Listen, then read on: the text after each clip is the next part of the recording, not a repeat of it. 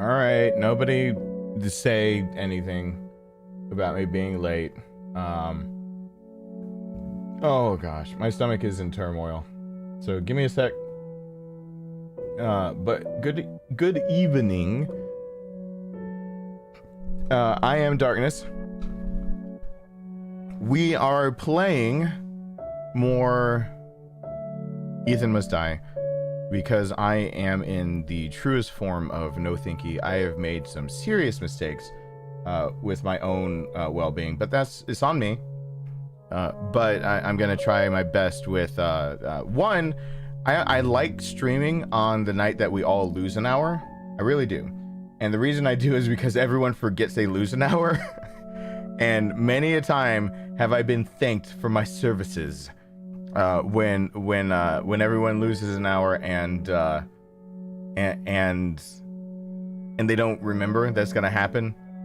So all of a sudden they show up they see one of my streams and they're like, and I've made a riff on like losing a whole year, but losing a whole hour, and then like anyway, talked about all that kind of stuff, and usually it helps up, hopefully, for people to remember that tonight you're going to lose some time. However, sorry about not streaming yesterday. You know what my original plan was. My original plan, for anyone who cares. Oh shit. So I was going to instead stream during the day today. That's what I planned on. And I'm gonna wait for a few more moments also, so that more people can be here when I open this package from Mary, and so that I can tell everyone what GJD sent me. But I'm not bringing in the box from GJD right now in the office. I need to like throw away everything. But thank you so much, GJ. I will play Katamari for you. I believe if I can, it might be a shorter stream on Tuesday. Tuesday is a late night game. I might do Katamari just for you. I see you in the background, a lot of you guys. But so what's happening? Yesterday was just a very active day, and in being a very active day, I screwed up. I had coffee, I had solids, but it was because I was having to walk around a lot, and when I eat solids, if I try to attempt them, the way that I try to get them through my system is basically helping my gut out by moving. I thought I had everything under control. In retrospect, even if you have a bit of solid food, 2 cups of coffee and then remembering last second that you should have a shake does not hydrate you, actually. Now I know this is news for some people. That is not considered hydration. And if you're someone like me who has a jacked up system that can't even absorb all the solids you're trying to put into it, but your system really hates you if you don't try, which just makes you throw it up all over the place, then not being hydrated is really bad. The reason I'm saying is because I spiked a mild fever, but I figured out really fast that either I could be sick with something, or it could be also that 2 nights in a row I got 4 hours of sleep because my son had baseball photos way too early this morning, and I couldn't fall asleep last night because my insides were killing me. And I'm sorry I didn't stream yesterday. I meant to stream during the day today, and then I went to take like a quick, I don't usually nap, but like my body was saying nap, and then I got up from that and I realized I don't feel right. I went to the bathroom, took my temperature, and it was like 100.3, and I was like, uh-oh. So I got my towel and I just soaked it in cold water, and I was like, maybe it's because I was under a blanket. I just threw it around my neck and my forehead, and I just kind of, tried to cool down for a second, and I took my temperature and it's like 100.3 again. I was like, this counts as a fever. And I was like, all right, before I lose my mind, let me just try to think of where I went. Oh God, water. So I'm an idiot. Sorry about no earlier stream today or stream yesterday. Wasn't my plan. We're streaming tonight. Me, I can do well. People think that I'm good at game, but it's actually no Thinky because I can't think as easily right now. I can still massacre this game because while I'm not speed running Ethan Must Die, I still am the best you'll find at being able to consistently beat it, bar none, I think literally in the world at this point. And so I'm gonna step out of the office. I had updates that I thought I had for you guys about the music side and an affiliate program. There are more updates to be done, and I hope they're good updates in the long run because there was something that went wrong. And I'm hoping that it goes so right that I can tell you guys, not only is there an affiliate that you guys could get things through and help support the channel, but when things go wrong with them, that they will basically cradle your balls. Now it's been an amazing experience dealing with them. And so I hope I can say all of that and all that jazz. And I really do believe that I don't want to push like some random earbuds on you guys. Like if the channel comes to that, then like you can all laugh that I ever said this before. I don't want to do all those other things that people do like G Fuel and stuff, but I would like to have an affiliate link of some sort that, you know, you guys can be into your own genre of whatever, whether it's music, electronics, whatever you're going for, something that you're going to get on your own, that I can point you in the right direction with a team of people that are, you know, actually know what the hell they're talking about. And then at the very end of the day, you get to get what you're going to get anyway. I know you're getting expert help, and then on top of that, you're helping to support the channel. So right now, something actually went wrong with the company, and I get to see how they handle that. And I'll report back as soon as I really get into being an affiliate with them. But yeah, I'm gonna leave the office. I'm gonna guzzle the rest of the water that I had. And for those who don't know, even with celiac, however you want to say it, and my stomach being upset all the time, when I don't eat enough protein, one of the few things I can stomach is actually, you know, that cheap ass sushi that usually is it comes with a nigiri, but it's basically balls of rice and fish, and that's all there is to it. I can keep that down if I need to. It still hurts. It's burning his stomach, so I'm gonna actually eat like 2 or 3 more bites of that and drink a lot of water, and then tomorrow solids are right back out the window. Italian's protein powder showed up. It is giant freaking scoops of protein, and it covers more fats than my protein did, but it doesn't cover all the stuff my other protein does. So I might end up using Italians with mine if my store ever gets more in. But all this is stuff I can talk about while I play. I've only got 3 minutes. When that clock says we're streaming now, if you're a member, give me the navies. I'll pause it. I see everyone needs the hashtag Rishi. I see it says I want to be cradled. I want to be cradled too. And I didn't have enough time for guitar lessons because I didn't feel well today, but I did some, and I was really proud of myself for being able to play certain things right up and down the fretboard. So small steps, small victories. I'll be right back. And yeah, we get to see what's from Mary, and GJZ sent me a fuck ton of games. Apparently, somebody really liked Samurai Warriors / Dynasty Warriors a lot. I have my hack series back, and we'll roll them up with some Katamari. As well as I have Baldur's Gate back, Dark Alliance. I didn't know where my copy went. I think it was ruined in the flood stuff, but I loved Baldur's Gate and Baldur's Gate 2. Freaking loved those games. Yeah, like hell I'm not gonna play them on this stream. I'm gonna play that shit. It might be what's for retro night, but give me a minute. Give me just a minute, all right? Cool.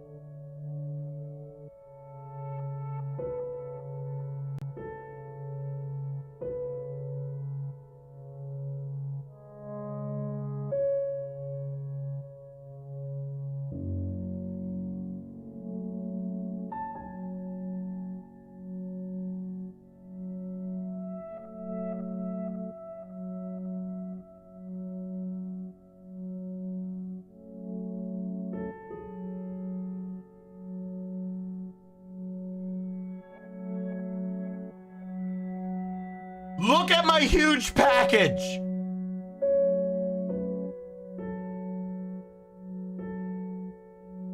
Look at my giant.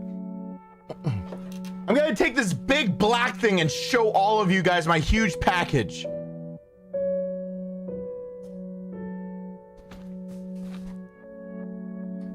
When I am losing my sanity and I'm tired.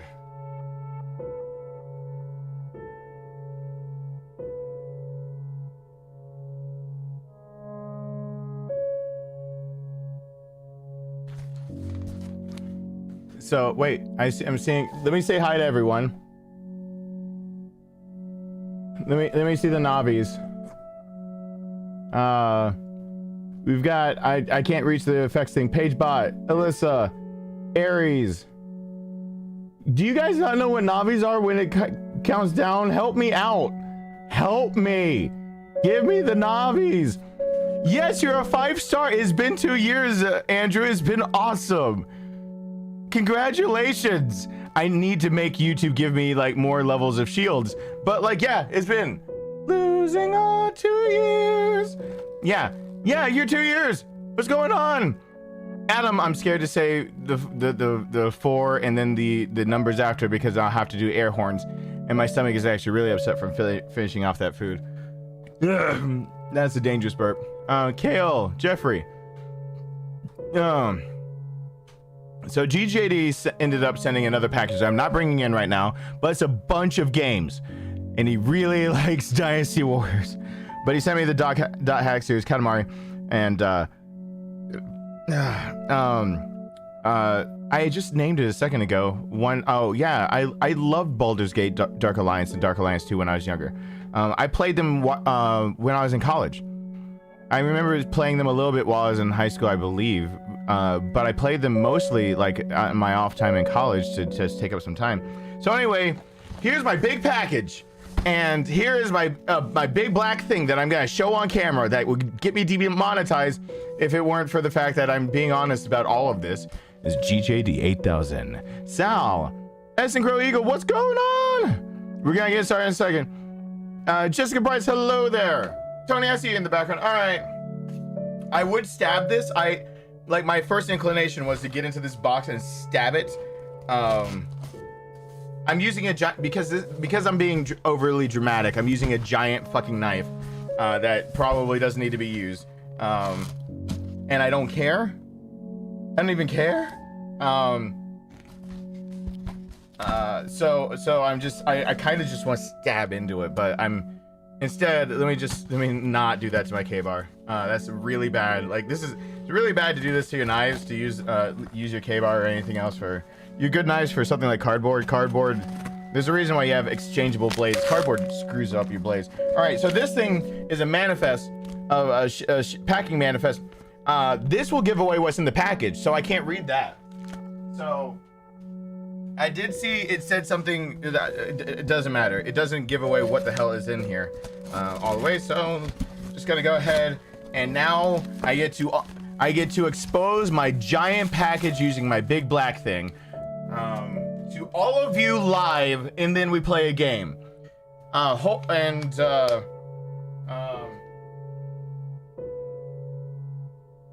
And none of that was lies. Hey, joy to the world. Yeah, it does look good on. Please don't stab it. I did not stab it. I did not play. I mean, I did not stab it.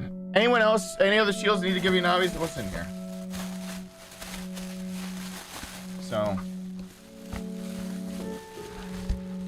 I see Persona 5 colors.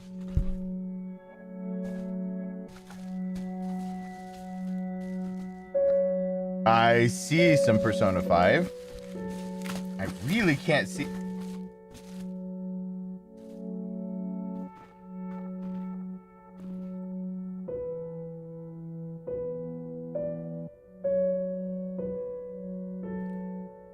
Oh, that's pretty freaking awesome. That's pretty freaking awesome. That is pretty freaking awesome. I see Lizzie, I see Shadow, I see BJ. I see Trayvon back there. Oh, this is pretty freaking awesome. You guys, I'm gonna show you guys. I see it. I see it. I see it. Oh my God! Someone paid attention to my possibly. I don't know if she'll truly be my favorite, but she had to be my favorite character. Julio, hey back there. What's going on? Gail, what's going on? Oh my gosh. Oh my gosh. You got me Senpai Girl. This is Senpai Girl, isn't it? Katsumi. I know her. I remember her name was Yoshi. Oh my gosh. It's a 1/8 scale pre-painted Persona 5 Royale Yoshi figure. Katsumi figure. Oh my gosh. Oh, it's beautiful. Look at that. Look at that. Ah! Oh, that's cool. Oh, that's cool. Oh, I hope she's legal, because she Joy, shut up. Before Joy says anything. No. We have retro night, and I'm gonna be able to show everybody what you did, GJD. I already opened it up because I was like, what is, and then it was so heavy, and I was like, what did he do? Joy, I had to say Shuddy, your direction. There's a reason. For anyone who remembers what Mrs. Yoshi over here, what Mrs. Senpai Girl is, if we all remember together, it's a redhead with a whip. It's a domineering red. You can't shut me up before I respond. I can try. I can't predict the future, but I can try to plan for it. I can try. I knew it. Okay, hold on. I know what's coming up. I mean, I am desperately. I really need their high school system to be like very grown up at this point, because she's gonna be everywhere.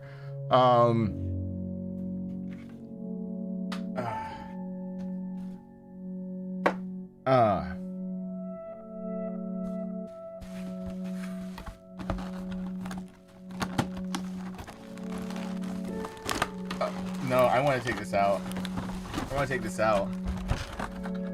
Oh, Jeezums. Oh, I don't want to unwrap it all the way now. I don't want to unwrap it all the way. Every red bondage conversation has led to this moment. This is what I'm trying to prepare for, Joy. Shuddy. All right, hold on. Oh God. I don't want to unwrap it all the way yet because I don't have like a specified place. There's a bed of roses that she can stand on. Roses? I have not gotten her in my party, nor do I know what her persona is. So, but she has a whip. She has a long whip. Ooh, she can do some danger with that whip. Oh, it tells you how to set it up too. I need a place for her. But here's her face. Her face is right there. You see that? Her face is in there. She's packaged in there nicely. She's packed nicely. She's packed very nicely. That's a bad thing. I'm in my own headcanon. Miss Senpai Girl just turned. They're in college. They're very much in college. My headcanon said that she's worried about her upper college classmates, and she's saying senpai for that reason. My headcanon. I don't give a shit about your actual, you fucking wicked and you know that shit. I don't give a shit. You know what I care about? That I have Senpai Girl. I have Senpai Girl. No. Mary, you gave me the correct one. This is who I want. I mean, this is who I would like to display from Persona 5. Because if you gave me Red Panther, I'd never live it down. And I wanted Senpai Girl. I want Senpai Girl. Thank you so much, man. Oh my gosh. How do I get you back in the box? She cannot be contained. Okay. She cannot be contained. Okay, I'm putting her up for right now. She's oh, she looks look at that close up of the face too while you're opening the box. It's like, you get this. And it's like, please be, my headcanon says you're so legal that it's not even funny. Like they do their aging system different in Japan, where they grow real fast for college. This game is all about college, right? Persona 5, cool. College.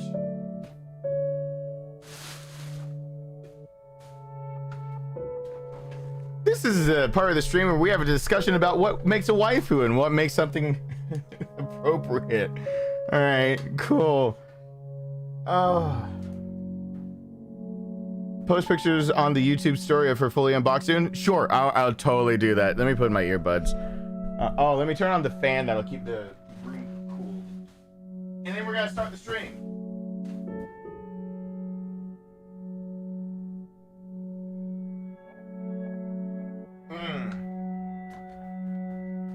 I already feel that the room is gonna be chilled to a balmy 80 degrees in here because it's always freaking hot in my office.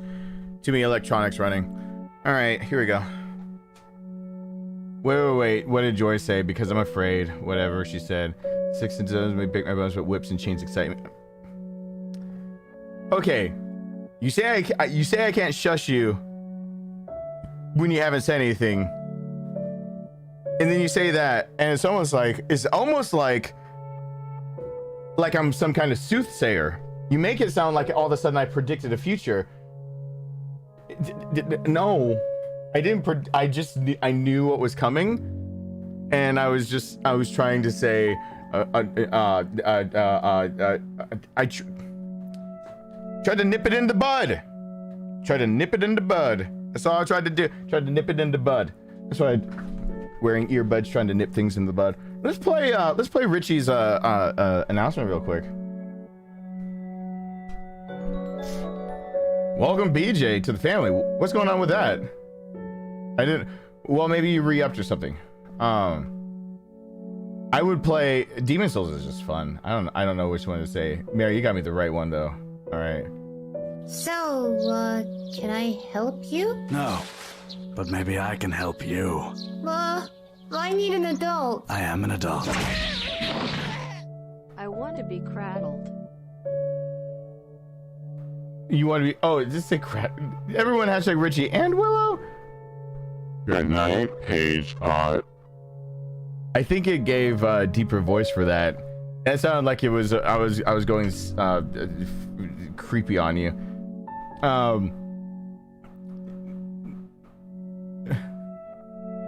I peeped your fondness for red bondage ages ago. I'm not.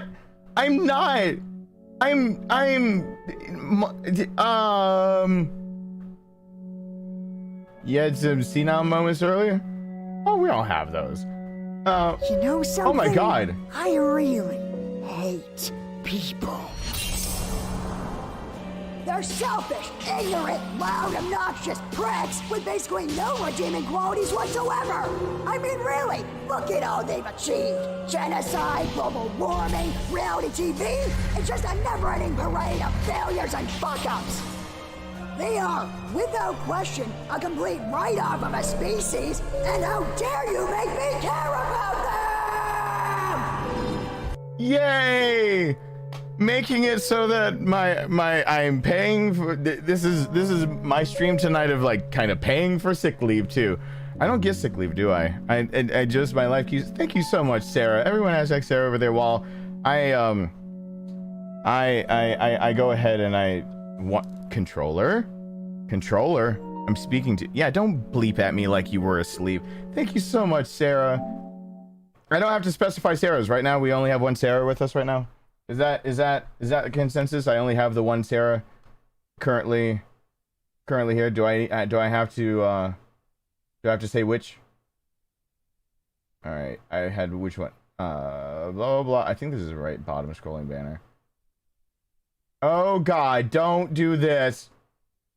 No, not if. Stop it. Wow, what the hell happened here?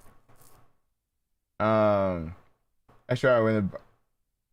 Yeah, okay, that is the correct one. Okay, something went wrong. Yep. Story of my life. Oh my god. Both of you back. Holy sh. Okay. I was just I paused alerts for 2 damn seconds. For 2 seconds. And we're gonna hear this twice over.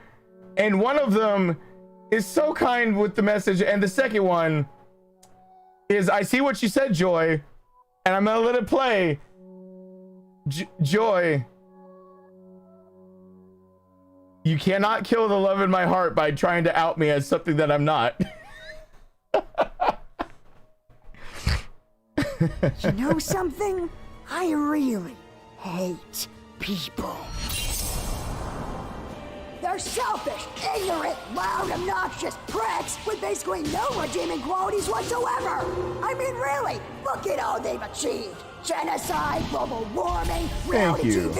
It's just a never-ending parade of failures and fuck-ups.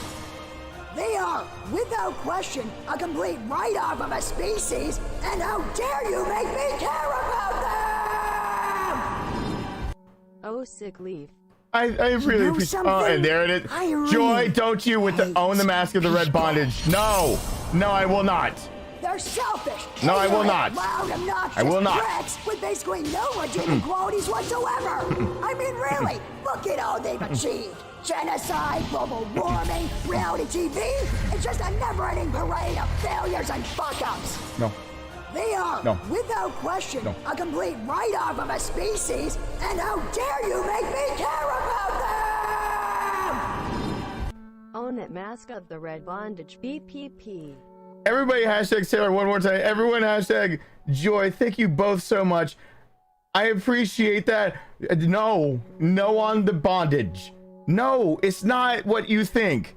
She oh, come on. Look at her. Go look up Yoshi from Persona 5 Royal. Look her up. And she says senpai and it's all the things and people saying UJD. No, you can't hold just.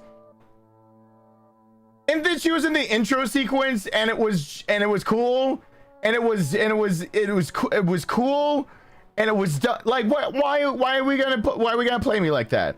Why are we gonna That's the noise I needed. You're awesome. Sorry, been missing the streams lately, been busy. Thank you so much, everyone. Hashtag Sal as oh god, I don't see this going in the direction that is supposed to. This is bad for me. By the way, I have new news for everyone. I'm changing that bar to being it's gonna just say I was sick. Oops. That's what the bar is gonna change to say. I was sick. Oops. Because that's honest. I did not mean to not work yesterday. I was really busy. I did not mean to not do a day stream for you guys today. I almost said a day fuck. I did not mean to not do a day fuck for you guys. I mean, I really meant to do it. I really meant to take you guys to bed during the day today. So sorry about that. Didn't mean to be sick. Oops. There we go. That's what I'm naming the bar now. Didn't mean to be sick. Oops. So sorry I didn't get that the day fuck. That's why I thought sorry I didn't get the day stream it. I shouldn't speak anymore. Thank you guys so much. I really enjoy everyone. Hashtag Sal. I appreciate that. Okay. I have one more piece of news for you guys, and I'm just telling you guys straight up real quick. This is straight from my son's mouth. So you guys, you must accept this. You must accept this as fact and just get over it. Get over it. Get over it. My son said it. And it means something, because if you guys are gonna say I make dad jokes, then you gotta go by my son's standard, because that's who makes me a dad. So I have something new to let you guys know. He said it yesterday. I'm bringing it forward today. If it's a daddy joke, it's funny. The more daddy, the more funny. His words, not mine. If it's a dad joke, ugh. I think that's basically the gist of it. So for him, he has a differentiation on my jokes. He has daddy do not do that. Don't. He calls me dad. So if it's for him, when he said that that's a daddy joke, he's meant that it was funny. So my son actually thinks is daddy jokes are good. No, two of you jumped on that immediately. So my son says daddy jokes, the more he said literally, the more daddy, the funnier they are. Dad jokes, and I don't remember what he said, but it basically amounted to oof. So, and then he said then sometimes you just make jokes. But then I've talked to him about that all of my jokes are dad jokes because I'm a dad, and then he I believe he did make a snarky comment that had something to do with like I didn't realize you were funny or something like that. But you know, whatever, his ass is asleep, so shut up. I looked his direction to say shut up too. So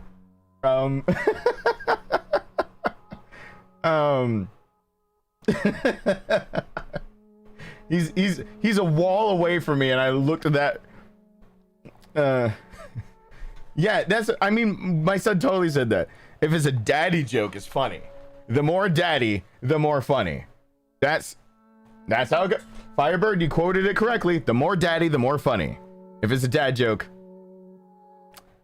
well, we all just have to live with those, don't we? All right, we ready to go? Let's do this. Let's play this. I don't want to do Resident Evil Village. I know it's coming out. Shut the fuck up. Okay. Oh yeah, I gotta put up my normal command. I'm assuming you guys aren't gonna let me start the counter from last time we played this, in which I had 4 wins in a row and then we stopped the stream. This could be 5 and 6. It's got to be in a row. So I've got the counter back up. Exclamation point streak now works again. Hey Michael, what's going on?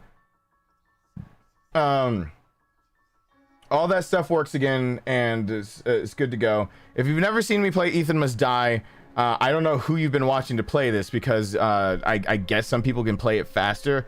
I'm pretty sure that my personal best, a few of us have checked now, and even though there's no leaderboard for it that we're aware of, because now I've looked into that, my personal best is also what we think is also a world record, and we don't think anyone's topped that before.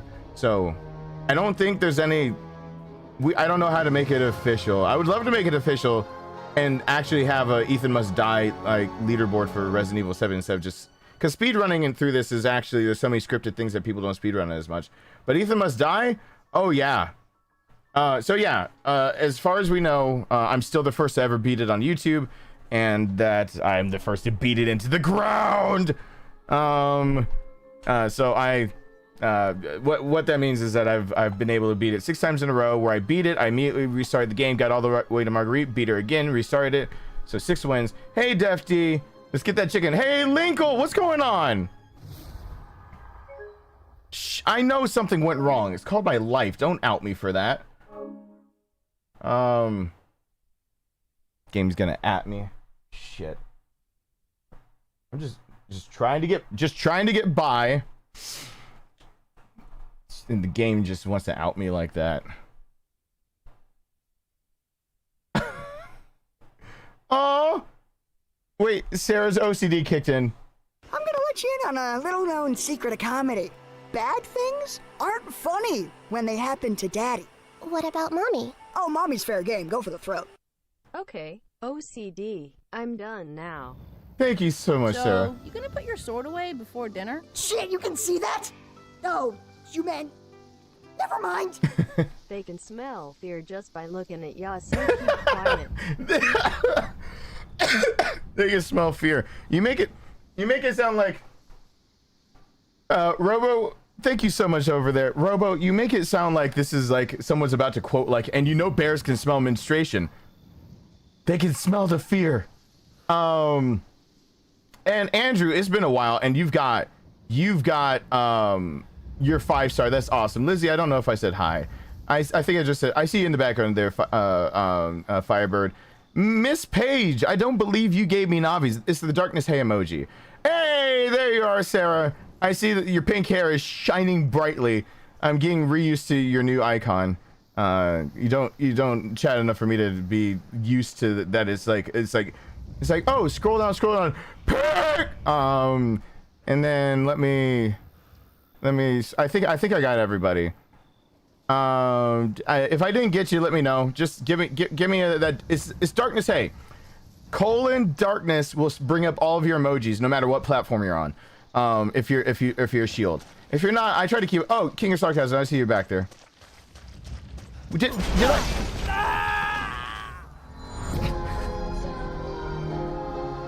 This is what happens when I reach you.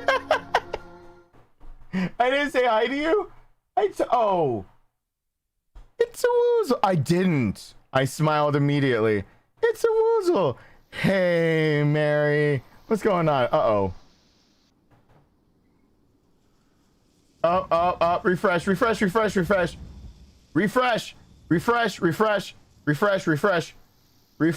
Somebody hit refresh. Refresh.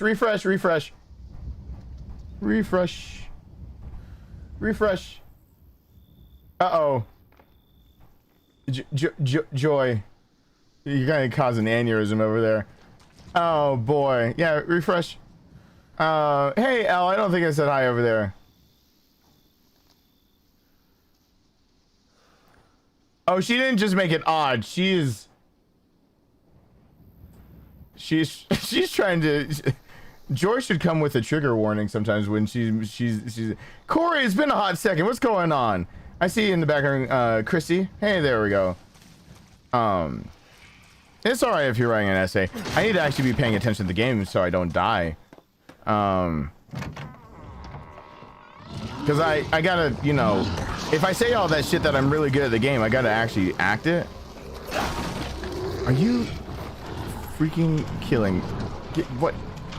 Why?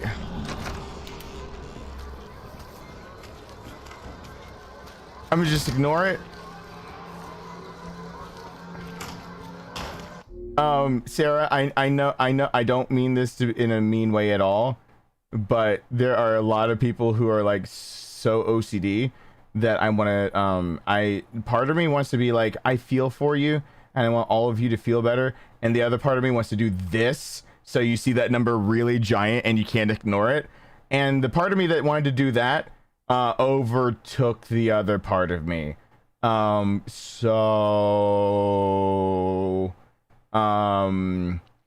thank you so much, Mary. Oh, you can't. Okay. Now that so the Hold on! I have an idea, and I don't want to hear any of your stupid crap. I only promised to try. Oh gosh. I'm so glad you like it. Can't wait to see it when you have it up, smiley face. And Jeffrey made sure that it is 177.77 lucky sevens. He wanted to be brought to his child. Oh my gosh. Hey Christian, what's going on?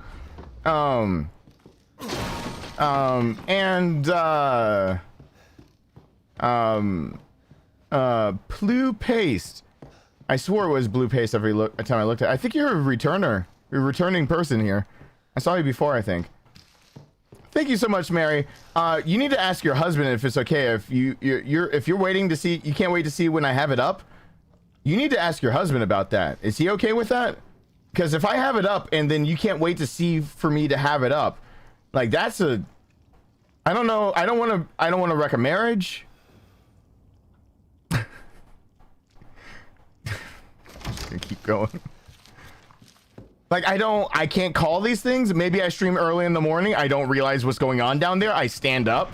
He stands up too. I don't want to. I didn't.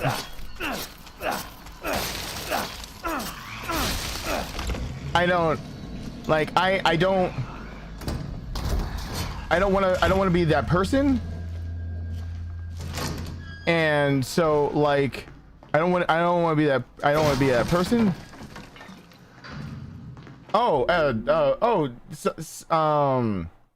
Allow me to indulge myself Albert, hold for on. a moment and tell you I gotta tell all Albert what to shut the fuck up real every quick. content creator has Go always fuck yourself, wanted to Albert. say to their And audience. Fuck All y'all! Oh my gosh. One way of making it up to you for not getting to show my parent the Chippendales stream. This morning. I promise I will eventually. It probably wasn't the best brunch discussion, lol. Also, I'll be sending you some textbooks soon. Yay, textbooks, everyone has to listen. And can I help you? Andrew, you tried. But maybe I can help you. I need an adult. I am an adult. Much needed 199.99. You wanted it. Alyssa beat you to it. It was almost 9999. It almost sounded like I was going on a sale. You almost had it. Everyone hashtag Alyssa. I appreciate it. Everyone hashtag Andrew. And to make it clear for anyone else, since you can't read it, if you act like Albert did, which I believe the message was when I caught that, was worried about shout outs that I don't even play a game. If you don't like that I actually talk to my community, go fuck yourself and never come back. I do not want you a part of my community. I do actually like trying to get to know the people that show up, and I do not want anyone around who doesn't appreciate that. If you don't like it, leave and never come back. Unsubscribe, forget I exist, leave a dislike if your little scrawny ass bitch face can't handle the idea that someone treats others that actually support their career with kindness, dignity, and respect, and actually gives them the time of day to say thank you for helping keeping their, a roof above their head. And Christian said close enough. That's close enough. That's $269.99. And if you are like that Albert was, unsubscribe, never, ever, please never watch another goddamn video of mine ever again. Please just leave. Forget I exist. Go be a nuisance and a troll and a burden to somebody else. To somebody else's life who is more shallow and takes everything for granted and just believes they're entitled to everything like an asshole American typically does. Go join their stream, because you can just go, hang out with that crowd, which is probably a bunch of other 13-year-old assholes that believe they probably should graduate high school and be paid $1 million a year.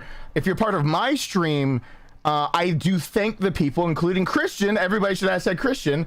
I do thank the people that actually support me, and I will take time out of my gameplay to stop and show appreciation. So Albert, please kindly go fuck yourself and never bother yourself with tuning into my channel again.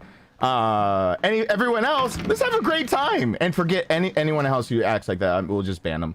It's cool. I only have one button, and it's called ban, and that's actually the truth. I only have a ban button. I honestly do. I only do. My timeout button also bans. It was made for Twitch. It was made for Twitch. So my timeout button actually also bans. So I have to like go through like a hassle to actually time someone out. So I just end up banning people. Oh, he said that he said something about me like being so busy with giving everybody a shout out that I don't even play the game. Apparently he's never seen that I'm literally the first on YouTube ever to beat this damn mode, and literally the only one to ever beat it 6 times in a row, ever. Guess what? I've seen plenty of people try to beat it multiple times in a row, and they struggle bust it. I've seen people try to speed run it and they fuck it up over and over, so I don't know what the fuck he's complaining about. You see, I can look over at the chat now and read it while I'm doing this. I'm not a speedrunner, but I know how to fuck this game, this mode up pretty easily. I mean, I screw up all the time, but I do appreciate every single one of you. I do not appreciate trolls. I ban trolls pretty fast, unless. Oh my god! All right, tell me if this is not one of the cutest things you've heard in a while. Let me make this really. Let me get all the girls like ready for ready to have a baby real fast. So another mom showed up. Oh my god! Thank you so much. Hold on! I have an idea, and I don't want to hear any of your stupid crap. I only promised to try. Burner fuel. Preach. Thank you so much, Corey. Everyone hashtag, and I can take down that bar. We don't need to worry about that. If you want to support, that's cool. If you don't, I covered my sick day now. Me staying in bed, and I actually took a nap today. Hey, hello there from the UK, Tim over there. Tim Reddish.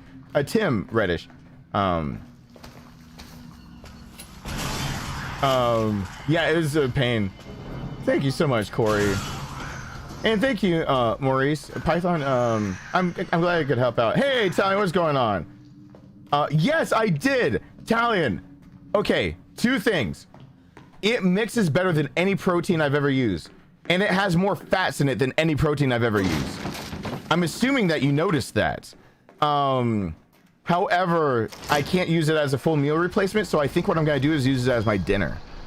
Because it tastes great. Like, I cannot believe that it mixes that well.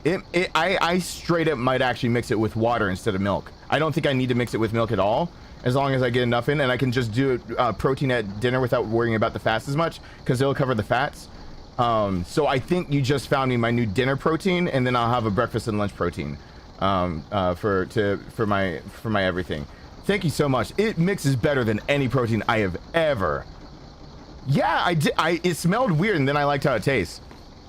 That's what she said. That's what she said. That's what she said. She didn't quit. Shutty, Jeffrey, shutty. Yeah, it smelled weird, and then it tastes so good.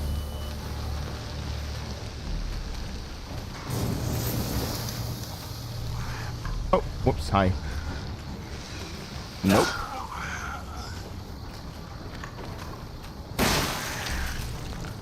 Nope.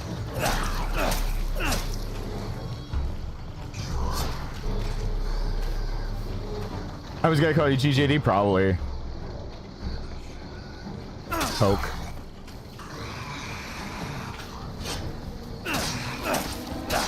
Got him. All right. Getting shutty again. It is it really Tahiti vanilla bean? I noticed that it actually had actual bean, like you could tell that it was actually made from a raw bean, because it has black flakes in the bottom of it, and that usually the ones that I've had do that. Hey, Mr. Benjamin, I don't know if I probably said hi. I know that you've changed your username at some point. I can't remember. We're going to switch over to that protein because I noticed my energy levels last a lot longer with it. You know, yes, it's the fast flow and it's the fats. Your energy level. So, like, you know, long story short on that, yeah, you can't utilize that unless your ATP can utilize energy in your body, which comes in the form of carbohydrates and fats. That one actually has it. My other protein powders don't. So you hear me having to supplement myself with like having to eat like obnoxious amounts of sugar and trying to figure out how to get a little more fat in my diet, like with milk and stuff. No, that one would totally do it. That's exactly why. The one thing for me is though that it can't be a complete meal replacement because it's missing a few things, but it can sure as hell be my dinner. That's like the perfect powder for my dinner. Steroids. Push. Oh, thank you, Christian. Now let me put this in a way you'll understand. I'm about to blow my load all over your insides. What the? No homo. Completely impressed by the fact you're playing and not looking. That's always worth watching. Everyone hashtag Christian. Thank you. Awesome. You can send me a subscription. I'll use it for dinners. So like since it's a good dinner replacement and a workout replacement, I'm working out at a point where I probably would need to have it once every night for dinner, and then like 3 times a week for the workouts that would replace it best for. Let me just run this out. Okay. I really appreciate it. I never even heard of it, but I think it might mix just fine with water. I'm considering just mixing it with water so I don't have to be loaded down at night, because mixing my last shake I drink of the night always feels like a pain. The last shake I have always feels like it weighs me down because it's all like I'm drinking all that milk and now hey, pours more gravy. Hello there. Love watching this. Very raw. Yeah, I'm just honest. I just speak to you guys. You guys are real people, so I just try to talk with you guys. Hey, Speedy Arrow. I'm glad I could help. Hey, Kendrick. First time, welcome. Oh God. Almost made a new mistake.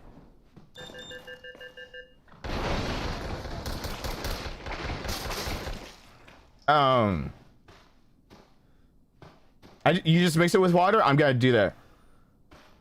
I think it will taste great with just water. That's what I was thinking. I think you'll do great with. See, the thing for me is, yeah, you know, during the day I need more sugars and I need more fats, but at night your body needs just protein.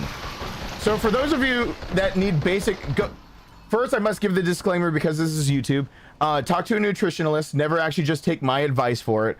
That's a bad idea. I am literally a personality on YouTube that might have a lot of knowledge behind this, might be reading a lot of text on this, going to a nutritionist myself, my own doctor, making sure that I'm staying as healthy as possible. You're talking to someone who went for a year and 2 months on a liquid diet alone, forced onto it, and then now I'm forced on and off of it, where I can eat solid. Sometimes I can, sometimes I can't, sometimes it's...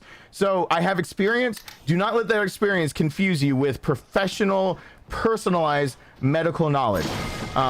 Fuck you, Secret Defense. With that said, I can tell you right now that so the way your body works, if you forgot from being in middle or high school, you store during the night ATP. Basically, that's what actually lets you utilize carbohydrates. You have simple and complex carbohydrates. The easiest way to break that down is like your wheat, oats, grains, breads. Those are complex, and those are sugars. Both of them are sugar, because a simple sugar is just like sugar. Like when you just have sugar, that's a simple sugar. So what goes on with me, the problem with going like a full liquid diet is that if you want to keep muscle weights, keep anything on your body, do anything like that, one, your body has to be able to recuperate during the night. And then second, when it recuperates, it needs enough carbohydrates. Your body actually does need fat. You need a healthy amount of fat.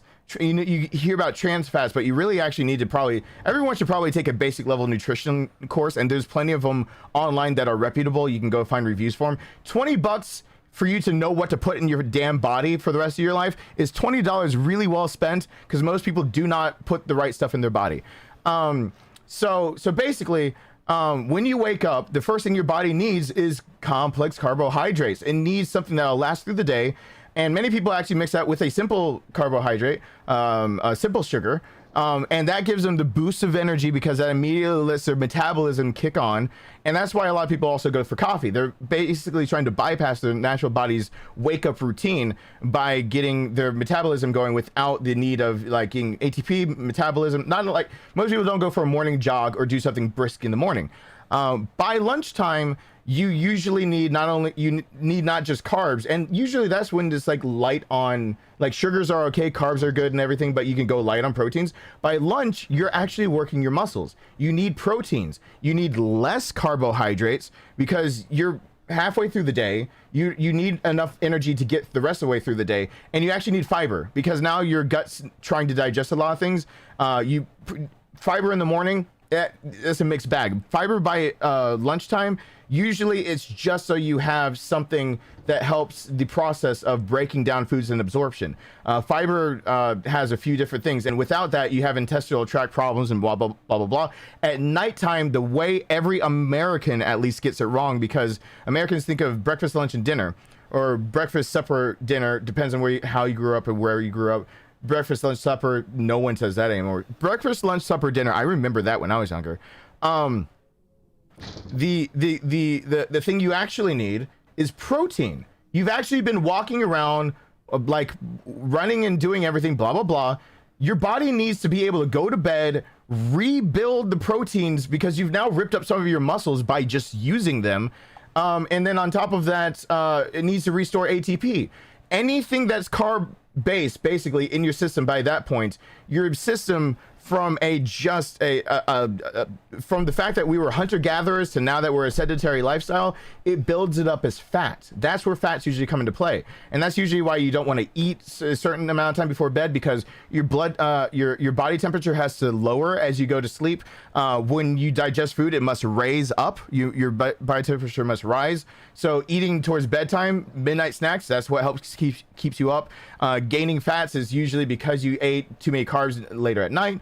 And basically you need fibrous / protein, which is why if you talk to a nutritionist, the first thing they'll probably tell you to do is basically eat plain, like stick a piece of chicken on the George Foreman and have some broccoli and call it a night. And they'll tell you to have like this, your portion size is your palm. This is a portion size for a full meal. This is a generalized rule. When you ball up your fist, that is your breakfast, lunch, and dinner. That's all. Hey, what's going on, Russ? Back, I see you back there. This is your portion size. There you go.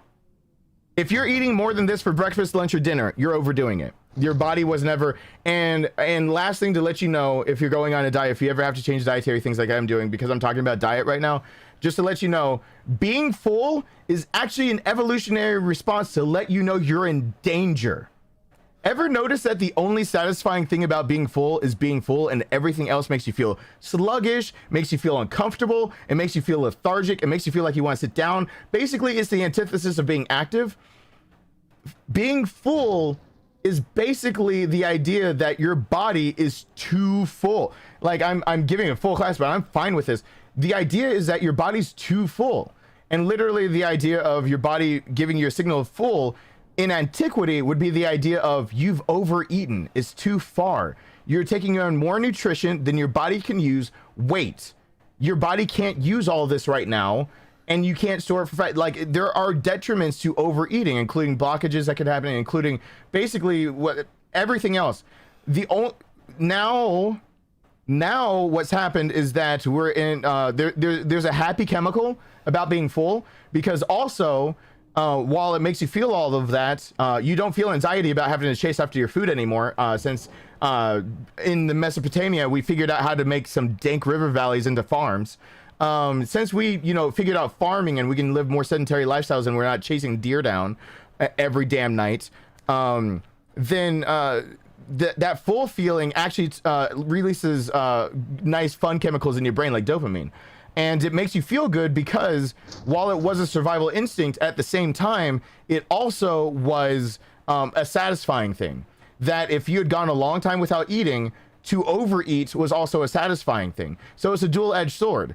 In antiquity, being full was like, here's your stop button, smoke the meat, ice the meat, do whatever you can to save it for later. You're like, being full is going too far. That's your body's way of saying going too far. But if you've gone a week without being able to eat like a good meal, like a meat, then usually that would release chemicals in your brain. But you never really have to deal with the other side of things, and you can now just sit on the couch or sit down or whatnot. And so all the things that a more sedentary, basically TLDR, since you don't have to walk around as much, work out, run for your food, do all these things, you get to have the good brain chemicals without the bad side reaction of being actually feeling full being an awful thing. So people end up overeating at night. And not only do they overeat at night, they eat carbs, which will just sit in their body and not be utilized. If you want the best advice you can ever get, that is not I'm not a doctor. If you want the best advice ever to just change your diet, try this. Eat your dinner for breakfast and your breakfast for dinner. Just change that. Watch me and drink more water. Okay, 3 things. Eat your dinner for breakfast, your breakfast for dinner, and every single time you feel like you're hungry, have a cup of water. Because your hunger instinct and your fluid instinct are the exact same instinct according to your body. Watch me real fast. If you don't eat as many snacks because you're filling yourself up with water. Second, if you don't feel more energy because what you usually have for dinner is what your body needs right in the morning. And third, watch if you don't actually eat lighter dinners that let you sleep better and snack less. You see? So anyway, this is Mealtime with DarknessJackson. Thank you. Welcome to the family, Agent Avenger. New to the family, Wind Shield, it'll grow over time. Protect yourself, protect the family. Welcome back to the family, Heather. Yes. Yes, you're correct, Talion. Welcome back to the family, Heather. Yes, and Talion is bringing up the exact reason. Talion is bringing up the exact reason why I preface this by saying this is not professional medical advice. Because everyone's body is different. The typical body, though, is not depleting their glucose and glycogen by dinner time. Active bodies are. More sedentary lifestyles usually have snacked. We're really bad with snacks in countries like this. We're really bad with a lot of things. We've not depleted it. Sometimes carb heavy. I mean, look at Olympians. Look at like when Michael Phelps posted all those pictures of like him eating all those stacks of pancakes, and that was his breakfast, and then his dinner was like another carb heavy meal. it's because his body needed it. You cater to what your body needs, but in general, the normal person overstacks carbs, understacks protein, nixes fiber from the equation, and doesn't give their body basically enough of the appropriate sugars, which translate to carbohydrates, enough of the appropriate sugars. So there you go. This is making you feel unhealthy. You're looking at someone who's very unhealthy. Don't worry about it. I'm very unhealthy because I can't solidly eat solids all the time. So, yep. The wood always. But anyway, there we are. Let's have this happen now. Now, personally, for me, I know this might sound weird to some people, but personally, I have a mini panic attack. Oh my god. I have nothing to shoot. Oh no. Come on. I have no pistol. Well, thank you, I really appreciate that. And I might mix that one. Cutting it with water sounds fine.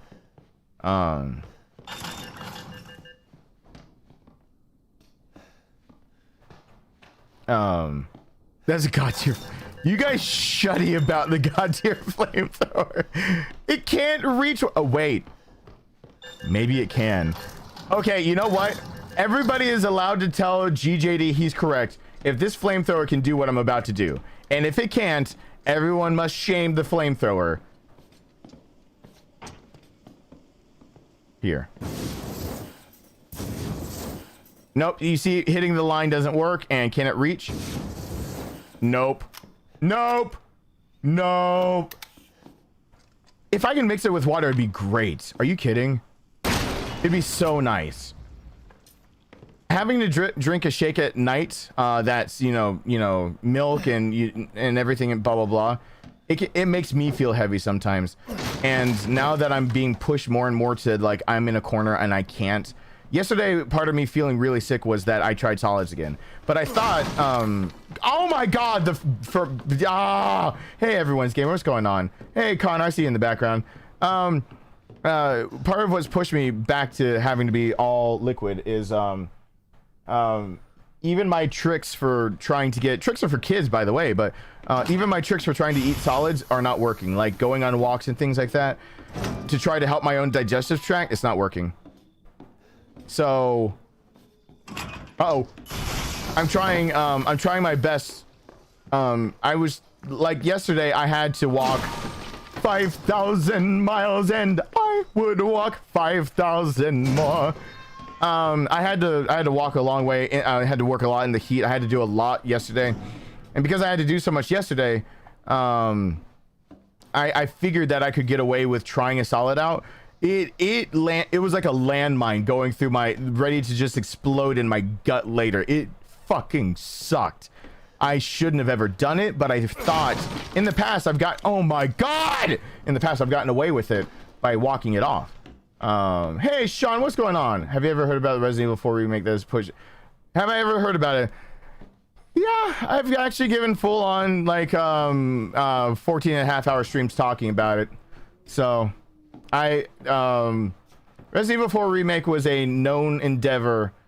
As long as you don't just follow like IGN or bigger places, if you just look at the people who are actually making the games, we knew Resident Evil 4 was being remade before Resident Evil 3 was released.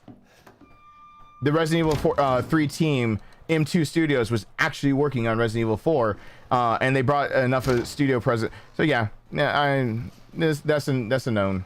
That's a known.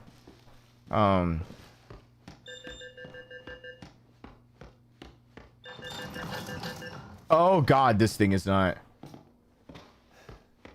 Well, yeah, Resident Evil 4 has gotten a lot of re-releases. I'm not going to go down that rabbit hole. I have a 12-hour live stream that was actually 14.5 hours. That if you want to hear me talk about Resident Evil 4, I play the whole game front to back and talk about the whole damn time. But the biggest TLDR about all that is, oh, son of a... How am I going to play this? Will this one set off all of them? That is some bullshit. That's some bullshit. I've never tried this. I've never tried this.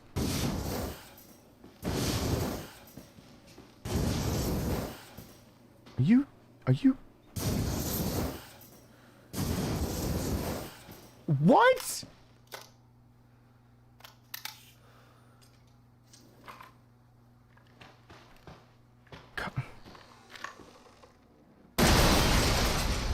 Well, I wasted the one thing. Oh, just for a oh, good. Let me kill this thing behind me. Might as well.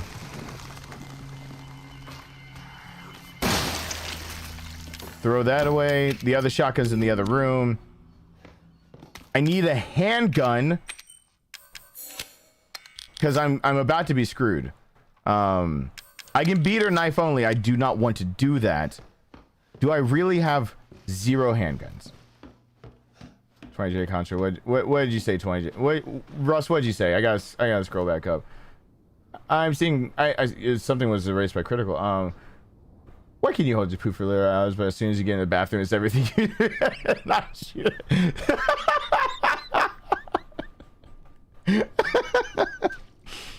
Oh my god, I shouldn't say that that's a relatable thing, but that's like... Oh god, oh god! Yeah. Oh my god. Oh. Alright, this is bullshit. Alright. I don't have a handgun. I don't know how to do that other part without a handgun.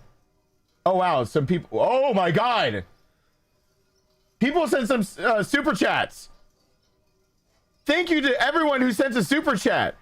Streamlabs really sucks with super chat stuff. Wait, this is super chat stuff from days ago. What are you doing, Streamlabs? What are you... This is... Oh, you know what? This is why the bar won't update with Streamlabs stuff right now with super chat. Look at this. Let me unleash the hounds. This wasn't all today. This was not all today. You know how I know that? Rowena's. Hey, Pirate Kitty, I see you. Look, this wasn't today. I remember Sir David Dark Knight doing that a few days ago, too. I don't know what the hell's happening, but that's not...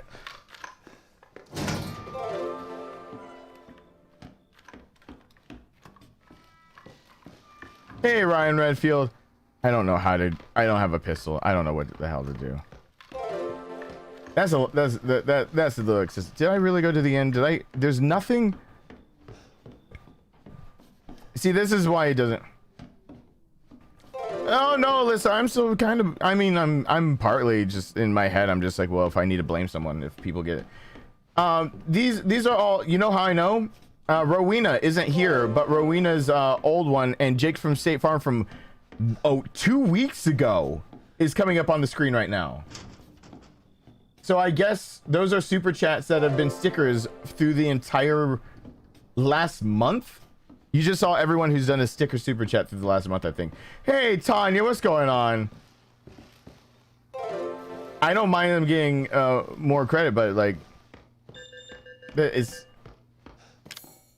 I'll find some... Well, yeah, well, Michael, I'll only blame you because you're a bit rude.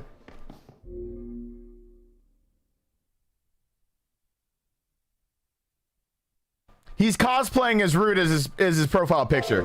He cosplays as rude from the Turks from Final Fantasy VII. He's a bit.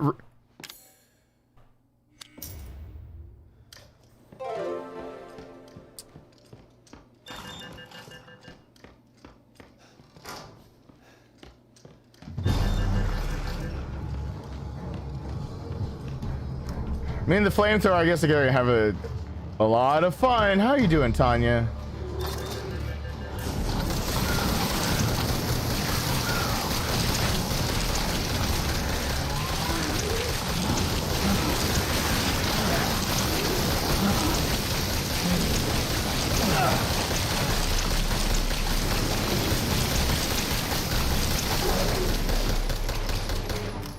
Oh.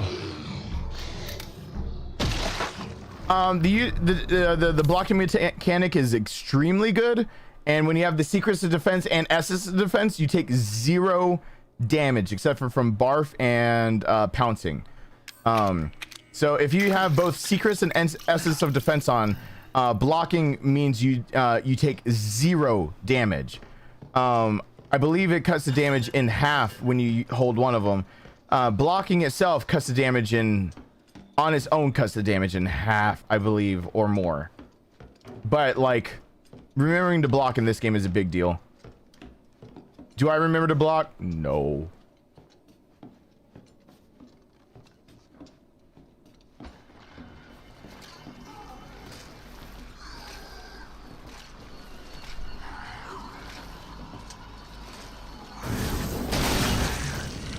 Oh, I got them both. I don't like that.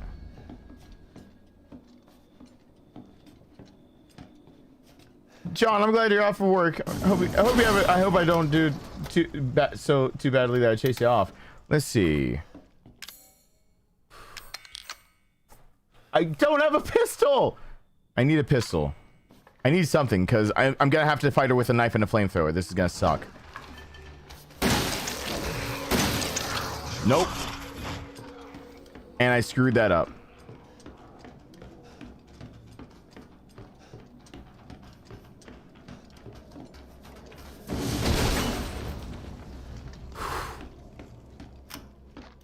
Dadgummit. You start getting pieces for your computer? If you need a process, I need to put up on the community thing. I have an extra Ryzen 5600X that was a mistake that was put in my cart when I was trying to get PS5 for one of our community members, and or was that, I can't remember if that was the Amazon thing. Anyway, it's just sitting, it's not being used by me, and I didn't want to give it away to scalpers, so I wanted to be able to give it. I don't think it's one that's in high demand anymore, but I need to put that up on the community.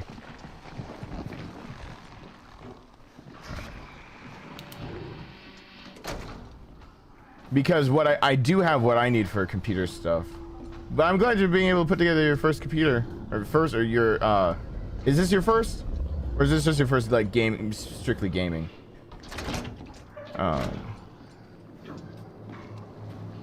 Exclamation point RE8. Oh my god, just walk into the wire. I've never, I've played Ethan Must Die literally thousands of times by now. Literally thousands of times. I've never gotten to this point and not known what to, oh my god. Trip the wire.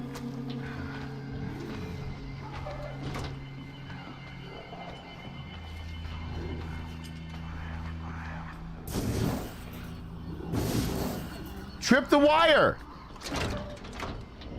What is, oh, there is some tomfoolery afoot.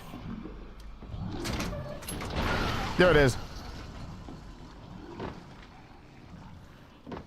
I've been trying to get for those who won them, so like Kimberly's up next, but I haven't seen Kimberly in a few.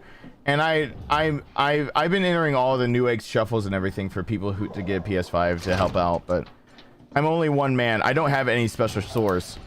Me ending up with a bajillion PS5s when all this started was a fluke, but I'm still trying to help out people.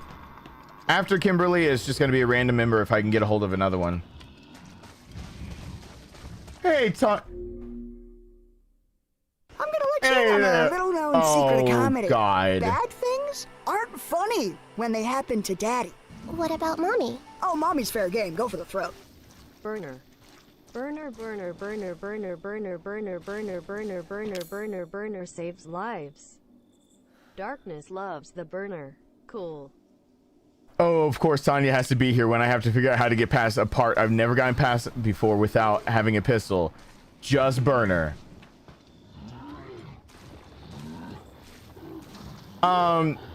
They're actually really easy, but I don't on Madhouse beating the two fat ones and Fat Mold and the salt mines.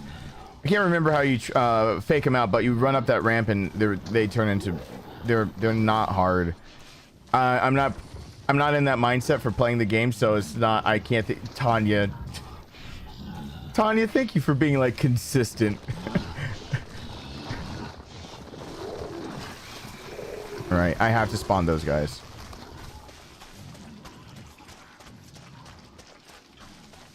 That's the trap if you decide to try to run. All right.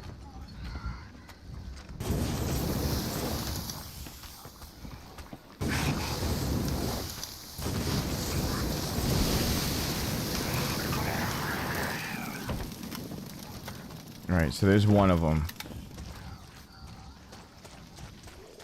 So what I have to do now is set off the other traps and not get caught by puke.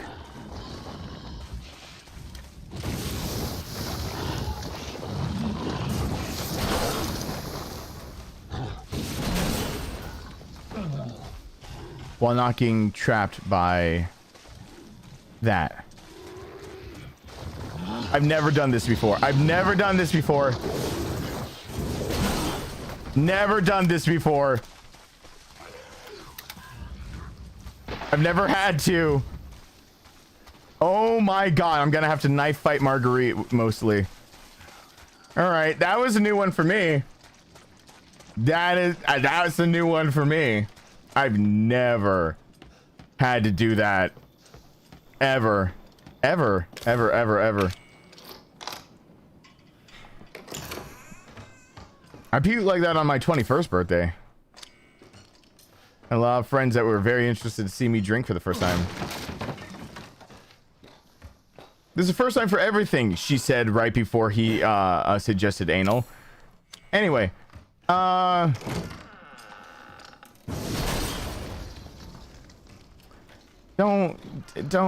no one listen, no one actually listens to me. Don't do that. That's a mistake.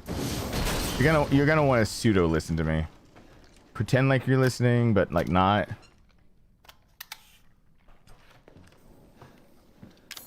All right, here's another one of these. I do not need more health. That's not gonna be the problem. I'm so glad I can block, but she is instant. I do not have 3 steroids in me. She's still instant death if she throat grabs me. So blocking will only help her freaking clip through the wall smack. I have to get a pistol. Oh. Oh boy. I gotta work real hard, real fast. All right. Please. And I got it. I can win. All right. I got it.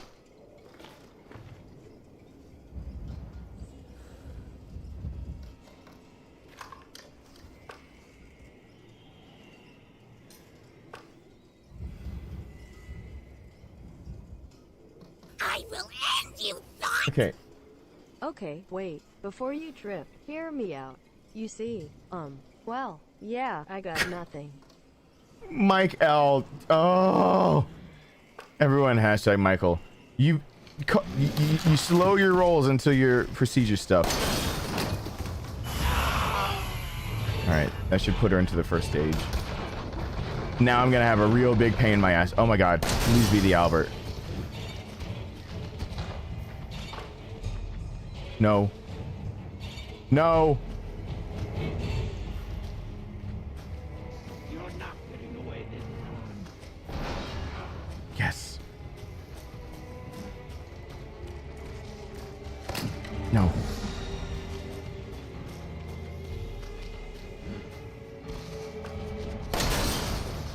You've got nowhere to go now, boy.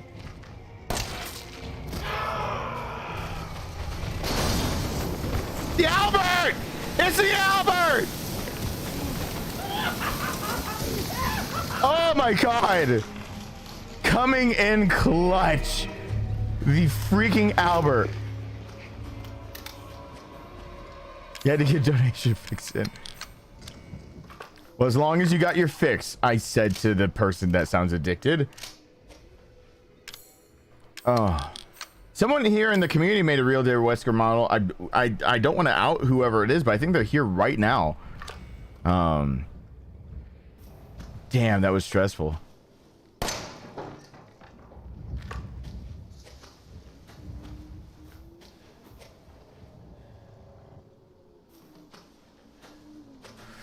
Whew. Yeah. It's part luck. It's still gonna run me into a wall though. It's gonna be a pain in the ass.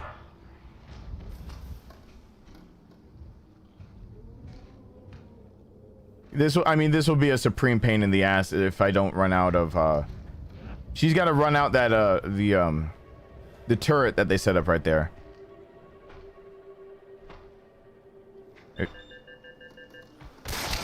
So, yep. She has to run this out. And she's right in front of it, so she might run it out close to now. So it is laying into her. I believe it just actually even made her go away. So that is actually really good news. Wait, what? Oh, she went that way. Okay. I'm good. She hit. All right, I think she's in permanent I hate you mode. The next shot she takes, she just hit another plate away from me. Yeah, I hit it. I haven't played enhanced ammo. I can't run around. No shit, Sherlock. I have played enhanced ammo. I have the Albert now.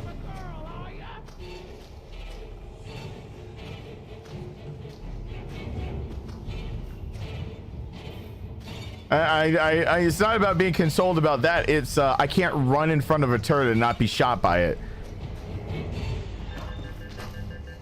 So she had to run that thing out for me first, because I believe that should be about it for her.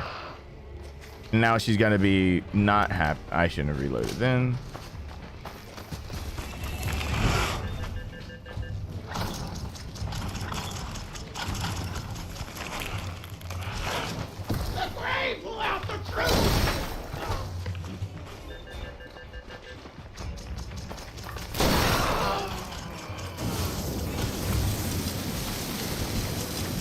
Don't trust her.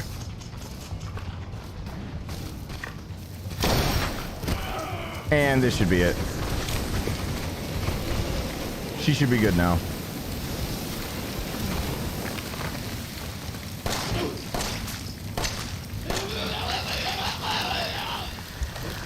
There it is.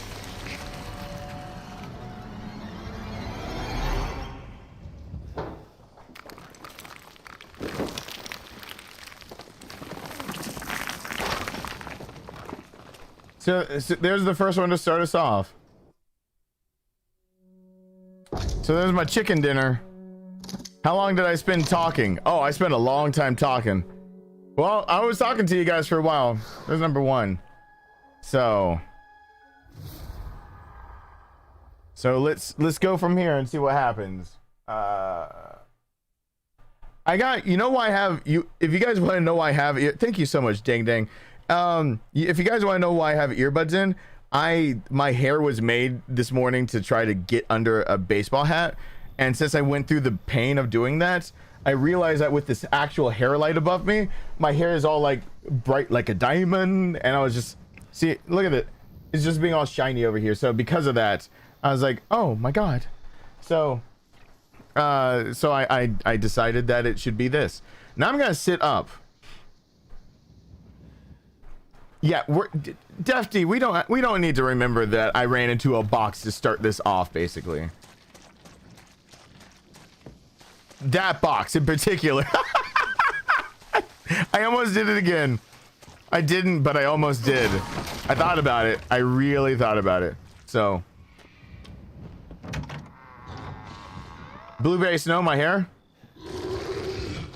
Sounds about right. I'll take it. Oh my god! What? Oh crap. Well, if I didn't actually grab that first aid because I was going too fast, so be it.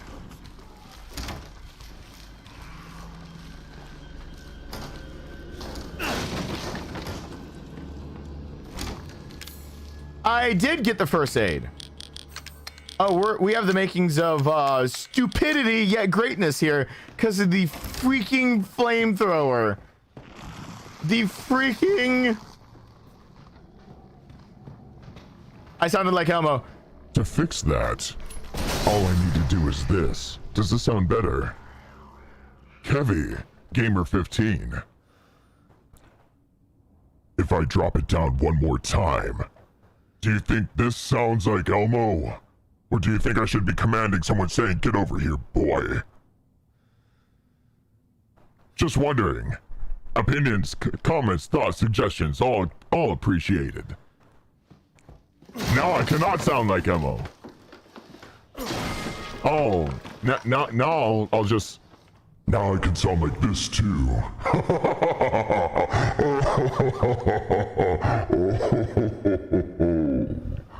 Yeah. Anyway, all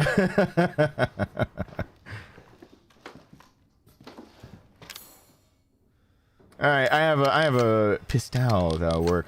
I mean the machine. Ooh la la. Miss Page, did you join the Discord, and do you go under a different name on the Discord, Miss Page? Because I believe you might have. Wait. I need to see if my watch is actually telling me true things, or if I. Okay. My watch didn't lie to me, but it didn't tell me good things either. Okay. You want me to sound like that the whole stream? I can do that, but I'm not gonna. No, point the voice back. I know I have a shitty voice. Okay. I accept this. I know people never want to hear my voice, and I should probably get rid of my face cam because that'll be bad. I knew it was. I figured you were. I only got to glance 2 seconds at the Discord chat, but I was like, you're the only person that's been new that could be that had a miss or misses in front. Hold on! I have an idea, and I don't want to hear any of your stupid crap. Thank you. I only promised to try. Thanks for being the man. I try my best. I was born with a penis and testicles, and I just figured, you know, I'd run with it. So, everybody hashtag D-House over there. Can I pitch, drop, and say finish him? Yeah, but like, you know, with no ladies here to do that, like, I can't give that command and it be meaningful. Did I mention that I like speaking in third person? I'm kidding.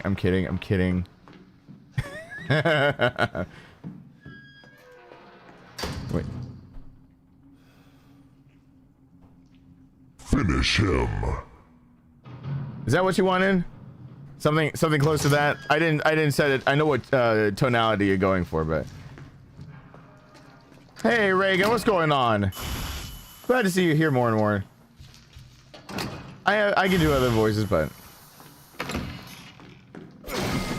Yay! Must be the money, baby. If you want to take a ride with me, old song that people don't really care about. Yay! Wow, I'm actually loaded. I'm rich, bitch. Bum, bum.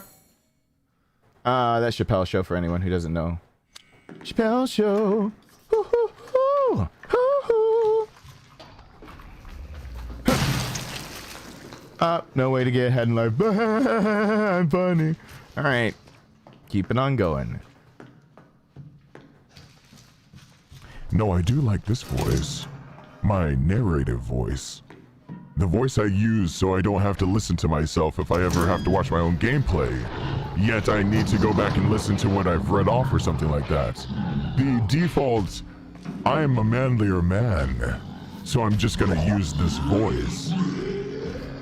It is very weird also having earbuds doing this one because I hear myself in it and I can't hear any trace of actual me. So, it just gets weird.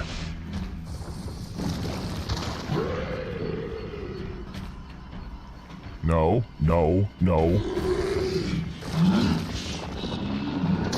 Don't you cheat. Good. Yeah, my voice does get there. If I start getting tired or emotionally wrought or tired and emotionally wrought, then you'll hear me. You'll hear my voice dip into that. That's true. You babysitting kids and they finally went to bed. My son is such like clockwork. I know that it's nice. I know he gets it from like. It's just sometimes I take it for granted that my son works at clockwork. It's like it's time for bed. Yes, it's gonna be bedtime now. I don't have to worry about it. Oh boy. I need to shove drugs in my arm. Gosh. Things that get in the way of that are just annoying. Am I right? High five. All right, so I'm gonna go ahead so I don't have to run back and forth and just grab this, because I can use it up. I'll use it up. I'll drop the herbs if I need to, if like I find a yellow piss bag somewhere. But if unless I'm left without a pot to piss in. I've cried plenty of times on streams. You apparently have not been here for Nier. Nier Automata, I think there's a total of 1 stream that I have not cried just playing Nier Automata. A total of 1. I have cried a lot playing that game. A lot. And I've been streaming more Nier than anything, but I'm nearing the end, and it's actually scheduled for tomorrow. So, okay, Hamilton reference, I see you. Yeah. Everyone does, because history has its eyes on him. So, you know. Okay, we don't need to bring up what people who have opinions that don't necessarily equate to the truth said.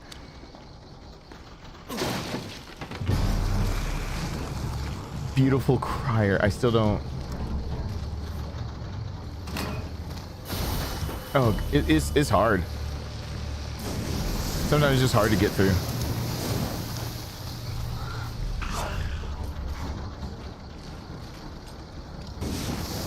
It's a good game. It's great. It's hard.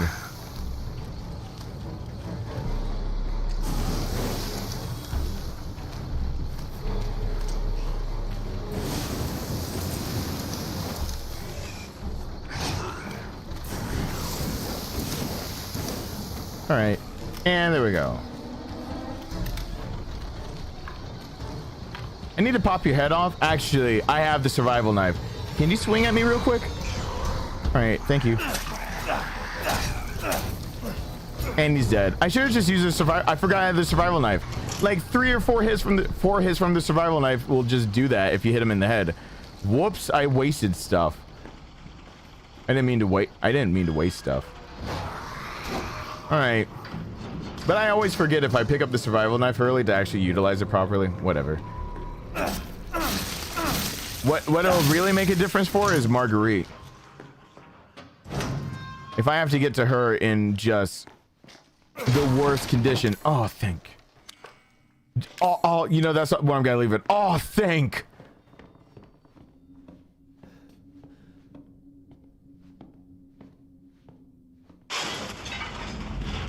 A sharp, jagged rock is a survival knife if your life depended on it. I missed the crying episode. I was going through my own personality, staying away from the social media for a while. I can understand that.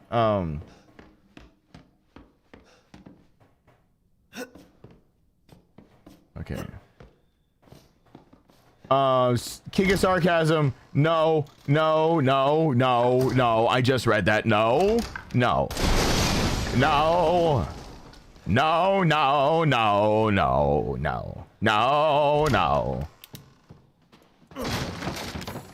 Let's not spread those lies. I've done that before and broken off is it? I can't remember what I broke it off of, but I broke off a try to make a knife. An arrowhead. I have actually the arrow I made from that, and I could make it fly true. I could not making an arrow that flies true because you don't have anymore. You lost some shots that you couldn't recover the arrows from, or they broke. And that was what you brought with you. That sucked. That was a shitty trip. I did a lot of things wrong, but that was at the very beginning of me ever going through any kind of training like that, so I made a lot of big mistakes.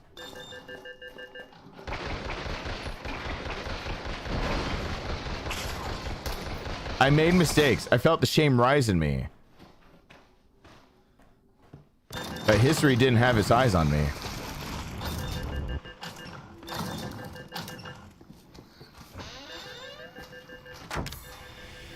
All right.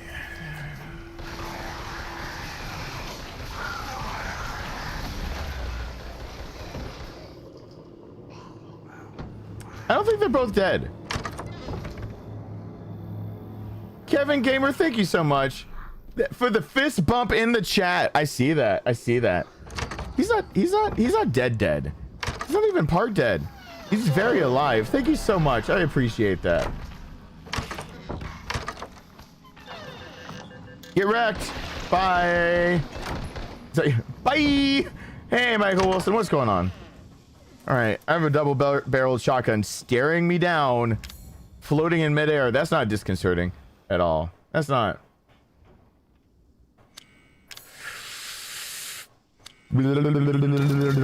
Okay. Let me check out before those rooms actually for once, because the purple boxes sometimes spawn down here, and so I'm just gonna come down here and be all the disappointment. I'll be all the disappointment. Why did I even do that? Why I appreciate it still. It still counts. In a month and a half, YouTube will grace me with 2/3 of what you just did, and I will thank YouTube as my overlord and secretly want to say things to them, but I can't. I shouldn't. I'm not going to. But I okay, hold on. I have to make boletes. I think. Shit. I need to. Okay. I know what I'll do. I got this. I don't know what I'm gonna do, but I'll say I know what I'll do, but I don't know what to do. So don't quote me, but quote me on that. You can hold me to it, but please don't hold me to that.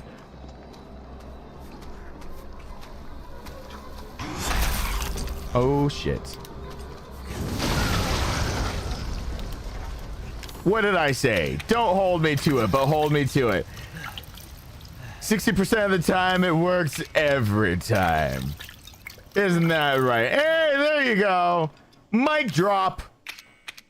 Don't be so harsh with Mike though. He's been with the channel for a long time. Don't drop him. Stepping away, I hope is to relax your back. We'll see you, Michael. I always go for Mike L instead of saying Michael for you, and instead of saying Mike, because we've got a few. We got a few of all of the aboves. All right. Shotgun, grenade launcher, gunpowder. One of these things is not like the others. One of these things sucks.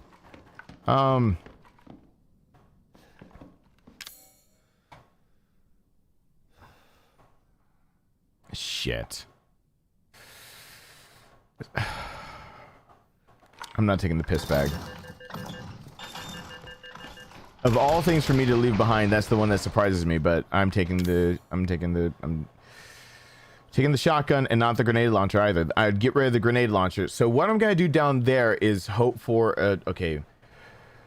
Something has to be dropped though, and it can be the full health. The full heal can be dropped if there's another heal down there. Otherwise, I can make the hard choice and drop a shotgun, and I still have a shotgun left if there's no pistol. If there's a pistol, I can clear out what needs to be done, and then before I pick up the other pistol, make powder out of a piss bag or a blood bag. So I can do all of those things, but like the grenade launcher is like...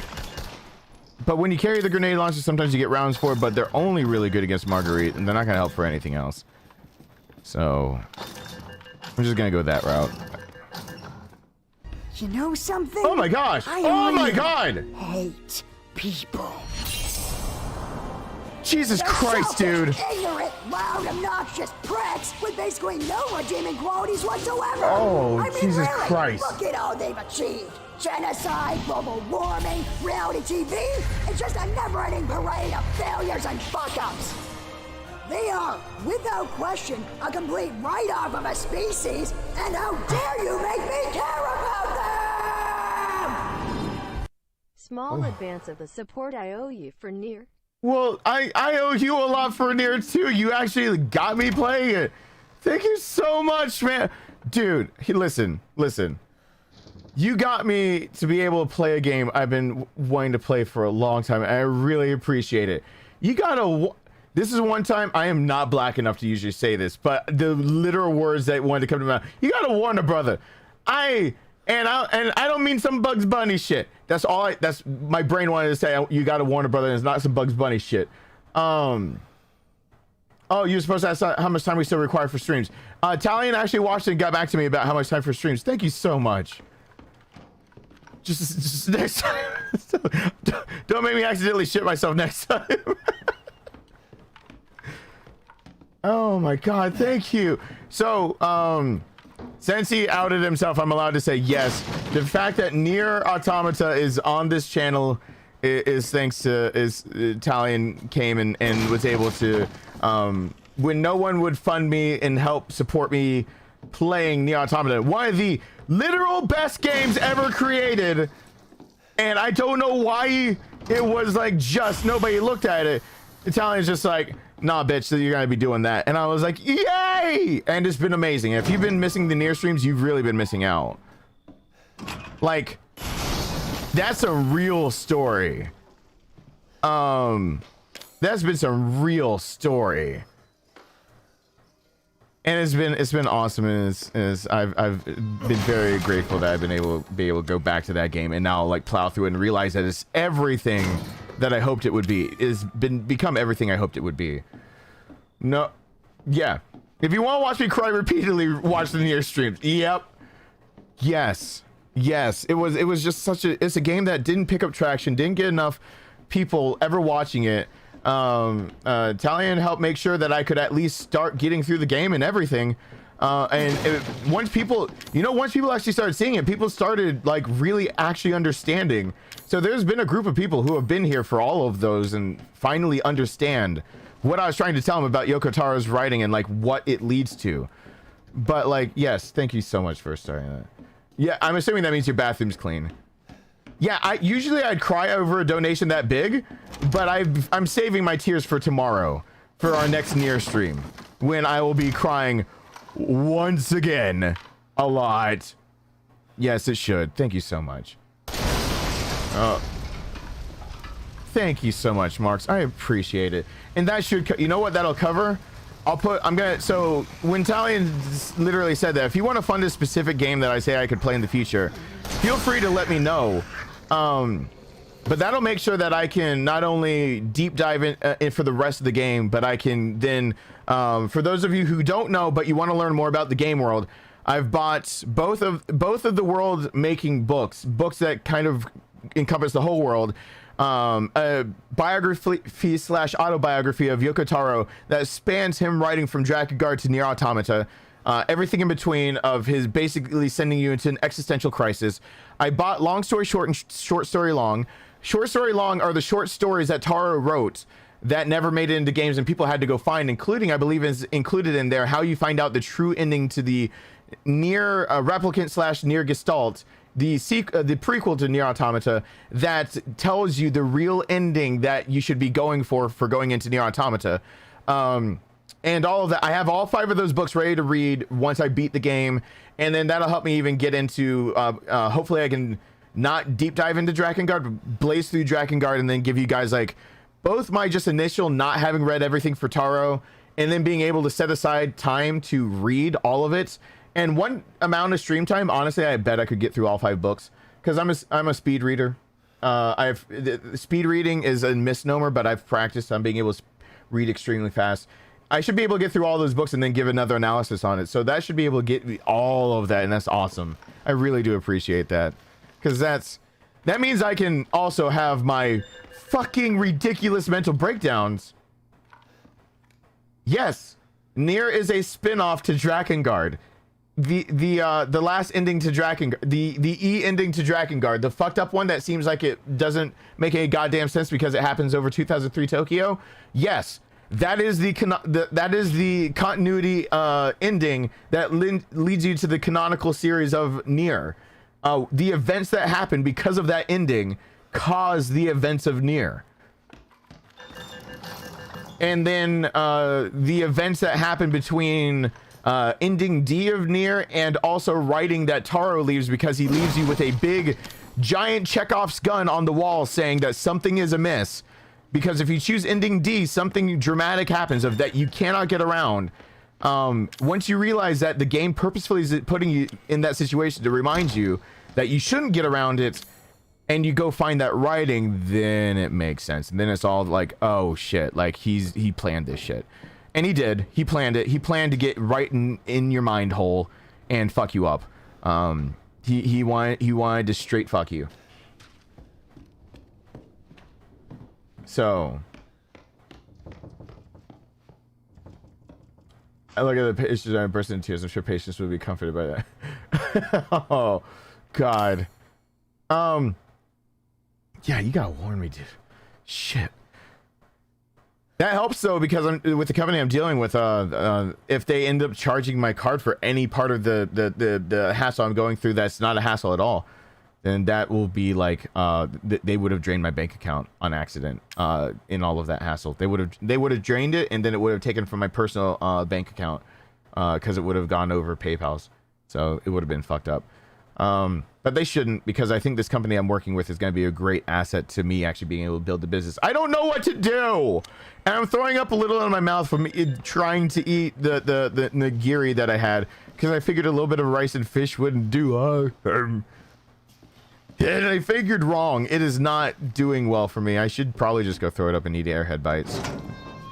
I'm struggle busing hard.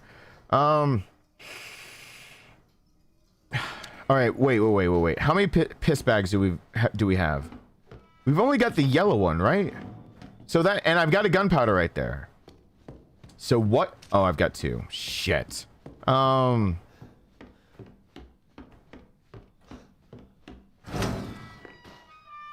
got the scroll.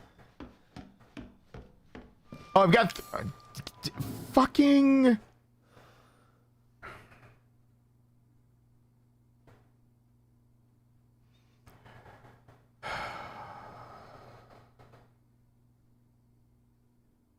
Airheads are also one of the only things that don't bother my stomach, really. They still feel like little tiny acid bombs. Oh, that's right, this morning. Oh, never mind. I was about to say something about this. I just thought about this morning and okay. Both shotguns are about to be used up. That's the only way I see around this. Alright, let's use up both shotguns. Let's do it. And I have to give up this heal to do it. I hope this does not bite me. But I can make another heal because of using up the shotgun. So I can at least partially heal myself and not gimp through. But I cannot... If I get in trouble, I'm in trouble. So that's just the long and short of that one. If I'm in trouble, I'm in trouble. They gave the RE lore and the Resident Evil 2 remake the healing liquids. They were always there. It was a compound. When you're using the herbs, your compound, you're basically making your own compound. But you're like a basic compound, the way you make aspirin out of like tree bark type deal. They just portrayed it in a very I wouldn't say bad way, just a very old school way. Shit. No. No. Damn it! No! No, Lisa! It's been a hot second. Nigiri was one of the things that my nutritionist told me to go through. The basically just rice and pure protein that my body could more easily break down. Fish, raw-ish fish, smoked fish, being able to be broken down faster. You are back. It's been a long what? It's been a while.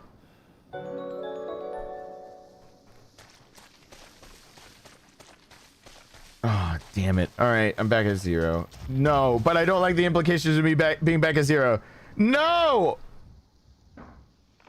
No. Oh, I didn't mean to die. Can I eat peanut butter? Oh, no, it does taste the same coming up. I tried. Peanut butter, I tried for sure. Lisa, welcome back. It's been a while. I don't know why, but I love your icon picture. The contrast makes me think of my own photography.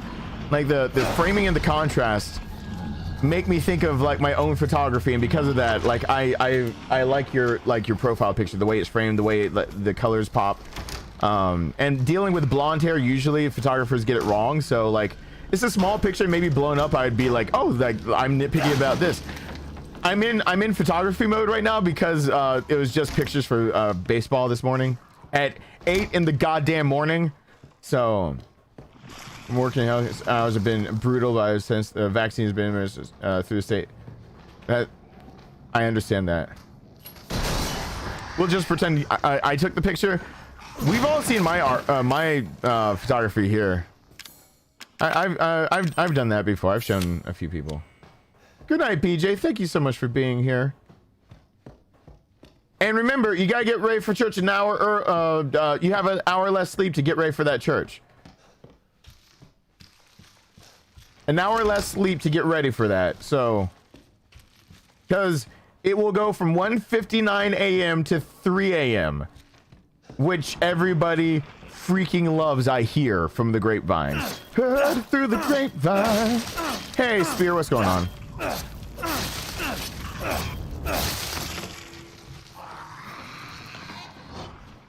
I got kicked off the list for the stupidest medical reason ever. It was supposed to go to patients that, like, there are tiers for needing it. I am in one of those tiers that say, if I catch this again, it could kill me. So, like, you know, me getting the vaccine is kind of important.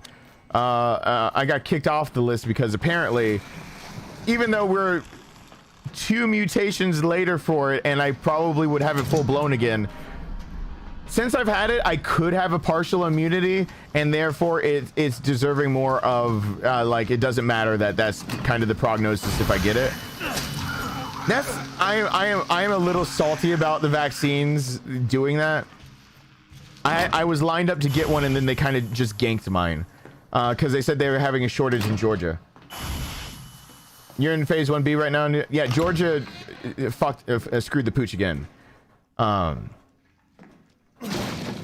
Yeah, the TLDR is that they, and for anyone who knows medicine, like the medical field at all, how stupid is it to ever tell somebody, especially someone like me, to be like, well, you know, the reason you're not getting it is since you've had it before, you should have a partial immunity to it.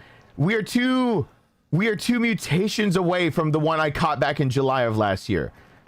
But since I statistically do technically have a chance that I would resist it. By the way, immune and immunity, 2 different terms. But since I could have an immunity 2 variations later of the same fucking thing. For SARS, people forget this is SARS, and oh. No.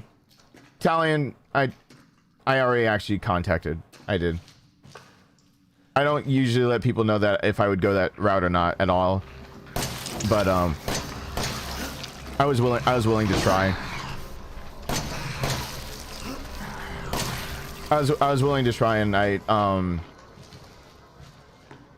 they were assholes. I expected them to be assholes. They were assholes. I did that. That was actually my first go around when I knew how it was gonna roll out, and it was just another gut punch having to try to go through that. You want the TLDR? They treated me like I'm horseshit and I wasn't worth scraping off their boot to actually check and see anything about me. So they have proved that if they can use me, they'll use me. But if I'm no use to them, then they really don't care any damn way of anything to do with anything I've ever done, period, in a discussion.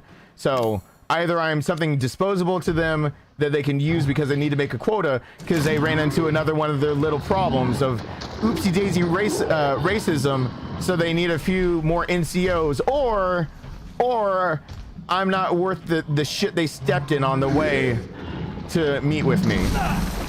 So there's no in between. There's just no in between. Yeah, the VA treats people credit this news. They wouldn't even treat me like the crappy. The way they treat my dad, they wouldn't even treat me that way. They pretty much fucking said that I'm not human. So I am a little bitter over that one, because I was getting a little, you know, my son's been getting really worried that I could get it again, So if you know me, you know what I've been through. So for me to even consider going that direction, I actually felt like my back was in a corner. And my ex has been stupid about the everything to do with it. I didn't realize that my ex is basically an anti-vaxxer. I really didn't realize she was that bad. So her whole family has it, but she's not treating this well, and I realized that my son's fear could be true, that it could be my ex that gets me killed on accident. For me to even go that direction, I had to suck up my pride. I had to risk the idea of them keep coming through with their promise of what I do if I open my fucking mouth. I had to go through a lot of things, and they treated me like shit still, and it didn't matter. So it kind of was just a waste of time.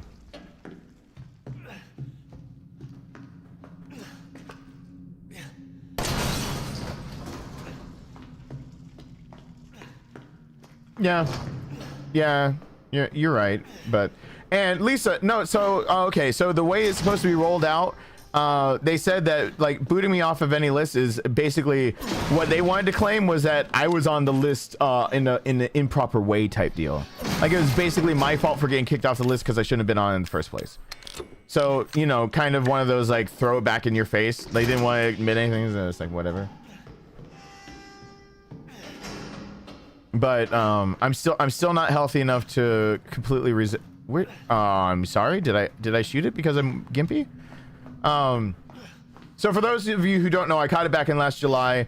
The bottom third of my right lung no longer works.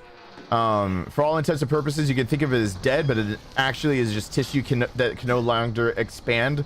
If you're unaware of what COVID truly is, it's SARS-CoV-2. It is actually a strain of SARS. That means it is a lung. I was gonna say lung disease, but it's a virus that affects the lungs, respiratory system. If you ever think that you're being at all smart and you refer to it as something like influenza, then fucking go back to high school and retake your biology. Your basic, you had to graduate high school knowing this science shit. This is not the same. Since December 7th, it kills more Americans every single day than both since December 7th, it became the #1 killer of Americans in the United States. It's no joke. It's not funny. It's not something that people overblow. Since December 7th, you know how we have a whole month to breast cancer awareness that I don't know, let me check my watch. Is March breast cancer awareness? Is that March? Did I ever figure out how I caught it? Because of my ex.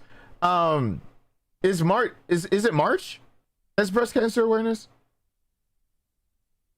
I can't remember. I always forget because I always remember that like there's Black History Month, the shortest month, is October. Okay, so it's the other season. It's next baseball season. So that's why I just went through it. So last October, last baseball season, there were so many kids wearing pink socks. And I thought it was really cool that the kids playing baseball were wearing pink socks in support of breast cancer awareness. Where the fuck was the awareness for COVID so that it didn't become the #1 killer in the United States? It is, check your facts. It is the #1 killer, no matter if you have a pre-existing condition or not. #1 killer, young or old. You know what the second biggest demographic after it used to be 26% of people that were aged like 55 to whatever. You know what the second biggest demographic is killing? 20 to 30-ish. Yes, it is killing young and old alike. Only little kids are really the ones that are truly like statistically being asymptomatic. If you are some 17 or 18-year-old thinking that you can't die from it, get with the fucking program. You're stupid if you really didn't read the research enough. You're just you're either ignorant or you're stupid. And ignorance can be just as bad as stupidity in this case, because this is literally a pandemic. December 7th, it became the #1 killer of Americans. It beat out heart disease, the #1 killer of Americans since there was America. And you know what #2 is? All cancer combined. So we have a whole month for just breast cancer.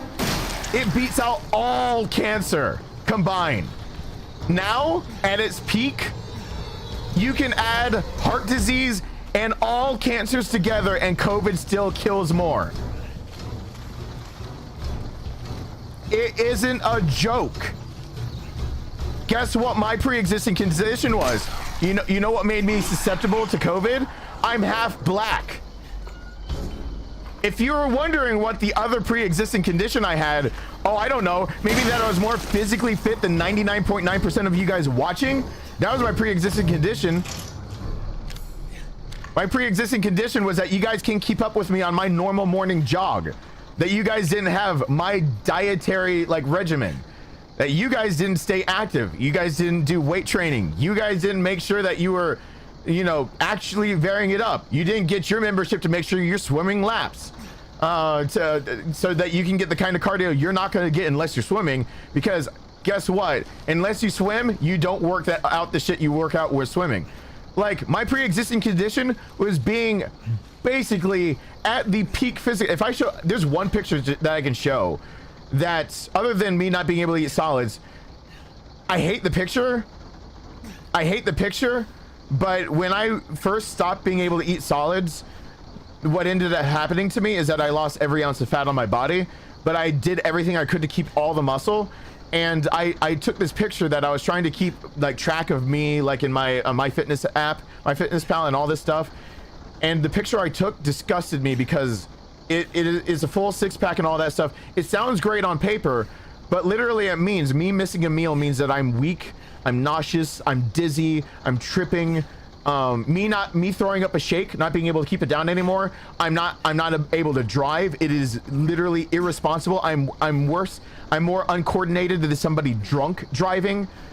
Losing all fats on your body, all fats, is dangerous. And I was below when I was my percent fat was about, I believe, 7%. If it tells you anything, 8.3% fat as your BMI was what I believe Michael Jordan was at when he was at the peak of his career for the NBA. And I was at about 8.5 to 9% body fat when I was a wrestler and a football player. Before this, I was at 11% when I basically lost everything. I fucking look like I was getting, and you know what happened because of all that? A clothing company tried to sponsor me, sent me all this free clothing, and asked me to try to put a hyperlink in the description because I basically now met their standard of basically being a model for them, because I was skinny but broad-shouldered. So I had biceps, I was skinny, whatever, blah blah blah. COVID hits. So let me ask you this. My immune system, amazing. My diet, because of being on liquid, actually amazing. No fat to me. My heart, stronger than every one of you watching, I guarantee. My resting heart rate, 40 to 45 beats per minute while sleeping. Nobody's normal heart rate gets down that low. Exercising, hard to get me past 130 while in a dead sprint, 140-ish. Because strong heart, good lung, everything, and I lost a third of my right lung 2 months after I caught it. It was September 7th or 9th that I went to urgent care because I started coughing up blood again, and that it was just coming out like crazy. I couldn't breathe. My son was panicking. I was panicking a little bit because I realized that I was going to drown in my own body at this point, and I was going to bleed out because I know how much blood I've been stabbed, I've been shot, I've lost a lot of blood before. I know how much blood you can lose before it's dangerous, and I was starting to lose dangerous amounts of blood. And they were like, you're and the course of treatment they put me through at urgent care, they said basically, sans the IV, we're putting you on the oral form of what we would give you at the ER. The ER is packed right now. You'd be put in ICU in the condition you're in. As long as you, basically, I'm gonna give you everything that you'd be put on in the ICU, sans the actual IV and a ventilator, and hopefully you will be able to either get better or wait it out long enough to get into the ICU and get proper treatment. That's what condition I was in at the very beginning of September last year. When did I catch it? Middle of July. And that's the condition I was still in. Now I'm still recovering. There is no punchline to any of this shit. If you don't know your shit about this pandemic, you are a liability to everyone around you. I'm seriously, I am in the demographic that it shouldn't really hurt all that much. I'm still in that age range catching it. I'm in the demographic of I'm only half black, so maybe I only have half a predisposition to having more severe symptoms, because being black apparently has you about a 2 times chance, Latino about 3 times chance to have more severe symptoms, but we don't know why quite. Fuck you, burner. Other than that, there's nothing wrong with me. There wasn't anything wrong for that to happen. So it's just it is if you ever hear me get passionate about it, it's because I'm usually angry. Yeah, and I mean, you know, when you get to your peak and you're 40 beats per minute, yeah, that's called peak performance right there. That's what we strive for. Shit. My system just couldn't bounce back. It tried its best. And if you guys would like to know the reason why I'm still that they think I'm still alive and everything, it's because I'm a streamer. Because I still need to release it the day by day. I need to do that. I really do, because people are really ignorant to this still, and now it's the #1 killer in the United States. And you know what we're creating? I'm pausing the clock because I feel like I'm stealing y'all's money.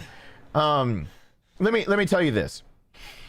The reason why now is, I think it's important that I probably need to get on the ball and take all of the COVID streams I did, all of the, you know, at the beginning of the stream, giving an update.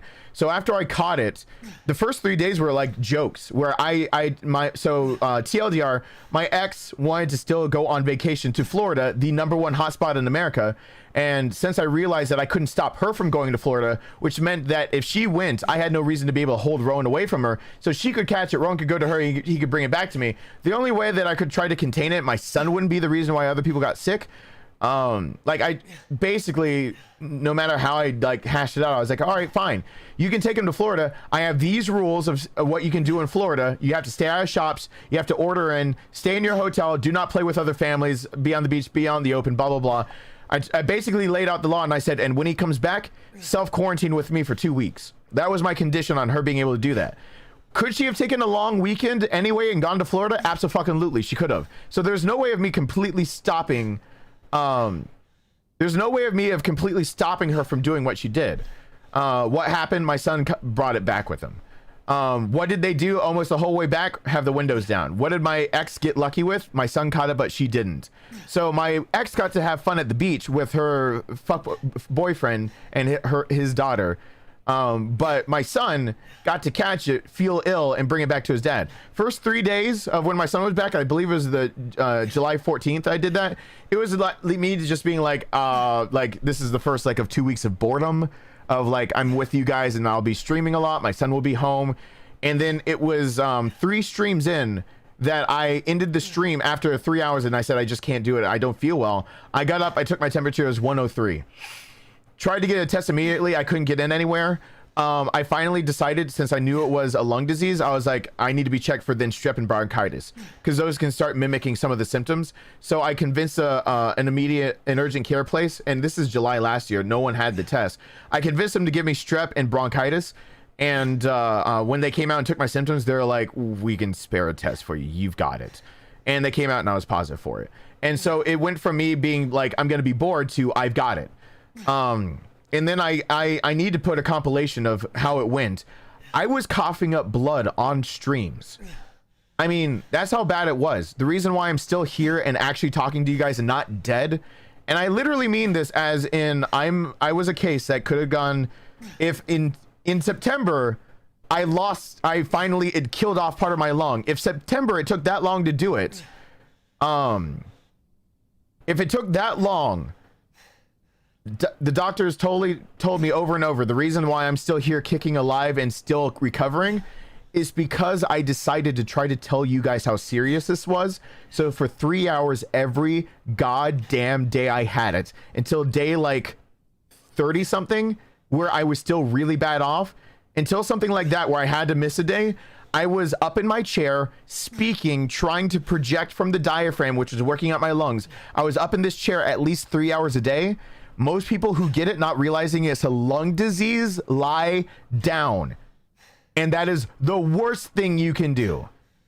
To give you an example of why things in your lungs and letting your lungs fill up with anything with a disease, including like what happens, the byproduct of your body fighting off of a viral disease in your lungs, that's called what leads to pneumonia and killing you. Is this something that like, oh, if you get pneumonia you die, and you don't, no, you don't have to get pneumonia, but like pneumonia will also kill you. Many people have survived the initial thing and then gotten killed by pneumonia. Guess what? Their figures in the death figure are not counted in the death COVID figures. If you got COVID, got over it, then got pneumonia and died because of COVID, you don't count as a death due to COVID. So get your fucking facts straight of how the CDC records deaths. They do not count pneumonia-related deaths, even if it started as COVID, if you recovered from COVID. So get your facts straight. It's not because you got something secondary.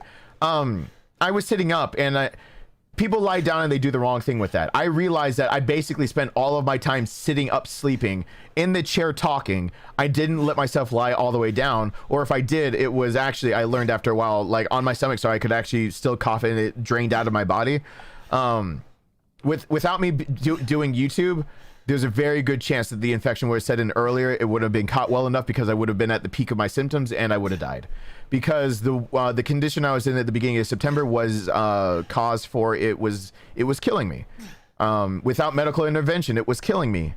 And there's no punchline. There's no me making this dramatized. It was physically killing me. And luckily I went and got help instead of trying to just tough it out. So it was no joke. So it's like I advocate a lot for it because I have a vested interest.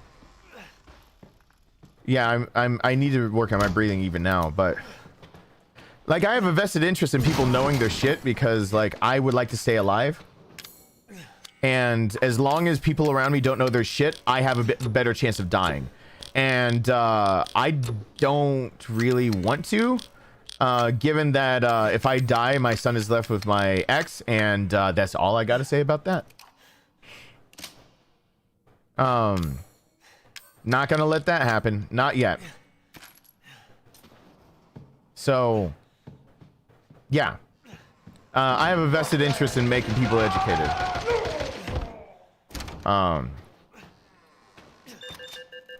Because every single one of you guys, at least my goal when I was doing all of that stuff is that as long as you guys stay educated, you check the CDC, you check not only what the CDC puts out, but like the medical documentation that's coming through the pipeline.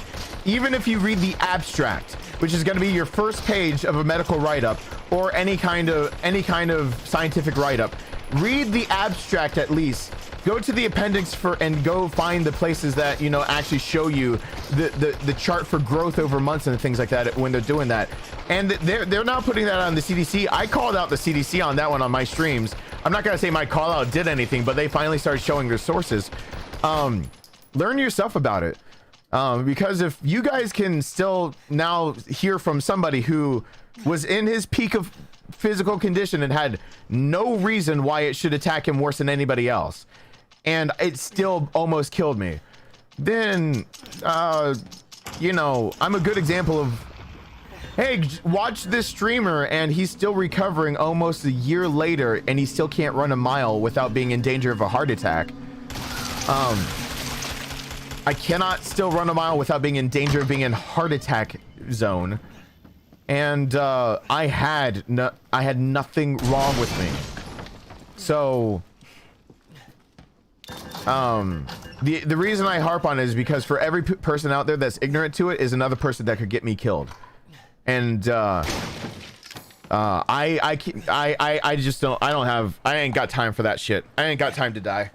My son needs his dad, and I'm not busy teaching him, so I ain't got time for that shit. They can go off and kill me after I've made my son into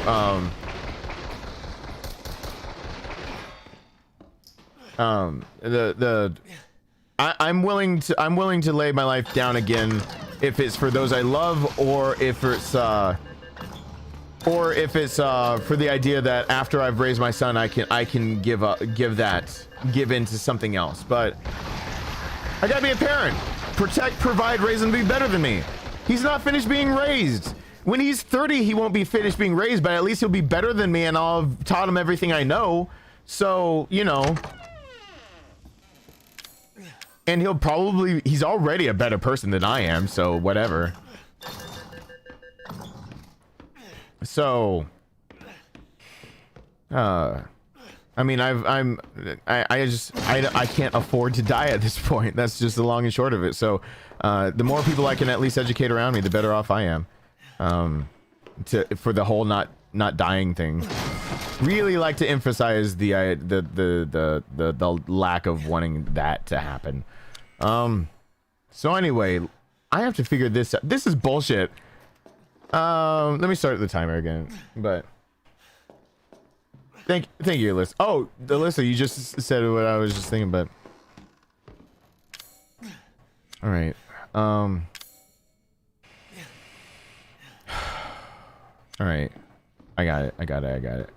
All right, this red piss bag and okay. There's a yellow though. And then I don't have the shotgun, but I got the Magnum, and the Magnum rounds actually save space. Wasn't there a yellow? Yeah, there's a yellow. So I'm gonna use the green herb and the yellow together. And I'm gonna use this shotgun up right now, and then I'm gonna go collect. So I'll collect stuff right then. Hey, Lisa. Now let me put this in a way you'll understand. I'm about to blow my load all over your insides. What the? No homo. Enjoy some pizza delivery for you and your son on me. Food always makes me feel better. Smiley face. Thank you, Lisa. For my son, oh, for sure. I'll get him some Papa John's or something for that. Shit. I forgot I was gimpy. I couldn't run. It's all right. That doesn't. I broke my streak by getting puked on earlier. I needed to be put down. Thank you so much, Lisa. I appreciate that. I will. I'll set that aside for Rowan. I got to take taxes out of it, but that's still enough to get him something. When I was younger, everything I did went to so when I was younger, when my stomach problems first started, Papa John's breadsticks, fucking burner. Papa John's breadsticks was my jam. And well, paid for that one. Because I didn't realize I had celiac, however you want to call it, however you want to pronounce that. So, but I did realize that my upper gastro was screwed up big time about it. So I would go for breadsticks all the time because I knew that my stomach was killing. I say killing me over and over, but yeah, that's the start of a lot of things for me. Georgia has this really weird system, but I did bleed out from my stomach once before. That was when I was getting bleeding ulcers all the time. So if anyone's ever had a bleeding ulcer, you can understand why I don't, downplay that one either. They couldn't cauterize them as fast as I could make them. But while that was in its pinnacle, and me being the younger me I was, and I was talking to another dad about this, like owning a business, and he was telling me that his kid was like, his kid wanted to be a YouTuber one day. And I was like, oh really? And he's like, yeah. And he's like, I don't even know what that is. And I was like, I am a YouTuber. That's what I do. He's like, oh, so like do you and I explained to him, I was like, I have affiliate stuff. I have a lot of things I do behind the scenes. I have to figure out an algorithm that always changes. I got to get, try to do videos. I try to play by their rules. I realized by playing by their rules that they'll do certain shit to my videos. So like the apocalypse happened. There's some other things like, I said I could get hundreds of thousands of subscribers like this very second and sell my soul. If I just did Everyman's Guides to all Resident Evil games, I could immediately make this into a Resident Evil based channel and get my check mark, have a few 100,000 subscribers. YouTube specifically wrote me and told me all of this, by the way. told me and let me know that like trending by like, you know, you trend on all these things. Like, why don't you just do it? It's because it's like because I had a passion for that and people are pushing my passion away. But I explained to him all it took, and I was like, really, it is a small business. You have to run a small business. So like, until you get successful, like there's that 0.1% that are millionaires, and then everyone else is running a legitimate small business, and it's hard work. And it's not just the time in front of the camera. That's just the time people get to see you. The rest of it is like doing your shit behind the scenes. And I was like, and you know what? A lot of them get shut down after 1 year because they don't do their own goddamn taxes. They don't realize they just go off and spend all that money, and they're like, that shit gets taxed, and the government will come after you for taxes. They don't shit around about taxes. And so I was talking to him about all that, and I was, oh god, what just happened? No, what the hell? So I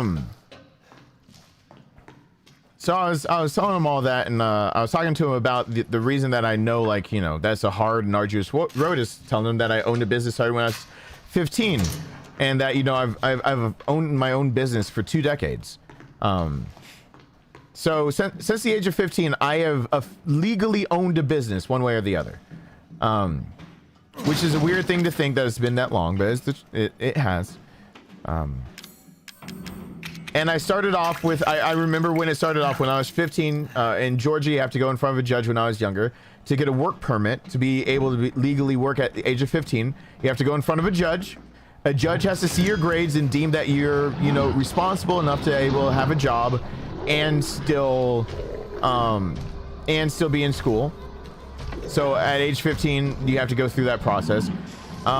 Like a week later, I'm in front of the judge trying to get a permit so that I can have a tax ID number so that I could pay kids to mow lawns for me. With the judge like staring me down like, are you crazy? But like the judge is asking me like, what do I do? And it's like, well, I got the work permit so I could get a job tutoring with my brother. After school, I go and I tutor at this elementary school, and I have a class of about 20 kids now that a teacher comes in and checks up on me, but I have a curriculum that I teach for then it was 2nd and 3rd grade, and it was like this combined their experimental curriculum that they did. And so like I had to teach that on a whiteboard, and then for the rest of the hour, I had to go desk to desk trying to help differentiate between all 20 kids, helping them like, and you know, you'd have another kid maybe in there with me and helping out, and it's hard to get through. It's hard to do all that. It's hard to manage for a teacher, and the teachers like always found excuses to be like, I'm gonna nope out of here, because they're our supervisors, but like they're at the end of their workday, so they don't want to really, they kind of pawn all the work off. So I'm up at a whiteboard teaching. That's a bomb. So he asked me all that stuff and what am I doing, and I'm doing all that, and he's like, why do I need to pay kids? And I was like, because I'm doing that. I'd like to help out my dad eventually at being able to work at Waffle House. I told him I wanted to help out my dad being able to work 3rd shifts sometimes. I wanted to be able to have the ability, and that was true back then. I really did want to have the ability. It ended up that a year later I started working with my dad at age 16. I worked 3rd shift at Waffle House, and I worked that from that to 18. And I was like, from now that I'm tutoring from the end of school for like 2.5 hours after, it's like, it's tiring for me to do all the lawns, and now I want to actually, you know, and he's like, and those kids will make over $600 a year. I was like, yeah, if I have someone just mow my lawns for the next 2 weeks, they would make $600 right then. It's like I'm showing him, the judge, everything, and I'm like, I'm trying to put away at least $1,000 a month in a savings account, and that's my goal. But like then I get to actually use a portion of that for like car and everything. I'm 15 years old explaining this to a judge, and the judge is like jaw dropped at me. So I've been at this for a long time, doing small business and trying to explain this to a parent of like, yeah, it's YouTube, but like I'm trying to explain to him like, yeah, I'm trying to get an affiliate who's gonna actually help me with my business. with music, my music endeavors and everything. I'm trying to look at longevity. I don't have anybody that's matching my 401k, my Roth IRA, my 403b. I don't have anyone doing any of that shit for me anymore. So no one's matching that shit. I have to diversify my fucking portfolio. I'm trying to get out demo stuff for demo reels and whatnot to be able to have a career beyond this. You can age out of YouTube as long as I have this face cam. People can see how that I get older. Black don't crack, but that doesn't mean that people won't figure out that at a certain age they don't feel like I connect and I won't lose you know, a certain viewership. But you know, if I can take the voice down and I, you know, put together a video where I'm doing the voiceover work, commercial work, other things, and I'm telling them like musicality of musically being able to do stuff like that and doing my own stuff when it comes to that, being able to build a resume of showing that I can be like a partner in a small business. I'm trying to figure out how to go back to college. By next year, I want to be in business classes. I want my associates in business, so that just in case anything of this falls through, that I can go ahead and join another team of any sort. I wanted to be able to shore up my degree. My degree is in industrial organizational psychology, which is business psychology. I want to be able to do HR, and I want to be able to do basically be able to help run small to medium-sized businesses. I have a few different things, and in my 5 to 10 year plans, I have those. I have 5 to 10 year plans with a financial advisor. And like when I start explaining this between pictures, of being like, because when it comes down to it, if I don't start doing this now, like I realized at 23, I needed to start my retirement at 23. That's why it like is a gut punch that I lost in the divorce, $60,000 of retirement and $80,000 of equity right then and there at that point, and now it's 100,000. I love that. So like I gotta diversify that shit and make sure that as I get older, I can do voiceover, I can do music stuff, I can do collaborations, I can do character acting, I can do videos on YouTube if it's still a platform, but I can be a narrator for it. I can put it together, a compilation narrator. I can do kind of like what Vadi or someone like that does, work on voice acting, work and stuff like that. Be able to run smaller businesses and being able to not dip out of the business completely, being able to have a venture of my own and be knowing how to run it even better than I do now, because I ran a photography business, a lawn service business, now this business, being able to grow it, being able to be a consultant for others, because I'm also trying to get into that. I'm going to specialize hopefully in IT and internet growth in business. And my purpose in that is that between YouTube and having that associates that I hope to turn into a bachelor's, I'm going to, because I have my own degree, so turning an associate's into a bachelor's isn't a big deal. I want to be able to advance that degree to a point to where I can be a consultant for other people learning to ever make. So, for example, one of the things on my portfolio is that I was the highest ranked for SEO for my keywords for my photography business when that was my full-time income. I was also on the front page of Google, the only one that hadn't been at it for at least 5 years, but I was the highest ranked. How the fuck do you do that? Because I knew my SEO, bitches. I knew how to put together a website. I knew my metadata. I knew that your headliners, your tags for like headline 1, 2, 3, 4, those matter. Even if you want to stylize it to make it look like the rest of the tag, Google crawls that. It matters. Putting together your sitemap, submitting that to Google, making sure that you have the images on your site tagged, that you have everything you do. You write articles that purposefully have something that you have related to it, related to another topic, can hyperlink, can backlink, can basically make it so it interconnects to everything else that you're doing.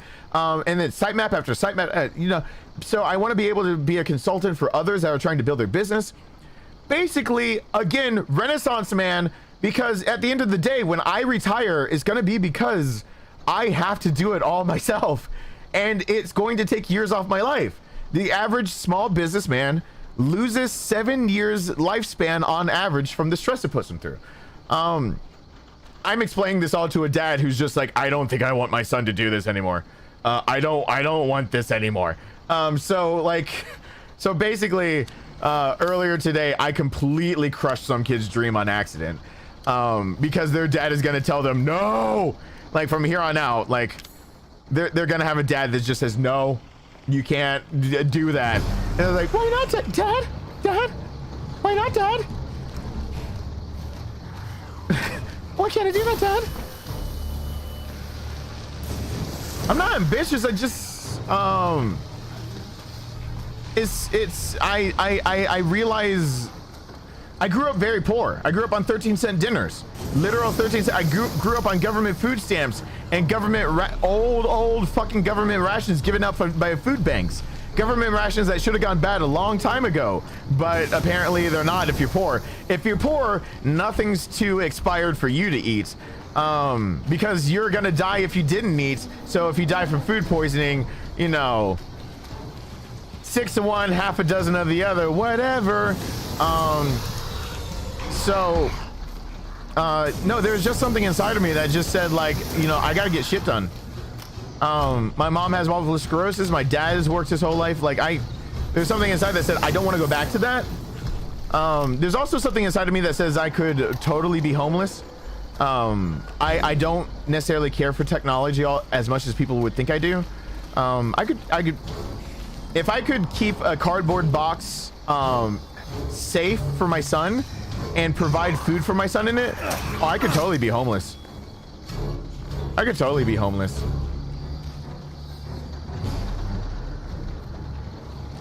Yeah, I don't mind my age ever being a thing. I gotta diversify my shit, and I see that, Reagan. I gotta unpause that, but you gotta be diversified.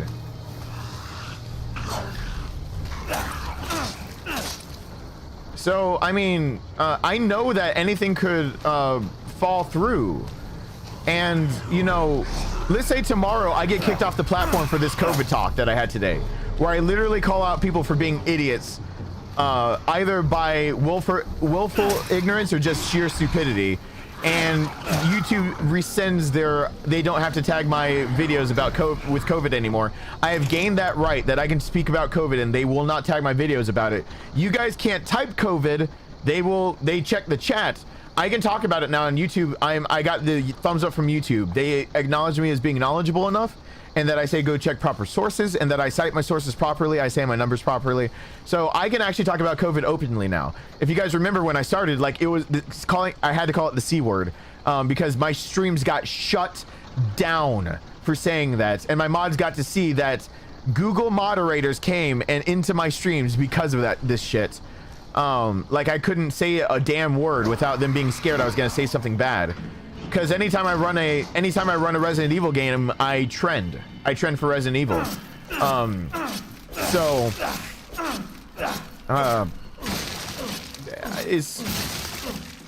Anyway, I need to play this. So yes, they modded a mod. A Google moderator modded one of my mods. I don't want to hear any of your stupid crap. I only promised to try. Your ambition is truly admirable. It's awesome to hear these plans. Yeah. Hey Ray, everyone hashtag Ray. I hope people think that my ambition. Hey Angel, I see you in the background. Gold King, hey there. I don't know if I said hi. I hope people realize that my ambition is just more or less, if you want to go the route of not working for someone else, working for yourself, this is what it looks like. That's what I'm talking about right now. If you like, when people ask me now, you guys, if you've listened to all of that, you see why I don't like fielding the question, like, I want to start YouTube, like, what should I do? I say, use this shit you've got, give it a try, and then I'll bust your bubble and give you the reality of, like, that this shit is stressful, taxing hard, and just honestly not worth it unless you're willing to put in the time, effort, and, like, plan for the future. Because, like I said, nobody's matching my retirement fund anymore. I don't have a company that lets me invest in the company for, you know, take out stock in their company for a smaller price. I don't have somebody that's going to help make sure that my Roth gets matched at the maximum $600 a month. It would be amazing if I had a company backed Roth again that was matched at $600. Are you kidding me? That's literally a company that gives you money. If you work for a company and they're backing your retirement, you better be sticking shit in that retirement. You better be start budgeting your shit better. Don't eat out. Eat in. PBJs are your friend now. You know, have just a chicken breast and some broccoli for dinner. and then take that extra 15 bucks and put it towards your work-backed retirement plan, because if they're matching you dollar for dollar or even coming close, that's free money sitting on the table. It's free money. And when you get older, that matters. It's literally like, you can view it as a pay raise. It's like a pay raise. Yeah, you got a TIAA. I couldn't even touch that because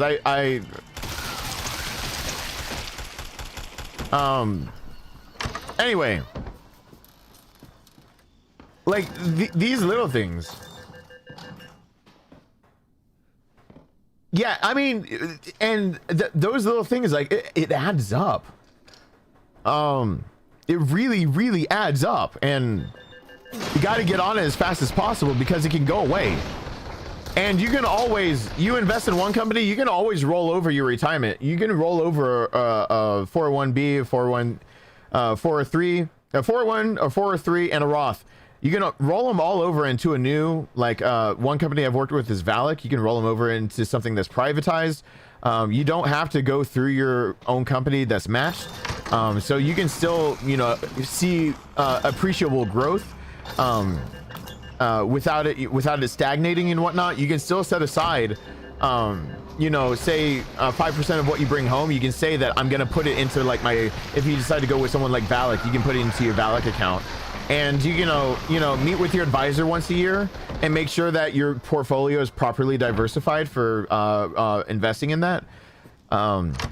It's as easy as that. I have 4 accounts still with Valak that I got to separate out of my divorce. They all only had $1,000 in them, but I'm still stashing a little bit of money into them in meeting, and I'm about to roll them all over into a new account. His name is Michael. I'm about to meet with him in 2 weeks to talk to him about my portfolio and how it's looking, because I know different markets are acting differently, and to really go through like the nuances of like what I'm rolling over into and how it could be because everything's growing like shit right now. The market's bad. Honestly, putting money into a savings account might grow your money just as much as putting it into like most all banks that are backed by did I just forget the FCIC whatever backed so that you don't lose your money while you're investing in all this shit. I'm getting a savings account is about as good as some of those, but the idea is that getting in while the market is low, or like some parts are uninflated, but you know that industries that will always rise and will never completely bottom out as long as you diversify, because COVID proved that like mom and pop stores can bottom out, but you see that IT, as long as we have technology, it's always something good to it's basically the three main the jobs will always be there, which is IT, food services, and fuck, I just had a brain fart. IT, food services, and somebody for the love of God save me and help me real quick. But like, yeah, you just make sure that you're in 401k. Thank you.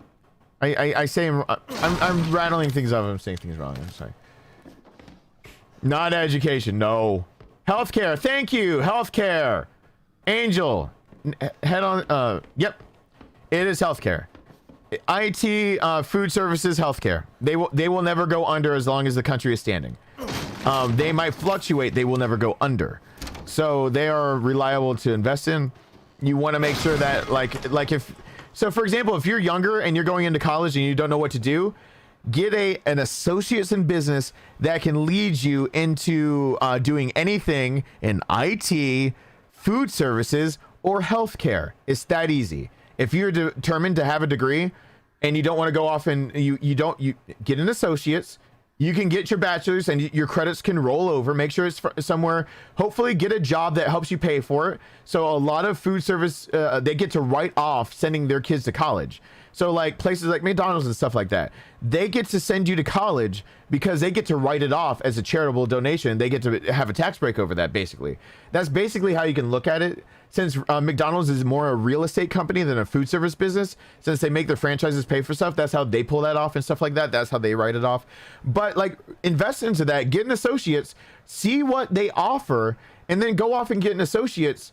And you'll be surprised that like almost all associate's degrees, some will require like 12 hours, 12 credit hours of like certain classes or whatnot, or like you had something and they might have college prep to be able to get into it, whatever.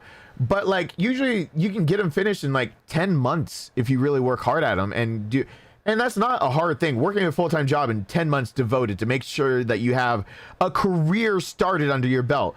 And then from then on out, as long as your associates has to do with IT, food service industry, or healthcare, or can segue into those, you always have a career. You are only ever just laid off or out of a job for a short while. So if you're young and listening to this and you're like, I'm 18 and you don't know what to do, I just told you what you can do. So you were screaming healthcare the whole time. I'm so sorry, Alyssa. I wasn't looking over enough. So I'm so sorry. So yeah. It is it's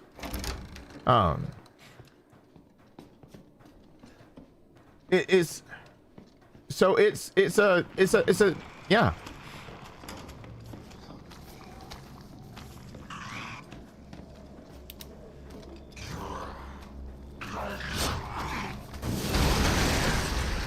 Trade services are a good way to get somewhere.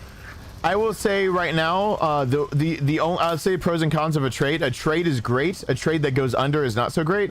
A trade that gets you immediately into a career that can get you up a pay grade or two, that like an electrician, that you can actually then earn enough money to afford whatever segue. Never stop learning. Never stop learning in your life. The second you stop learning, you're as good as dead anyway. Once you think you know everything, you stopped being what I would consider human. But as long as you're continuing to learn, continuing to go on and all that jazz, throwing these away, and I'll probably regret it very soon. I gotta get rid of them because I gotta grab the Magnum, because there's now rounds for the Magnum, so I gotta bring the Magnum. Great Magnum. Took you 7 years of trying to get you associated with real college. College is just not for some people, and people agonize over it, and sometimes it's like the easiest answers are just like go out into the world and decide what you're gonna do. But like many times college is not for people because it doesn't feel like it leads to anything. It's like it's worthless. It feels worthless. And so like to bring worth back into it, just make yourself well-rounded. Make yourself an asset no matter what you do. Guess what? The reason why I advocate many times business is because guess what? Everything you do, if you make money, it's a business. So getting an associate's in business, you've got a future ahead of you that what? You work at McDonald's? Guess what? You're on track now to actually be a manager for McDonald's, and not just because they say they move you up and whatever, because you actually know how to be, you've got enough under your belt that you understand what it takes to be able to be like a GM. Like you can actually get a cut of the store salary type deal.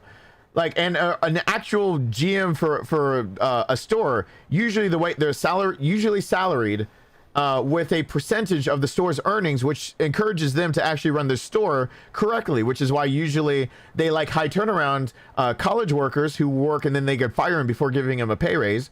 But like, you know, I advocate many times for things like that because yeah, it really does lead to something, and it is always useful.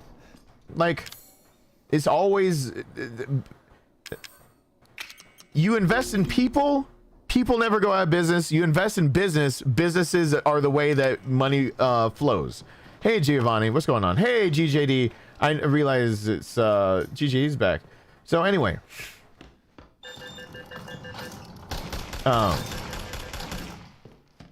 yes, adding a teacher, though, if you can't do it, then going to teaching. I actually just advise somebody though that teaching right now is a hard field for what everything's going through. But no, that's a wise decision. Diversifying is always a wise decision. Always a wise decision. If you end up the only thing I ever say against having being a like something like I think over here, and I'm sorry that I'm not playing the game as much. I'm actually talking to you guys. And Talion is telling the absolute he's preaching up there. That is by far a career field that, like, not recession even resistant. It's like recession proof. So anyway, but you're talking about getting into a trade. That's what I saw. The one thing I ever say about getting into a trade is that if anything ever happens to your trade, you've got a problem. But if you are pretty much a Renaissance person of, you know, like you have your trade, but on the sly, you decide and you're like, all right, I got my also, I got, you know, an associate's, or at least I started working on associates for business, and now you're out of a job. Like you have that trade, and now you can put a resume that says, I have a business associate's business degree, and I've worked in a trade. So you can now show dedication and versatility. Who wouldn't want to hire you? Literally, you just took your trade that has nothing to do with probably this other career that you're trying to get into. You took your trade and you put all those years and you said, dedication, you can depend on me. And also you can depend on me so much that I got that associate's in business as a generalized degree or whatever you did. And you can say, you can depend on me so much that in 5 years, you can train me. I'm a launching point. You can train me and I will stay with that career path. You can actually, you know, you can invest your time in me and I won't bail on you and leverage you for a different job. Hey, Blue Knight, what's going on? So, you know, even a trade is a good thing, but usually you got to back it with making sure that you've got just like that one little extra. Yeah, and once you're fully credentialed as an actuary, your minimum salary is like 130,000 ballpark. Yeah, it is. Yeah, it sure as hell is. It sure as hell is. Have I thought about it? Yeah. Have I also thought that I like my brain, and therefore like I don't want it to necessarily melt on me because of some of the shit that I would get myself into? Yeah. Uh-oh. Okay. Yes. So yeah. Oh, Talion just explained it. And the brain melting part of it. So since Talion already say the risk analysis. So like, remember Fight Club? You know, you had there's a scene about risk. You know, that's basically whatever. Think about that, but real life. So, take what he's saying. The way that it can melt your brain every now and then is that think about being a risk analyst right now. For insurance companies going through with the pandemic going on, those moments will make you hate life. Did I realize I was good at math when I was younger and think about that? Yeah. Did I also realize that like did I see that there's a possibility that I could burn out of it? I saw myself as a high possibility for burning out of it. So that's you're looking at now the reason that was one of the things knocked out for me. But yes, you do. That's kind of what I'm getting at Jake. But I mean, I kind of I wanted to generalize it because not all unions and not all trades work your way to an associate's degree by basically being able to give you so like if you go into a trade, for some of you that don't know, sometimes you can basically audit is the same thing as auditing classes. You're getting on the job training, so basically you already know what the class will teach you. You audit your way into basically having the degree. It's not an honorary degree. It's just that you have to be you're being accredited is basically having on the job training. After a few tests, they figure out, oh yeah, you do know everything you need for this. A few credits later, and all of a sudden you've got the degree, and it's from working. But sometimes people just go to work and don't realize that, you know, there's more that can be done. Yeah, and what Talion said, and for anyone that just heard before me saying that me being doing IT and coding, and I just kind of me and coding now. I say coding and I go because I have this involuntary response to want to die inside when I think about how much I hated that job, even though I needed it. It's you know, it is what it is though. I need to stream Earthbound eventually. I haven't done it yet. Hey, Christopher Kuna Matata. Yay, I needed that. All right, how do I... All right, the two dick heads at the end I can get with this. I can use this up now.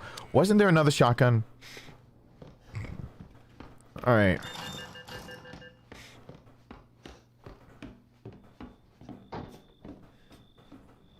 Yeah, Italian, you're laying down some major facts over there. Yeah.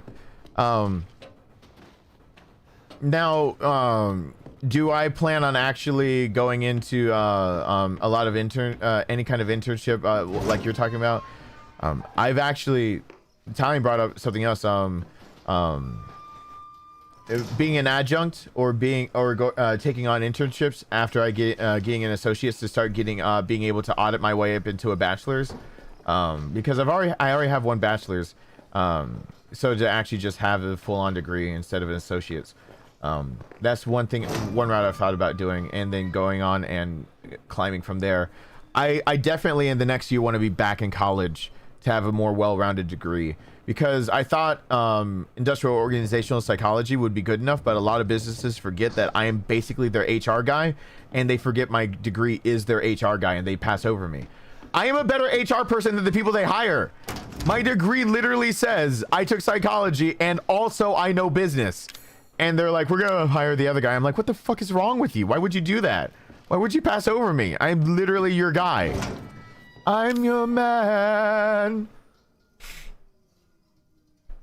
I'm gonna do it the way that I said. I'm not gonna pretend that like I'm guaranteed to get that other weapon, so I'm going to reload this. I'll make more enhanced ammo in a second. I've been called overqualified many times. Here's the way to get around overqualified. Write a better resume. Know how to sell yourself. And how do you learn how to sell yourself? This is a time where I say, yeah, try out YouTube. Try out being on YouTube and trying to take your job and live stream under like a vlog or something like that. Talk to other people about it. Learn how to basically convince other people the level of how smart you are and how experienced you are. Just do that. Never run into overqualified because you accidentally oversold yourself. You want to sell yourself for what the job requires, and then if you can get your foot in the door and then get hired, and then they find out that basically you're overqualified, that's called you gank the job above you if you don't like your boss. Otherwise, that's just called climbing the ladder. Don't ever accidentally oversell yourself. That'll leave you jobless real fast. You know what? The two assholes I can get with the shotgun. And I can go through burner fuel. Yep, that's what I did, 3B. That's exactly what I did. My brother and I did a lot of research involving statistics, including in my statistical psychology, which I intended none of and still made a 94, doing two different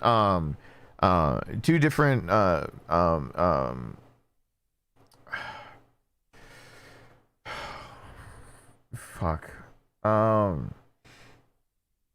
The word experiment is in my head and I can't get it out. I'm having a brain fart because I'm getting kind of tired. I've been tired all day today. I've been out.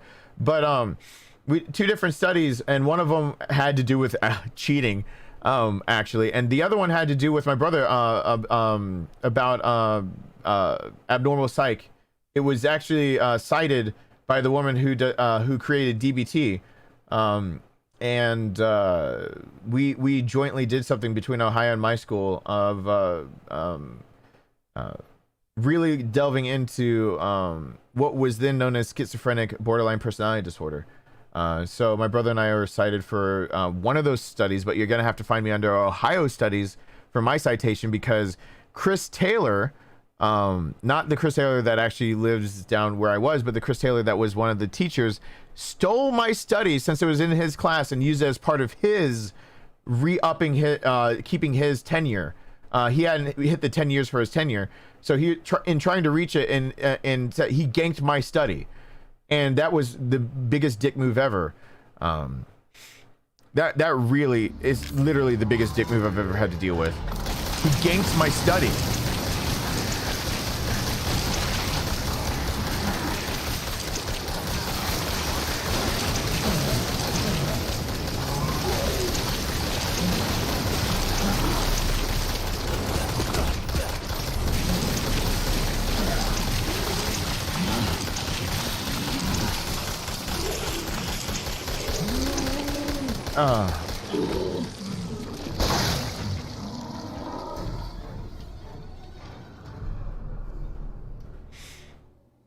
There are three Chris Taylors. I was the wedding photographer and a friend of one Chris Taylor.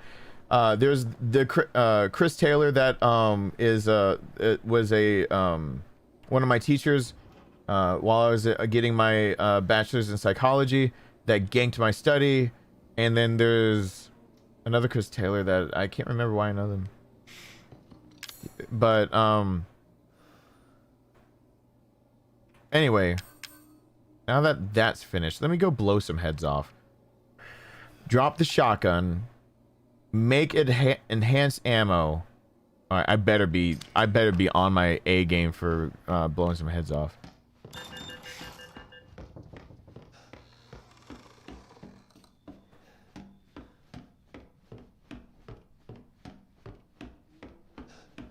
And go. You know what? Let's not risk it. If one of those shotgun shots fails, let's have the Magnum ready to go to finish the job.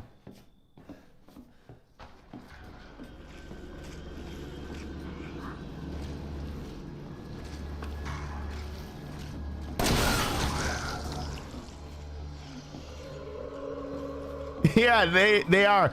Oh yeah. Tell him before I was finished, I saw, I was like, watch, you don't know me. What did my watch tell me? Meow meow meow meow meow meow meow meow meow meow meow meow meow meow meow. Yeah, that's what my watch told me. That was, oh, my watch is so wise. It told me such great things.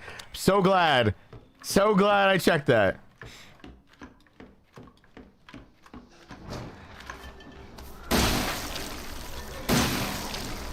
Well, oh, sorry. I've talked about Chris Taylor many times before. Sorry, I didn't mean to kill your joke.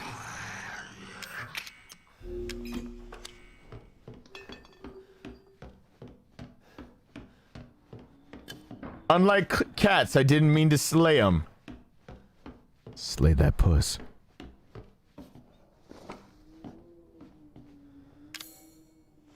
Yes, I know you did. The first one was like just 3 meows, and then the next one was meow meow meow meow meow meow meow meow meow meow meow meow, and I was just like, oh my god.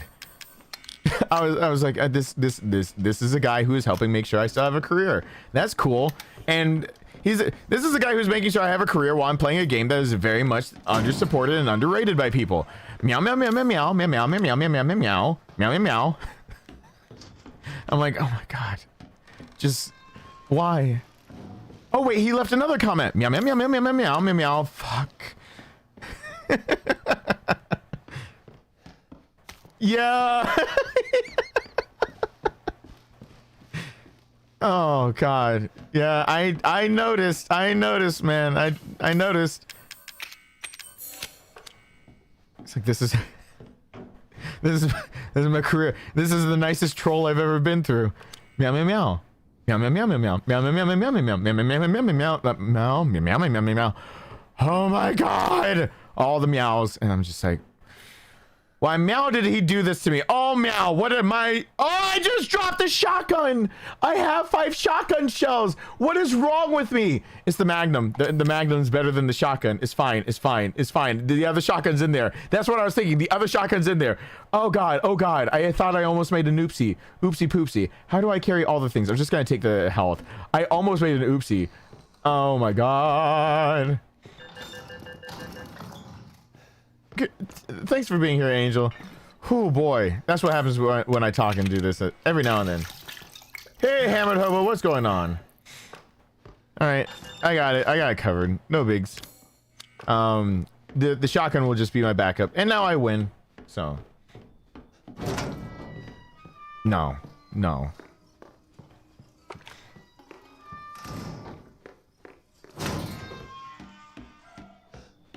Oh, I do have to play ads. Let me beat Marguerite real quick. There should be a reason I couldn't beat Marguerite now. So, hey there. I'm gonna let you in on a little known secret of comedy. Bad things aren't funny when they happen to Daddy. What about Mommy? Oh, Mommy's fair game. Go for the throat. Watched your Last of Us streams after last Year's stream. Thoroughly enjoyed them even though I played it into the ground. Any chance for Lutu static bits? Yes, there is, Giovanni. I was waiting because of exactly everyone hashtag Giovanni. So here's about The Last of Us.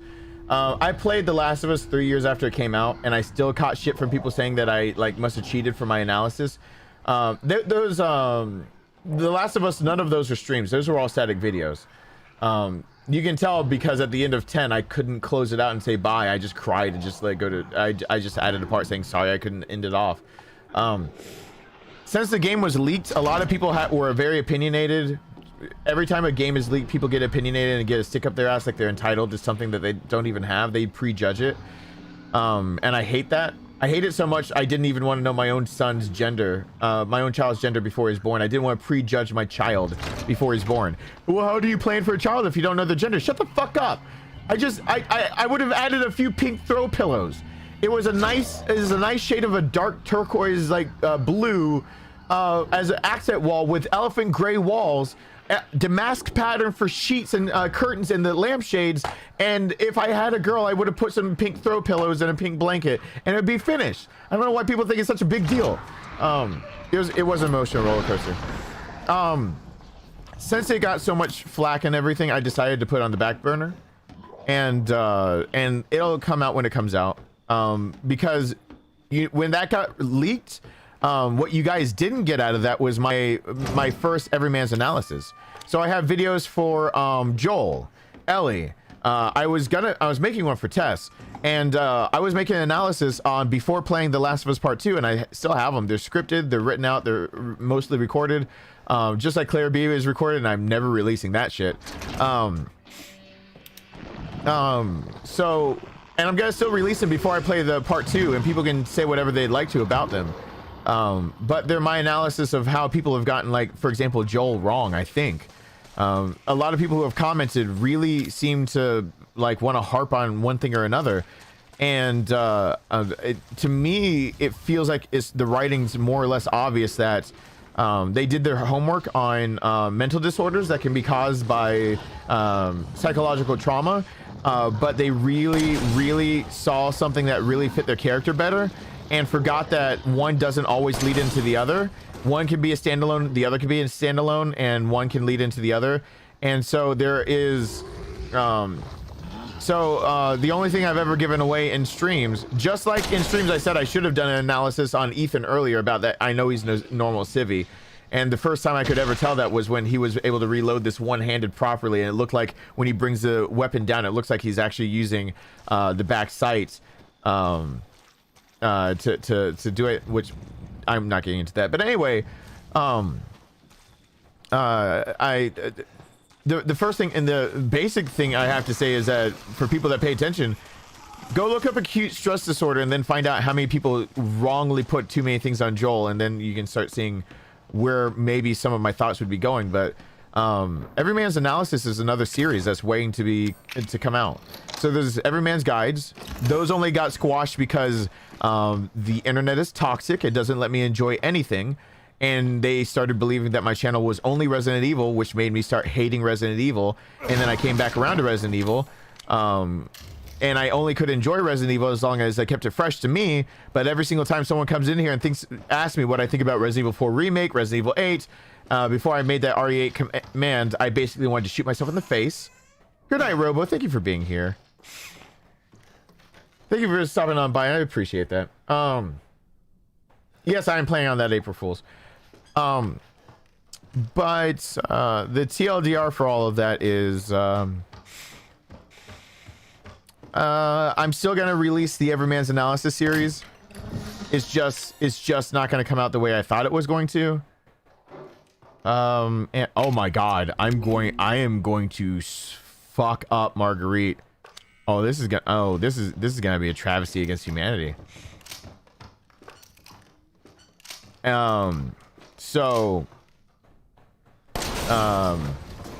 Marguerite, unless she jerks me out of it in a very specific way, she can't win anymore. I can't really lose because I don't have to take my back out of the corner. So before I get that ammo, please be like a health, please. Hey Kello, what's going on? Nah, I don't need it. She can one-shot me anyway. I don't need it. I got enough in the burner. I've got way too many Magnum rounds. Sure. Why not? Why not this be my life? Oh yeah, I'm gonna win this round. I really don't have an excuse not to. Marguerite doesn't have to drive me back out of the corner, and that's the biggie. And since she doesn't have to drive me out of a corner, I don't have to worry about. There's a health though. Drop that. I have the shotgun.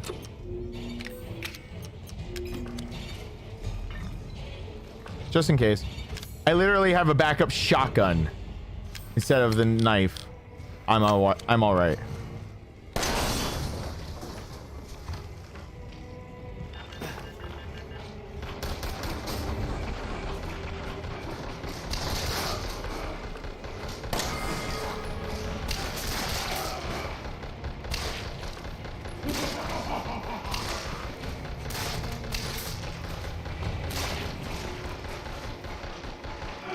Shut up, Watch. You don't know me.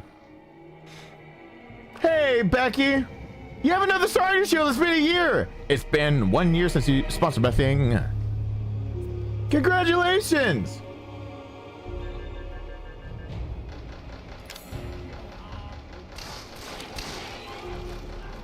Here we go.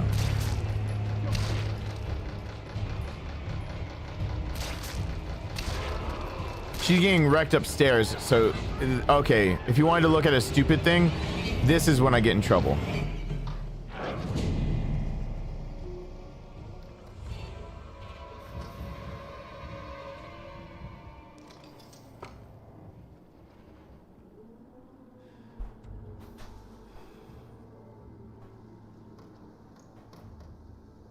Where she's hiding matters. If she comes from that wall, I need to know. Otherwise, I'm fine. But I have to wait for her. I can't do anything about it. She got wrecked by the other turret.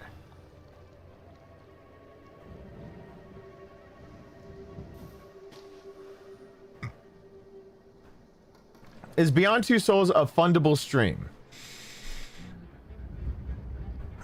I don't know if I want to stream it. However,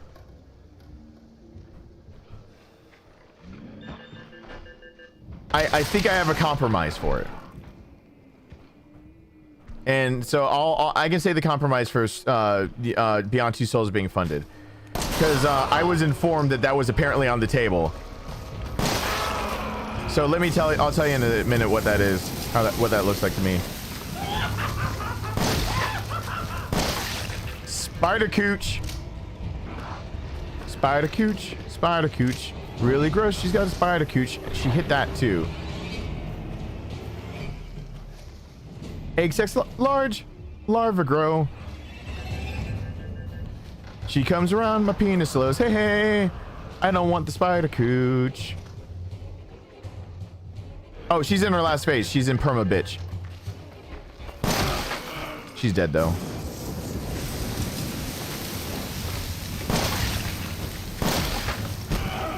she's dead. The turrets basically did the job for me. I didn't even have to use all this ammo.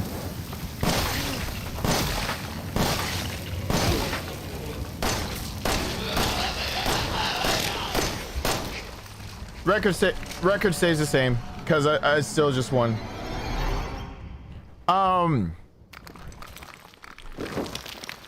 Beyond Two Souls is a highly spoilable game, but I'm okay with that because I can try to overlook a few things. I think if I were to do Beyond Two Souls, I would want to do it in the form that I did Parasite Eve. And so the way I do Beyond Two Souls is that if Beyond Two Souls were funded, because I didn't know that that was even on the table, and then Talion, you apparently made a certain person like basically squeal because they've wanted me to play it for a bajillion years now. I would do like I did Parasite Eve, which is like play 30 minutes of it, of taking all of this shit off the screen. Yes, she wanted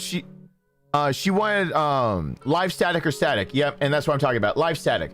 What I do is like every 30 minutes I would go back like let me show real quick. So let me pause this and show what I mean. So every 30 minutes or so, and I have to change this anyway because the uptime banner is wrong. The stream is maxed out. I would come over to this screen, and while I'm on this one, I'd talk to you guys. You see the chats on the screen and everything. And so I'd basically tell you if you want to see what would happen. I would take down all of the, like, the bar would be gone, the scrolling on the bottom, the thing below me would be gone, the timestamp would be gone, the scrolling on the top to give people props would be gone. All of that would be gone. And I wouldn't actually talk to chat for about 30 minutes at a time. I'd put a timer on my watch. I'd play through the game. And then about at 30 minutes, pause the clock, come over here. If I have things to say, things to talk about, things I'm observing that I actually, to talk with you guys, I'd, take a quick breather. And then, like, if there's not much to say, I'd go back over to this screen, and then we just keep on going. And then after an hour, I cut that stream and I go to the next one. And they're all scheduled streams back to back, so everyone would automatically be moved to the next one. When I edit them, I can edit out all the times that I was like talking, unless the talks actually led to somewhere. Like if I come over to this one, it's supposed to be like, usually I would have cut it out, but I realized that like something that was discussed right here was important to, like, the overall video and added value to it. I would actually leave it in, and otherwise it would just be, but think of it this way. What's different between that and the way I've been playing Nier Automata? In Nier Automata, for about 30 minutes at a time, I've been forgetting that chat exists. For an hour at a time, I'm so wrapped up in the game that I forget that chat exists, and then I pull myself out of that, and I realize, oh, I'm talking to people and I'm having a conversation.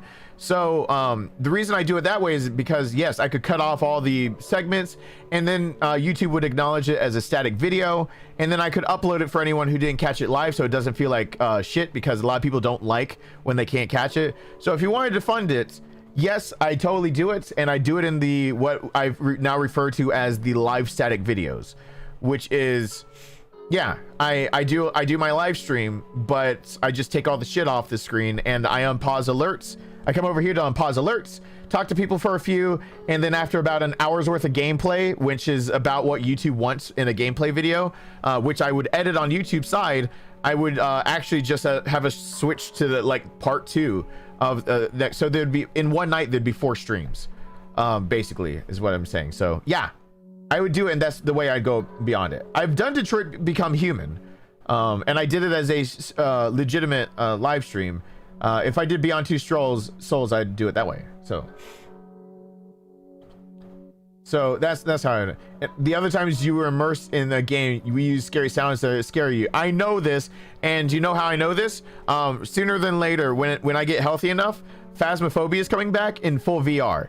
Talion, if you missed that, that's some fucking fun for some people who like to just save a lot of $5 donations so that I can't see it coming. I have a VR headset on, and ghosts are making me shit myself, and all of a sudden I've got this loud ass thing coming, So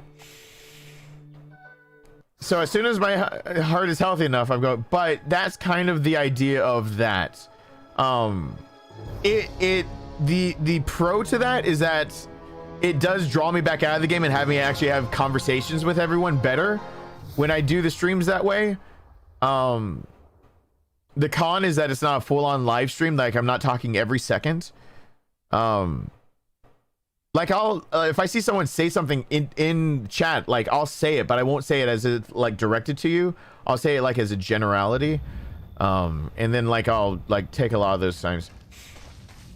But Phasmophobia, the TLDR on Phasmophobia is I meant to return the Oculus Rift S by the end of January 31st, and I got so wrapped up in so much shit going on that I didn't get it out. So now I have an Oculus Rift S that I didn't think I could support. So I have to do another one of those streams just to actually just pay for the Rift. But my heart needs to be well enough to be scared shitless over and over, because I'm in a VR headset and it really is immersive, and it really is something. Oh shit.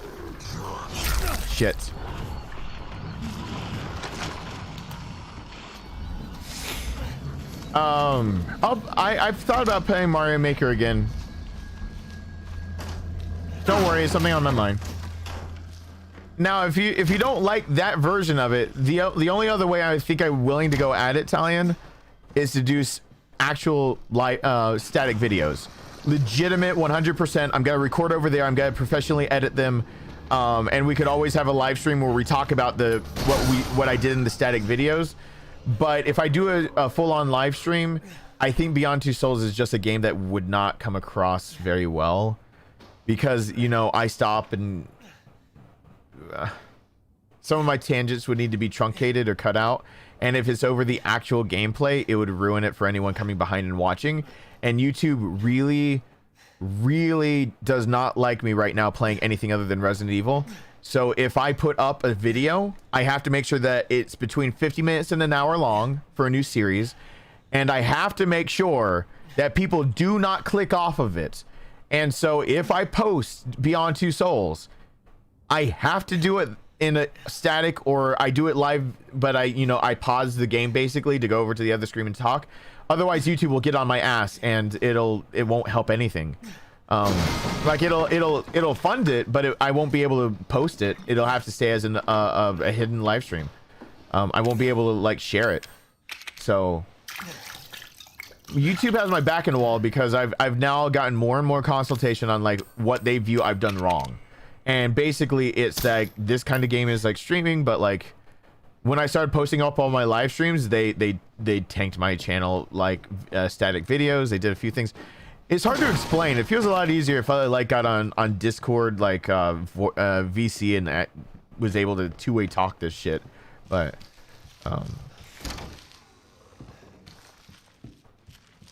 if I had a Trump card, I'd go bankrupt. Get it?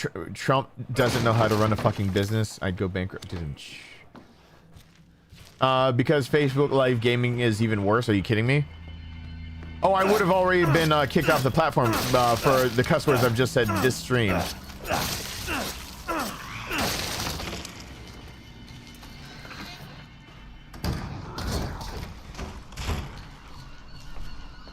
Oh, my deep actual narrator voice where I'm like, hello. I'm not even ready for it. Hello everyone. I'm Darkness, and welcome back to Resident Evil. Something like that. Except for it was on my older microphone, so the proximity effect made it sound even deeper. Because getting close to the Rode microphone actually made it deep. So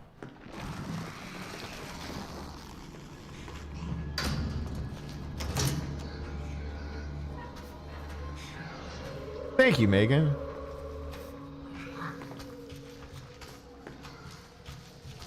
If you actually had me with a small loan of $1 million, I'd do my best, invest well, grow business, shit my pants the whole time. I'm gonna tell you right now, I'm gonna invest most of it, but I'm gonna buy a fucking house to live in. because I'm gonna name my rat. I'm just gonna name the rat. They won't come out and take care of the rat. Guess what? COVID's more important than making sure that a rat that carries diseases is out of your house. But I'm not allowed to take it out myself, even though I've tried to stab that shit. When I see it running, I've never realized how fast I can still draw a knife and try to have it into the ground. I've cut part of its tail off, and that's I want that fucker out. And now I'm just thinking about naming him. Maybe I'll just name him. Michael. Here's the channel. Finish the MBA. I'll fix it. Oh God.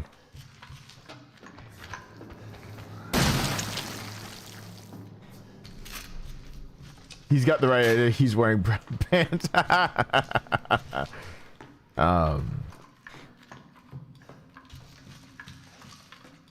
As long as you start and end the live statics the way you usually do. Yeah, so and again, Talion, the way that I did those was that I start the streams the way I normally start streams. And I started, but then like if this were like a one of those times, oh God, I've had the clock pause this whole time. So if it was one of those streams, like I would have been talking to, we would have been on this screen. I would have been like, oh yeah, and I would have opened Mary's package and everything. I would talk to you guys, and then I would come on over here. Everything would go off the screen. I'd be like, okay, I gotta get my face straight, and then I'd have to like act like it's an actual static video, and I'd have to just do the whole, and then be. Hello everyone, I'm Darkness and welcome to Resident Evil. Ethan Must Die. Thank you so much for joining me. We're gonna keep on going in, and then I go play the game. And then I play and then be like, all right. And then I tried to go where there'd be a natural transition. I just pause the game, and at that point, at like 30 minutes in, I'd be over here and be like, oh my God! Whatever happened, whatever big thing, I'd just be like, and if it's a really big thing, I'd come over to this screen anyway. I'd just like, meet me at camera 2. Like if something big happened in Beyond Two Souls and I'm just like, oh my God, I don't care if it's a rough cut between them. I just come over to this screen and be like, we gotta talk now. But it's just me trying to follow YouTube's thing so I can actually post the videos later. That's what I did with Parasite Eve. So before I stream more Parasite Eve, to follow YouTube's rules, I'll release the 3 Parasite Eve videos I've already done. So you'll see what happens at the very end. Talion, if you want to see what that ends up looking up, scroll up in the Discord until you see the thumbnails for Parasite Eve. And it's still, the third one, at least the third one, is still unedited technically. You'll see the full live stream, and you'll see what I do. You'll see that I cut into serious mode, and it doesn't stay serious long. And then I cut back over. You can see what I do, and then you'll see how I can take that video and make it look like I pre-recorded it over there, but I'm doing it live. But I got to talk to everyone during Parasite Eve the whole damn time. And if someone brought up a good point and I caught it out of the corner of my eye, I just addressed it. But I addressed it as if I addressed you guys, as if you guys would able to ask me questions live. So it was just mostly I didn't stop and say this shit.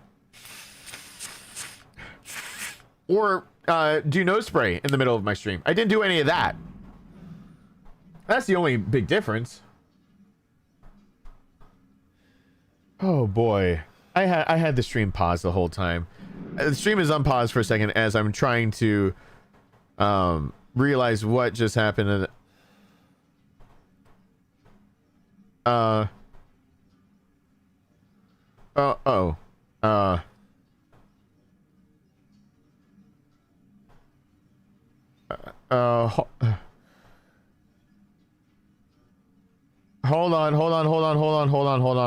on. And good. All right. Just noticed something. And I'm good. All right.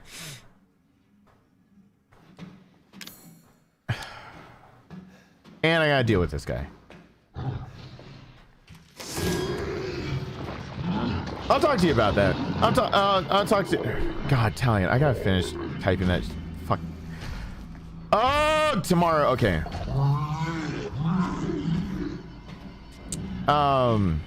Tomorrow I'm gonna dedicate my morning after I take my my Rowan to school. Yep, there we go. Bye Navi. After I take Rowan to school, I'm gonna dedicate my morning to talking to the business that I need to talk to. Wait, tomorrow's Sunday. Is tomorrow Sunday? Shit. Yeah, I don't have to take him to school. I just make him breakfast and I'll dedicate my morning to, I'll bust out my laptop and respond to emails, respond to people who are trying to get a hold of me, and I'll write finished messages and stuff like that. So I'll actually get to responding to people and stuff. I forgot tomorrow. Yeah, tomorrow I have to deal with that company. So tomorrow, for you guys to know, tomorrow's the real make or break company of really if this company I'm going to be an affiliate with them. And if I am, all of your electronic and music needs, I'll encourage you to go over to them for.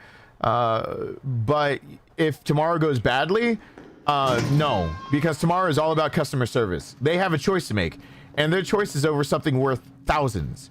So if they can't handle, I've had them handle something that's worth $100, $200 now.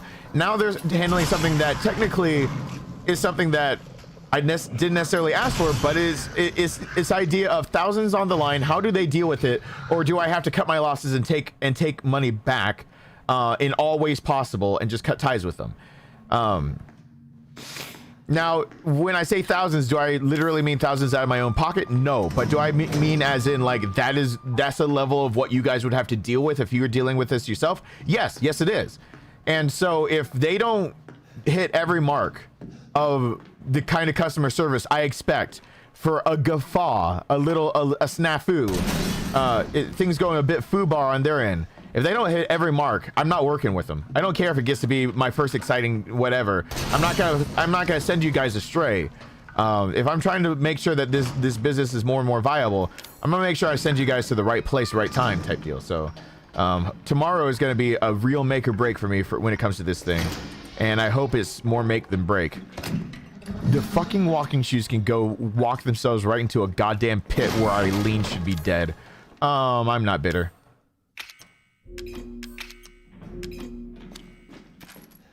Why I thought of Eileen being dead immediately means how much Silent Hill 4 affected me. I'm gonna feed you, baby birds. Yeah, I will. I keep forgetting that I said that so many times. I keep forgetting I say all of that. I keep forgetting the baby birds. I keep forgetting the good. I keep forgetting. People commented on those videos saying I was like the Bob Ross of all that. And said like, you know, but it's okay. Like people were like, watch it, say they put it on repeat because they like hearing me say like, oh, I'll be okay. But I did not realize, I don't know what came over me. I didn't really realize I had said all that because when I edit my videos, I listen to myself as little as possible. I hate my own voice. I think it's awful and stupid, and why would anyone listen to my channel?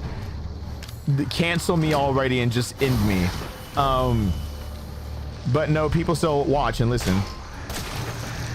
All right, he's taking it to the face.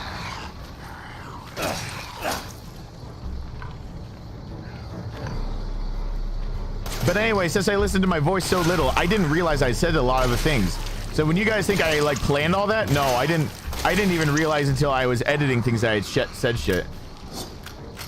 They're great videos. There'd be more of them if people stopped getting up my ass. And by the time I made those videos, I almost had 1,000 static videos on my channel. I was struggling with static videos being on my channel because they weren't making anything. But I almost had up 1,000. I have great playthroughs of a lot of games that I wanted to continue, and a lot of games that I finished out that were amazing games. And everyone forgot that Resident Evil was not my whole goddamn life. So there would be more of those guys if people would have just shut the fuck up. I had so much fun with Resident Evil 2 doing all the challenges for myself. I had so much fun. And people ruined it. Like, they ruined everything. There's only so much I could do before. Like, I'm willing to go back and do a few challenge runs very soon for Resident Evil 2 and Resident Evil 3. But it's just because I thought of one or two unique challenges that I haven't done before. And guess what? I've played the game hundreds of times. So me thinking of a unique challenge is really hard for me to do. If people would have just shut up and actually appreciated other things I had done other than that, then I would have kept doing more Resident Evil stuff. But people didn't, so I was like, fuck that noise. So it's people basically drove me into like I love-hate relationship with it.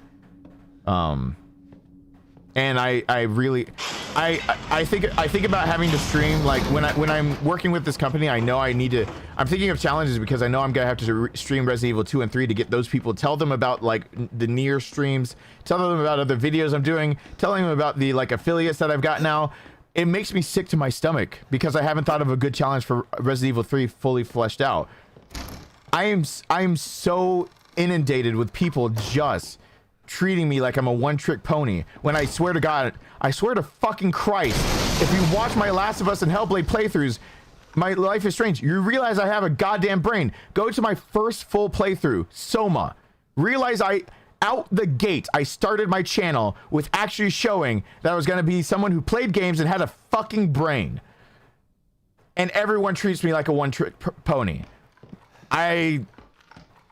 If they would have just anything else for anything else I had done, you would have had every man's analysis, not just for Resident Evil, other games, for Last of Us and stuff like that. You'd have other guides out and everything that Until Dawn, yep. But once people treated me like I was just one thing and then negated everything else I had done over that one thing, and then YouTube even told me, hey, you did this one thing, you should totally just invest in all of this. This is the same guy who turned down a full ride to an Ivy League college because they wanted to turn me playing violin into feeling like a job when it was always a joy to me. A full ride to a college that usually per semester can cost around 6 figures. I could have gone to for free if I would just have played violin for them. You're talking to the same guy that can look at having $500,000 just given to him to go to college. And I said no, because you're taking the fun out of something I find joy in. If I can do that to $500,000, I sure as fucking hell can do that to Resident Evil. So trust me when I say, when people will start ruining it for me, I can turn my back on something that I previously think is fun. Do I still really like the lore of Resident Evil? Do I like the science that it matches now a normal day? Do I like the fact that like in 98 and 96 when they're making these things, they didn't realize the CRISPR process, we'd be able to recreate the T-virus in the labs today? Do I like all that stuff? Yes. Do I like breaking all that down? Yes. Do I like horror games? Yes, I really do like horror games. Do I like people shoving it down my goddamn throat and treating me like I'm a one-trick pony when my whole life I have been a jack of all trades and basically anything you put in front of me I can accomplish? There's really never been anything you can put in front of me that I cannot get done given enough time, or not even given enough time, just given the opportunity. No. I applied for an IT job that I had no idea how to code, no idea how to build a web page, how to deal with a web server, how to do anything. A week later, when I got a second interview for the archives, for the 4th floor, working for their IT, but the archives department of needing to build a website, needing to know HTML, CSS, knowing how to work databases, everything. In a week's time, what takes usually people about a year to 2 to learn the fundamentals and front to back, I was able to demonstrate for them on the spot. I'm not perfect at it. My biggest strength is basically being able to learn super fast. My weakness is then taking it to a proficiency that is really, really high, but I can learn things really, really fast. And that's like a blessing and a curse type deal, because then people expect a lot out of you and then you stagnate and you hit a wall because you're like, now I've got to really study. So like I can be way better than average, but then people expect me to be a professional and I'm like, give me more time, please. I need a little bit more time. I need a little bit more time, please. So, but one of the only things ever in my life that I could truly say I became a professional, and you could put me against the greatest in the world and I could not only compete but win against them, was violin. And that was about $500,000 of never needing to pay for school. I go to an Ivy League college. I get to have my psychology degree from an Ivy League college, basically putting on a resume saying I came from an Ivy League college and I'll hold like at least a 3.5 average, if not higher. Who wouldn't take that? I didn't, because I had fun playing violin. They took the fun away. So yeah, when I get the deal done, I have a challenge for Resident Evil 2 that I think I'd find fun. Resident Evil 3, I think I'm trying. I have it half fleshed out, but I've done every conceivable challenge, including like lack of steps, lack of ammo, knife only, lack of steps and knife only. And when you swing your knife, you take it for every 4 knife swipes, you take 5 steps. So you like swiping your knife makes you take steps. Every challenge you've ever seen on YouTube, and I literally mean every challenge run, every single one ever on YouTube for Resident Evil 2. I most likely did it first. I had the YouTuber that you know did it. People want to quote somebody. Don't fucking say his name, because I'm not sitting here like pushing a, but I had somebody ask permission. His name starts with a D. Yes, he does challenge runs for Resident Evil. He wrote me telling me he did his challenge runs based on my Everyman's Guide, asked permission to use some of my runs for the basis of his stuff. I've had people who speed run the game ask permission to use my techniques because they realize I didn't take anyone else's technique. I figured it out on my own. And I literally mean every challenge run you've ever seen done so far as anything done, I've done it on this channel. So it was really hard for me to think of anything new to do with Resident Evil 2. And still, after thousands of hours of playing the game, people want more of it, like I haven't done it all. That's what gets to me. Because that's where Talion, like when Talion came and saved me for something like that, of being able to play Nier Automata, something that I got blue balled on 2.5 years ago because people ignored it. Yeah, I've got a brain. I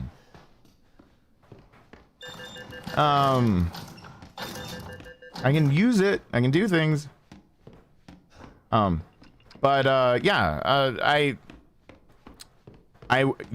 those who know, all Resident Evil games that come out, I will play. I am looking forward to Resident Evil 8. I will not talk about it at all, just like I won't talk about any other game that comes out at all. Why? Because I don't want it spoiled for myself. I don't want to look forward to, like, I don't want to like hype myself up and then be let down. I don't want to hype myself down and be like, and then miss something. I want it for what it is. When it comes out, I'll enjoy it. I like the demo. I'll like whatever comes out. For people who keep up with things and keep the hype going too high, you ruin games for yourself. You really do. The reason why I play Ethan Must Die all the time, this is a randomizer that was built into the game. Why Capcom doesn't do this more often, I have no fucking idea. A randomizer built into the game is like asking for me to play it a bajillion times over. I love it. I love it. I really do. I love the idea that like there's a randomizer built into this game, and I just play it and there's a randomizer.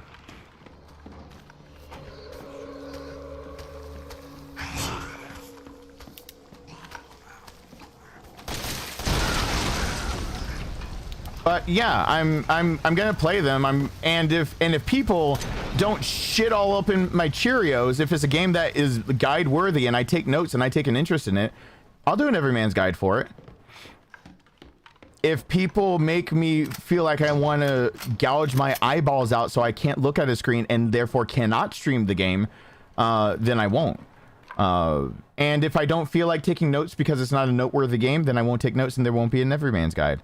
I think everyone also forgets that in the Everyman's Guide, it was just my notes. That's all it was. It's my notes. It was my notes for how to play the game. I took notes.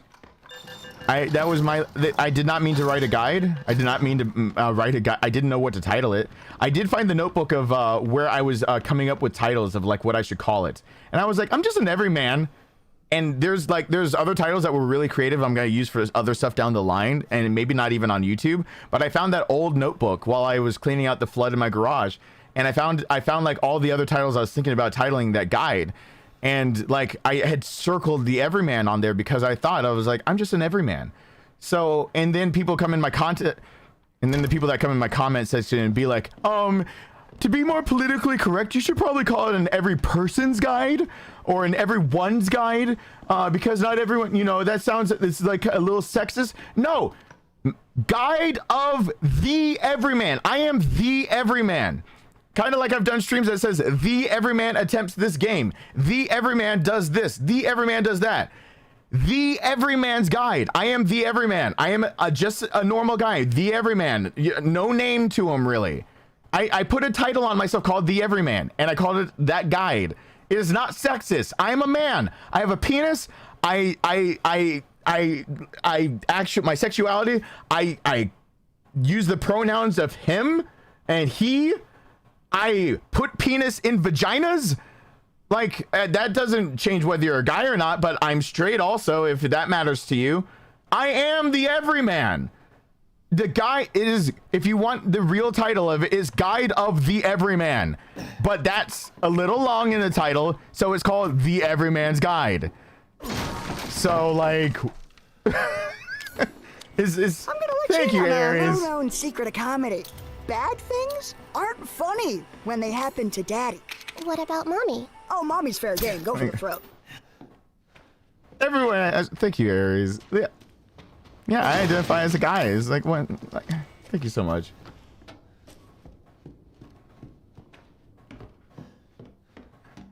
Yeah, Sean, basically. It's ridiculous. See my comment section, how many times I've had to... Somebody else go dive in my goddamn comments and see how awful it is. The most... Oh, yeah! Oh! I forgot we're gonna do that. Everyone get prepared. Now, I'm only going to choose quotes that... So, if you quote a song and an artist, it has to apply somehow. I gotta be able to randomly choose a line from the song that applies to a YouTube comment, but we're gonna do that again at the very end of the stream.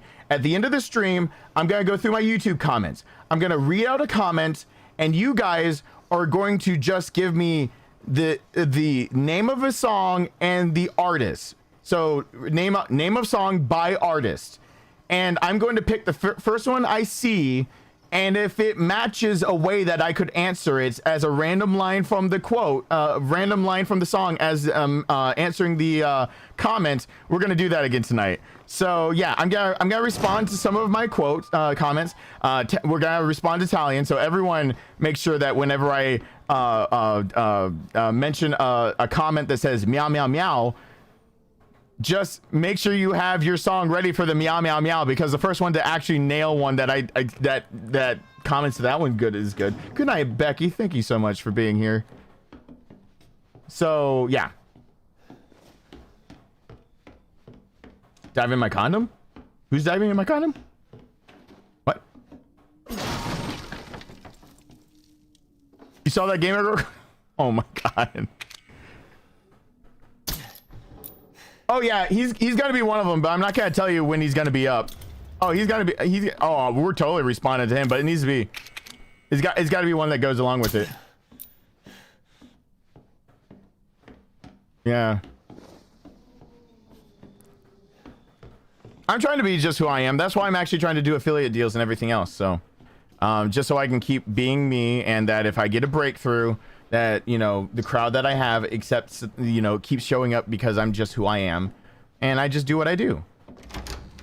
Please, if you haven't showed up to a near stream, even if you don't think you get the game, you've been missing out on a truly wonderful experience. It's been filled with tears, but man, it's a, like, if you start even now, you're gonna hear by the end of it a breakdown of the game from start to finish. And you're going to hear somebody who's willing to read. I've got 5 books ready to read after I'm finished with how much I'm going to play the game. So if I need to replay the game at all, after that, I'll read all 5 of those books I have. So you're going to hear somebody that can theorize, hypothesize, and like just think about the game in that sense. And then I'm going to come back and talk about it even more. So even if you're new to it, Nier Automata has just been a roller coaster of emotions, a ride. It's been amazing. It's beautiful to watch. It's an existential crisis waiting to happen, and it's just an amazing game.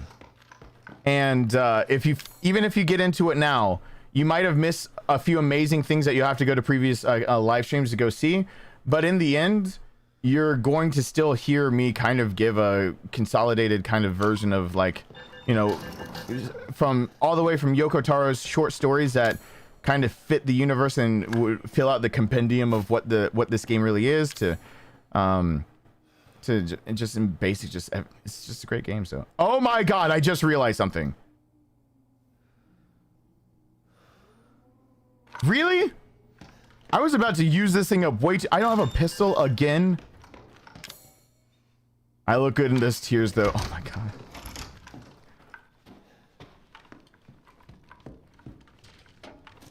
Uh-oh. Son of a whore. Are you kidding me? So I've got the shotgun, I've got this. Okay, I can do it. I don't have the flamethrower either though, so. This is bullshit. Did I overlook? This is garbage. I just realized how garbage this run is. Oh god, I just realized it's garbage. Jeffrey, you desperately want to hear that paper, don't you? You desperately want to hear that paper. I know you do. We would like to buy one child, please. Have I seen Valheim? Is that a show? I haven't watched much TV lately. I haven't had time. I've been working a lot. Even on days I'm not on here, I'm on my feet and doing a lot of work. I've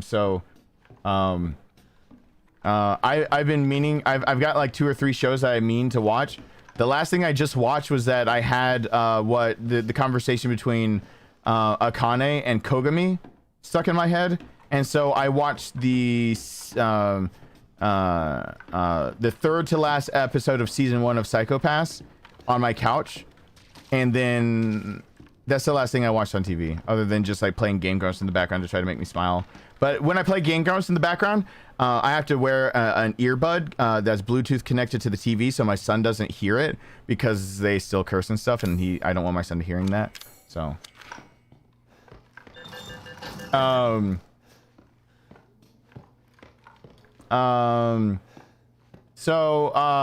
the Everman Jeffrey, you're never gonna let that go, are you? Wait, what does sarcasm say? The Everman teaches how to be a rejected Chippendale stripper. I've ended up playing more RE2 because I was kind of forced into the. Which one do I enjoy more? RE7. Ethan Must Die. What I'm playing right now. I wasn't forced into playing this. I love this game. Honestly, Capcom, get your shit together. Put randomizers in your games. People like me love this shit. Well, I eat this up. I love this.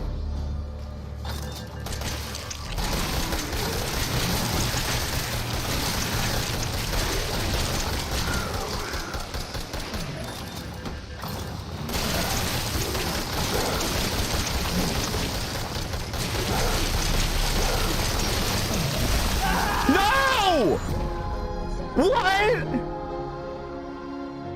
I had a stabilizer and that I'm calling shenanigans. Was I hurt? Did I take damage I didn't know? Oh. The puke didn't kill me. Oh, the puke knocked me into the machine gun. One stray round got me. He was actually off to the side. Damn it. My longest streak is just 1 win tonight. It doesn't matter. I've been talking to you guys more. The Everman's Guide to an Oopsie Orgy. That hurt mine too. The puke pushed me into it. With a steroid in me, the puke can't kill you. Even without a steroid, the puke can't kill you. So, oops. I accidentally got thrown up on and got pushed into the turret. Whoops.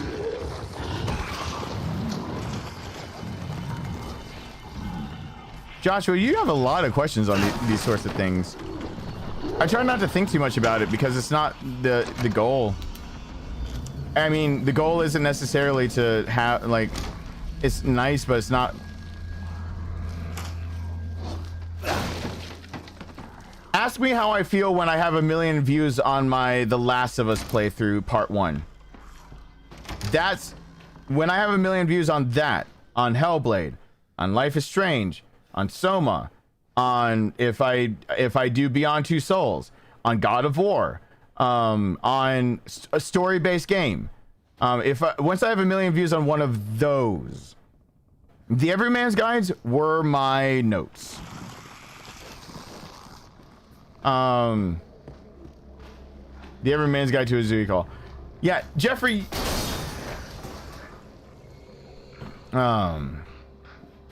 Yeah, more views is more trolls and headaches, basically. Yeah. Ask me to one of the ones that, yeah. When I get 1 million views on, like, you know, The Last of Us Part 1, and people actually realize that there's a gamer out there that went into a blind, did it best. You know the one I hate getting called out most for? Okay, there's one part where a sniper pins you down, What the fuck, people? Why do you clog up my goddamn comment section with asking me how could I call if a sniper was? Are you kidding me?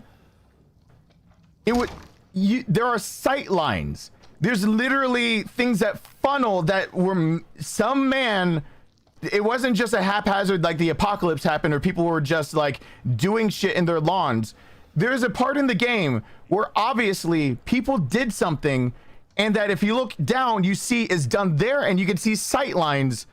And I noticed it, and I was like, "That's an ambush." And I've been that and another part of the parts I've been called out the most on, and that I had to cheat to know that happened. And I was like, "Are you guys stupid?" Are like when the people that comment that I respond to them, and I say I'm just observant. If they say anything else, I erase their comment. That means that there's only like 2 or 3 of those kind of comments remaining, and I've erased the rest of them. I'm like, oh, yeah, they funnel you. They do. All I did was I observed my surroundings and realized, oh God. I realized I saw a perch and I saw a funnel, and I was like, I don't want that. Hey, hey, Bernard, what's going on? I'm sorry you're gonna need that guide, but I've gone through hundreds of streams of why I've probably will never release the Claire B guide, even though I've done it now 3 times. Once a corrupted copy, once you can hear that I just hate life, and the 3rd one is actually finished. I will probably never be releasing Claire B. For reasons that have been mentioned many times already, even on this stream. I feel like a broken record when I turn on Resident Evil. I need to stop. I need to, oh, how about we just do that? I need to pee. I need to get more water because I am still sick and probably a little feverish. And I'm going to make a new command called that's called Resident Evil from Nightbot. Honestly, guys, I love this game because it randomizes. I don't like my whole, I want to have conversations with you guys about like, does somebody want to bring up something theoretical about like one of the last times we brought up Nier Automata? Like Talion asked me that by that point in the game, I know it would be kind of a spoiler, but he asked me about like that. How about, can we talk about what comprises the human soul? Does somebody like want to know about like what do we consider life?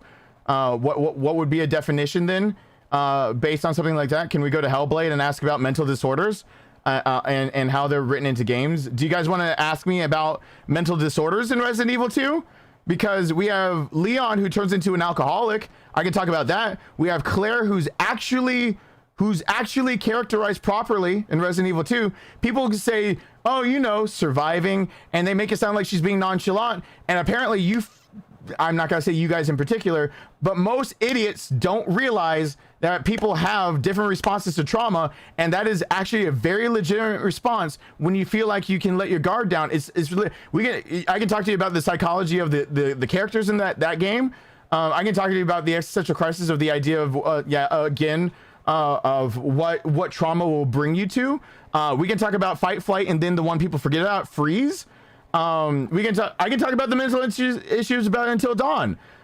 We can talk about the growth and build of like we can go back to, and I'll talk about God of War, what I know about it yet. Don't spoil anything. You can ask me everything if you watch my playthrough of it. You can ask me about I don't know anything. I'll talk about so many different things. Yeah.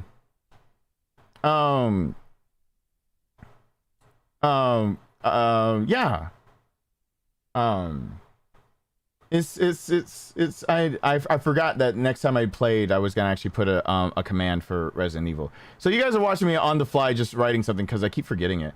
I was just gonna write a command saying that like in general Resident Evil, it's just gonna be Resident Evil. I wanted to just I should do it RE, but RE8 is already, no, I'll just do it RE. Exclamation RE. I don't know what I had it like typed out before, like what it should be.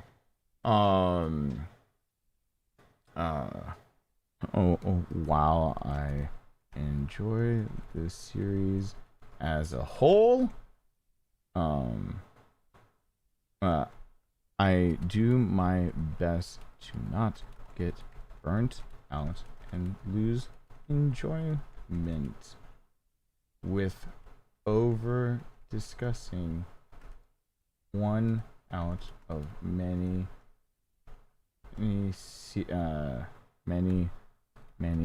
series I've played. I'm sorry if this means your comment goes unanswered. Okay, I think I got it.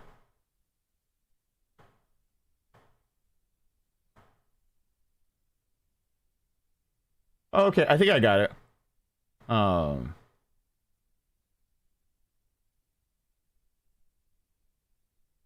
Okay.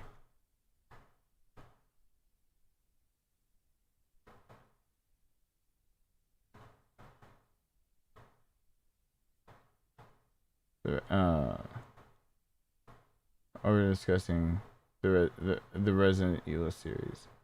Yeah, with how does this say?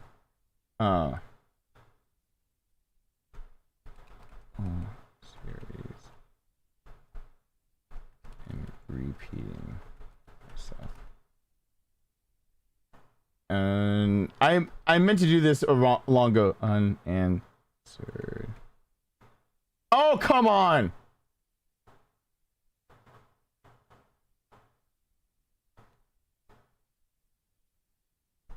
Oh.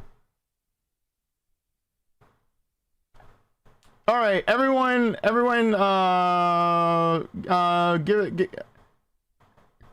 it a test run. Give it a test run. It's up now. Exclamation point RE, and then I'm getting some water. Do exclamation point RE. Oh, I'll hit that in a second, Christopher Kumata. Let's see.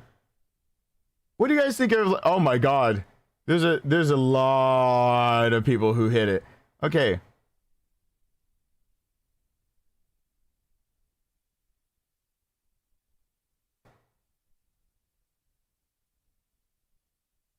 So that's what Nightbot says. How does that sound? Does that sound decent?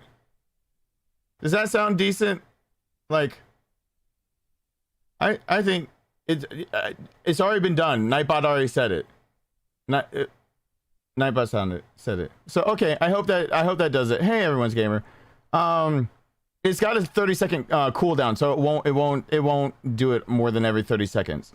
So okay, so there, for people who ask about RE8. There's that. And then the last one I meant to make was basically copy RE8 and talk about RE4 because people, and I'm gonna put that on there. And then there's RE4 was gonna be another one, which you don't have to test out because I know works just fine. Of RE4.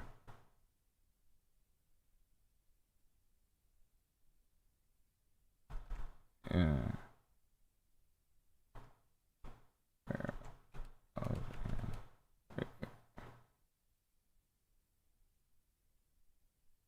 In 2020, is RE4 remake pushed back to 2023?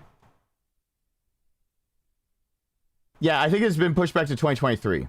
So there's RE4, and finally I think so RE in general, RE4, RE8, and I thought there was one other that I was gonna cover. No.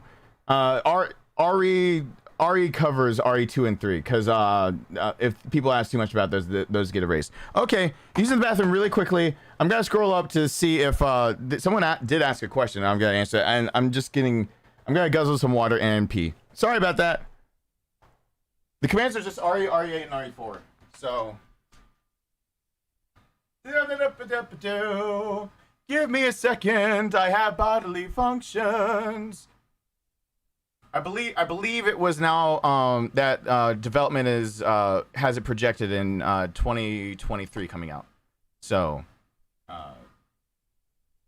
I'll stick with 2023 for right now. So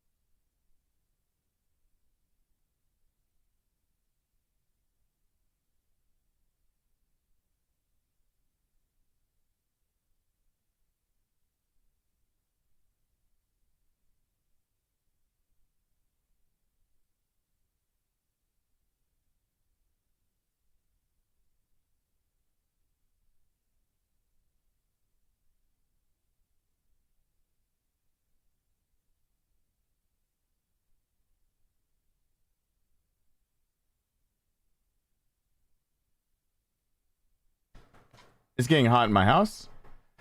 Okay, so by the way, I'm just getting up for a second. We're, by the way, we are we lose an hour in on my coast in 45 minutes.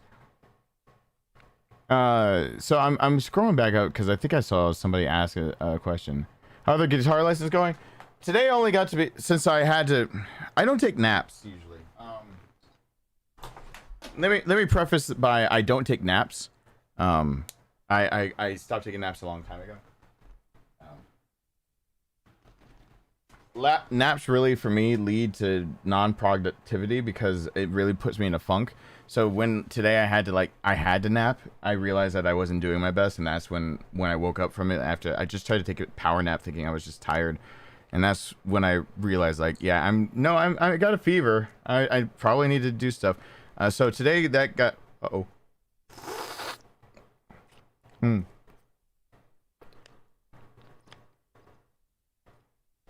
that got in the way. How are lessons going? Well, it just so happens that ironically, some of the songs that I now know in the background is that so I have a few books I have on my own for guitar lessons. So, and by the way, for those that didn't know, like I've got my guitar is right here that I'm just like, oh yeah, this is the one that I've been on the most. That I even told the company I'm working with, like I'm thrashing it into the ground already. I've already where's the new picks that came in, because I have my old Fender triangle picks, and then I have Dunlops. And by the way, if you wonder, like, professional guitarists that talk about being on stage and you think this looks weird, no, this is the shit that most of them are using. It's a little bit more grip surface and everything. When I'm sitting over here just doing really like, it sounds boring shit. I have a deck of cards that's kind of like learning the fretboard, learning basically basic music theory, your circles, your arpeggios, your key signatures, because most guitarists forget that there's a key signature to things.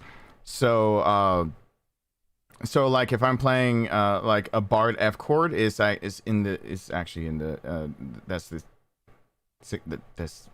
F major key, F major scale that you're building it off of, and you're building your bases off the first, the third, and the fifth, stuff like that. And so they kind of forget like what leads into whatever. I've got a book about progressions and different like genres and everything, and that's been helping me out because I have a few riffs in my head that have been stuck for a while. But the most boring stuff is that that they really think of from either that deck of cards where I'm just on the couch like flipping it over, and it's like every single place on up to the 12th fret on all 6 strings that you can play an A. Like, and trying to being able to name it off in my head right then and there and flip the card over to see if I'm right.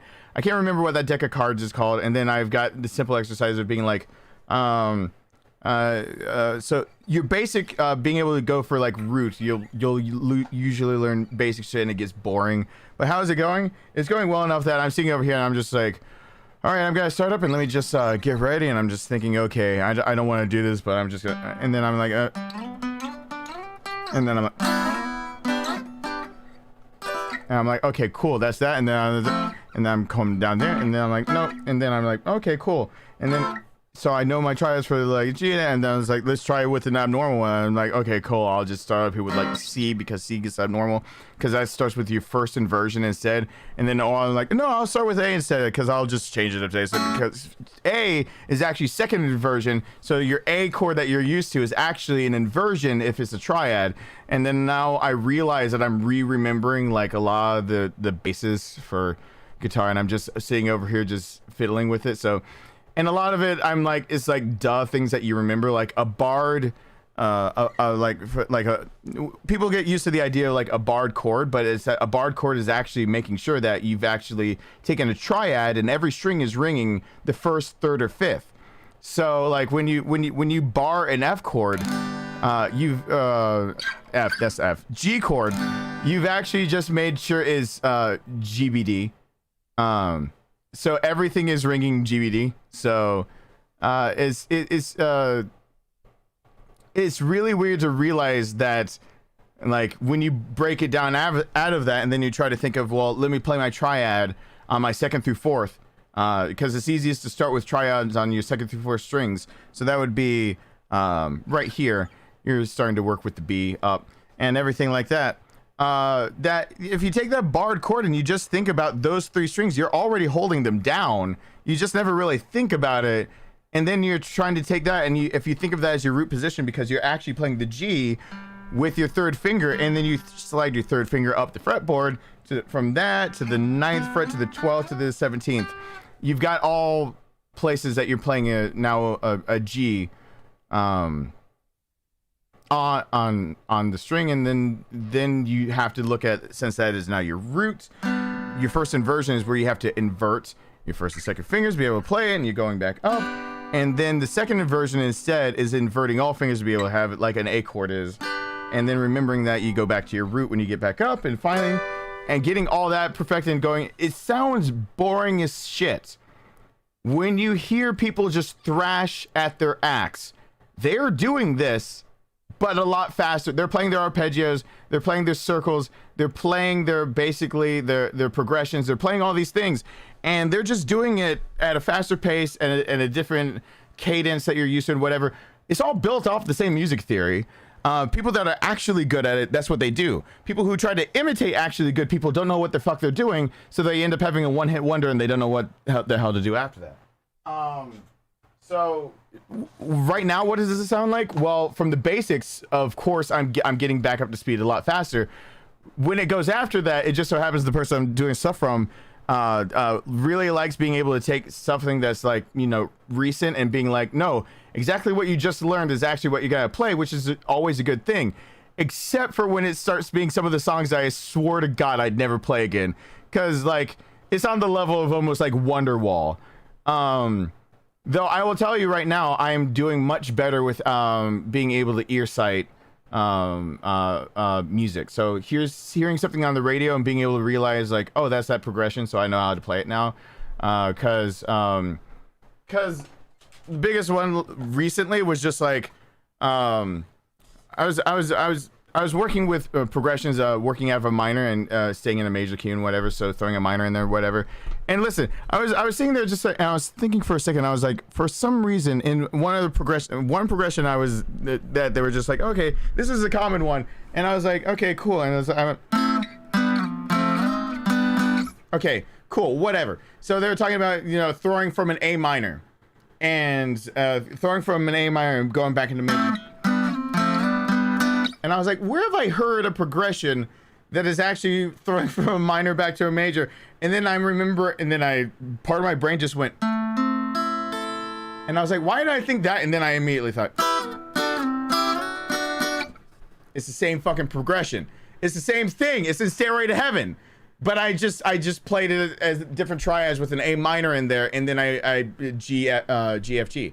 So like, I'm starting to hear stuff like that, but then I go over there, and I'm playing something like that, and I let it ring true, and I accidentally hit the E, and I was like, I know that. That's a song that everyone should. And I was like, what if I had just carried that over to a C? Oh, that's Jumper, isn't it? You would cut ties with all the lies that you've been living in. Yeah, and I was like, oh shit, yeah, I'm starting to hear the songs again. And then I was like, don't I remember the tabs having this crazy like B sustained 7 or something like for whatever? No, he didn't really write that well. So I was like, what does it actually sound like when like in that one part when it goes from, you can tell that it goes from like an A minor or something, and then like I was like, I wonder what he would actually raise up to, and I was just like, I think he would just actually take it up. I think he would just take that B up and actually not worry about what is sustained or anything. I was like, oh yeah, that rings true, yeah. And then return back to the C, and now you're back to your, okay, cool. So now it's an easy progression. And I was like, okay, cool. I remember Jumper now, but I remember it the proper way because that's never how I played it when I was younger, because the tabs didn't say it. But like, you know, I'm just relearning basics, and then you run into something, and you're like, I remember that song, and now I remember Jumper, and I'm like, cool. Third Eye Blind. Everyone loves Third Eye Blind.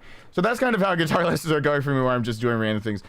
Since you brought it up, do you think 9S and 2B could be considered have their own souls? Same soul when they are brought back in a new body. I'm gonna get to that. I'm gonna get to that one. So yeah. So Stephen Ori, thank you for subbing on by. I hate Wonderwall because I've been in several bands. In fact, 2 streams ago, somebody stopped by and said, let themselves know, Jonathan Williams, the one that I was in the picture with, he stopped by a stream and he commented on the community post I made of my son having his guitar. And he asked, he said, you probably won't remember me, but we were in a band when we were younger. And he was just like, glad to see all that. And I actually got to see, the kid that I showed you a picture of me having my first guitar singing next to another kid. That other kid, he commented on he found me, he commented on that post and everything. So since that young, I've actually been playing guitar and I've been in things and whatever, blah, blah, blah. I hate songs that people request all the time because I hate playing them all the time. Because they're usually simple, basic bitch. You use your cowboy chords, you get through them, and it's whatever songs. And it's just like, it gets over requested.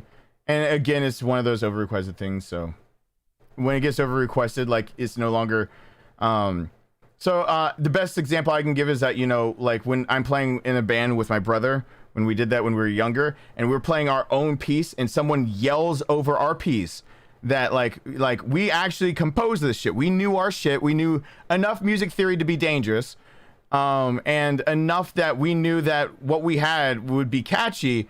And someone from the back is doing something like, play Wonderwall, play Freebird, stuff like that. You start to hate those songs. So anyone that's been in a band knows exactly what I'm talking. You just start to hate them, not because of the song, but because when you're an actual writer, when you actually start writing your own stuff, and you're just like, you're sitting with this like lick in your head for like a month or two, and you just like, I went to my brother one time, and I was just like, I can't get this out, and he's like, we'll put that on the back burner, and we started going on something else and writing something else, and I was like, I can write that into that, like, no, that sounds perfect with this. And so like he pulls out the bass guitar instead and puts on the bass line for me, and I'm starting to think, no, not 3/4, 4/4 for this. Put that in 4/4, and then like we're going back between, like, now we're changing like what key are we gonna be in, what time signature are we gonna be in, and we're bouncing back and forth, and we're trying to just like, because it sounds right but it doesn't, we're kind of trying to figure out how to basically have a better resonance with kind of like I forgot what it's called. I just forgot some of my music. What basically the conclusion of a song when when usually it's a transition, but now it's a conclusion to a song. So like if I played a string of chords where you would hear me play it over and over, and you hear me like start playing, and then it moves to there. So there's a progression there. So that would be. But to move now to the next part of that song, it's actually, you would actually flip it and you'd make it so. To just show you, and I can't remember what I need to go back to. My book says it right there. It's open to the page, but it's instead of actually sliding up, sliding down, right, because the next progression of that song is actually to come back down the scale and go from there to there to there instead of there and moving up. How do you actually transition out of that? It's actually you throw in a minor. That minor right there. Well, actually, you can end the whole song on that one because you usually use something that you've already used as a transition, as something that resonates and ends well for something like that. So usually that song actually.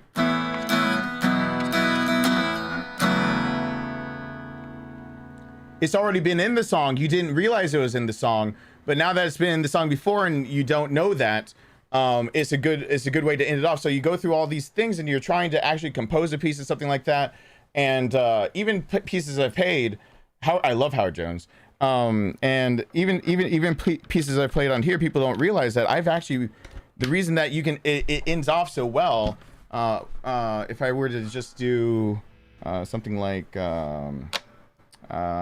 let's hit something more pure, and let's be up here. Let's see it. Did I charge the battery before? I don't think I charged the battery. Oh yeah, I did. There it is. So like if you guys have heard me play one song over and over. So that frail.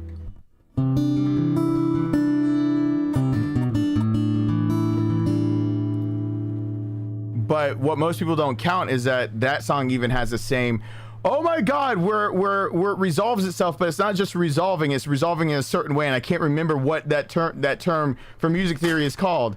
But literally when it resolves in a certain way, you're usually looking for something that's already been the song as a transition, but you didn't emphasize it as a transition.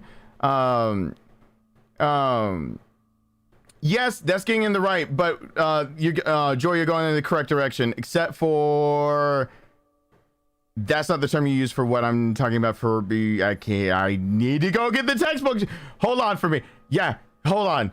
I need to get back to the game because I was just explaining that hold on. I said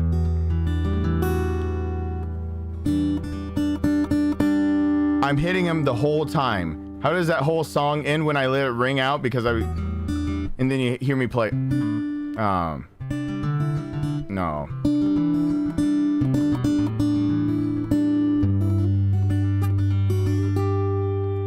Okay.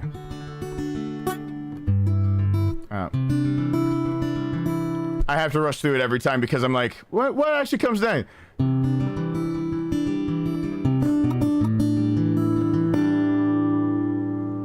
That's how it ends before it returns and repeats the verse.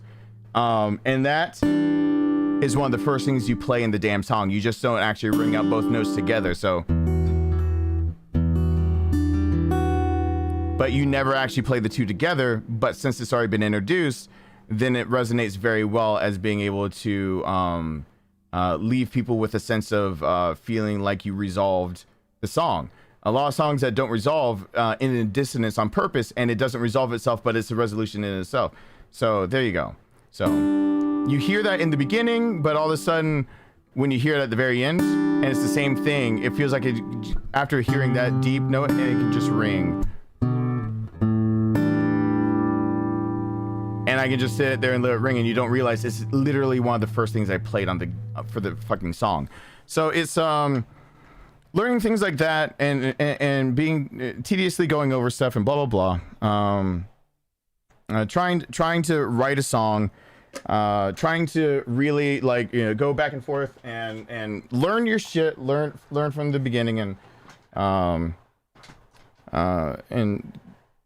and doing your best. Only for someone to scream Wonderwall will make you fucking hate Wonderwall. So, I love Howard Jones. There's more and more stuff that you'll hear me play. Roxanne has actually not been played for a bit right now because they're trying to find me a new Roxanne. The angle of Gibson necks actually made my has a crack near at the neck near the fretboard, and so on a new guitar that's a no-no, and so they've been trying to find a replacement. If they can't, what's going to end up happening is that they've got like another week to find one, and otherwise I'm working with the company that I'm working with right now that I'm trying to make everything from electronics to guitars to whatever. I'm gonna return that Roxanne, and I'm gonna get it from the other company because I'm tired of waiting. That guitar is my literal dream guitar, and it's been hanging on a wall because I don't want to beat it up, because I need to give it back to them so they give me the real Roxanne. He's like, you can play into it a bit, and I was like, but I don't want to necessarily, because like it's got buzz to it. I want to actually get it fixed up. I actually want to set it up myself, and on top of that, if I actually kept it, I probably want to have a service done to it that I can't say out loud because it might be one of the things that actually matters. And I want to do all these things, and it's just torturous. Now it's just hanging there because like it gives me the sound I finally wanted for so long. I can't play it. So they got like a week to get their shit together. Luckily for me, I've got the Acoustasonic, and I've got the Strat, and I've got the Takamine to hold me over until that shit gets settled. But that company working with me with the Takamine, that guitar rings true so well. In fact, they worked with me for something that's actually kind of funny. I'll show you guys also on the very end my son's new acoustic guitar. It's a Yamaha APX T2, It's a 3/4 size, and I got it from them that basically as a show of good faith from them. They're working with me with all things considered. But now I've got it, and they have a second one held over for me because that one's going to go to his mom's house. And my son's so excited because he's been playing it. And he's actually, my son can play Blackbird now. He knows his basic, cowboy chords. And I'm teaching him basic strum patterns and actually how to rest. And then I'm getting him set up with lessons and stuff that were free, given to me and everything. And so I've been working with him and stuff that. And do you think the type of guitar makes a difference, or the guitars? They both. They work together. Something happened with Johnny? What's going on? Oh. Well, you can get it. If you got it once, you can get it back. I believe in you. Boom. Sorry about your head. Does the type of guitar make a difference? Yes, in a way. My first guitar was that classical that's hanging right there. And so the first way I was ever trained was classically trained on guitar. That made a difference for me. That made a difference for the sounds I like to hear. I like to hear pure tones. I like to hear, me and finger picking were best buds. Was I ever gonna sit there and listen to Led Zeppelin and be able to pull off what they sounded like? No. Nylon strings cannot sound like Zeppelin. It's not gonna happen. Can you make your own version of that? Yeah. Does it start shaping the way that you kind of hear things? Yes. Does it shape it in a certain way that's that like pigeon toes you into a way that you can never get out of it? No. A guitar is more like they have tools. If I could set somebody up, of course it would be the eternal debate between a Strat and a Tele. But I would set them on one of those and let them just have a decent amp that can actually give them a lot of different sounds. And they'd be able to hear everything from being able to do a pseudo acoustic tone to be able to sound like they're fucking Slash and they're gonna do their 9-minute solo. And anything in between, and just see what they feel like doing. The guitar is not what does it. But the guitar, fucking burner, can have a big ass influence on it. Especially when starting out, because if it's all you've got, then it's all you've got. Chris, the question of Nier can wait for tomorrow. Okay, I can definitely answer it. The music definitely got me back in the groove. Yay!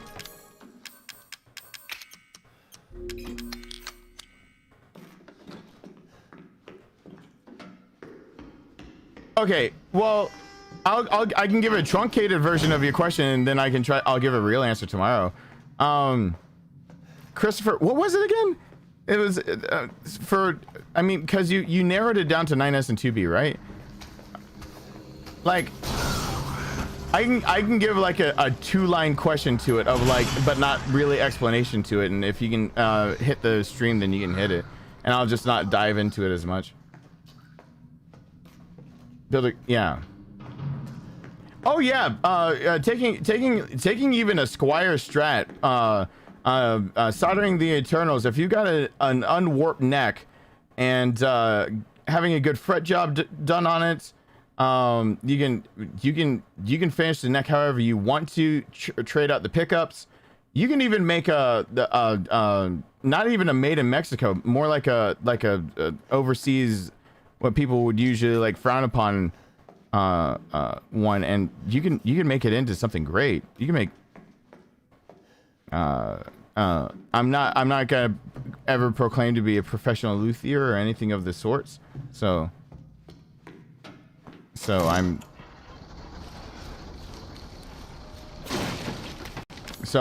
kind of leave a few things outside of my own grasp. There's no rush? Okay.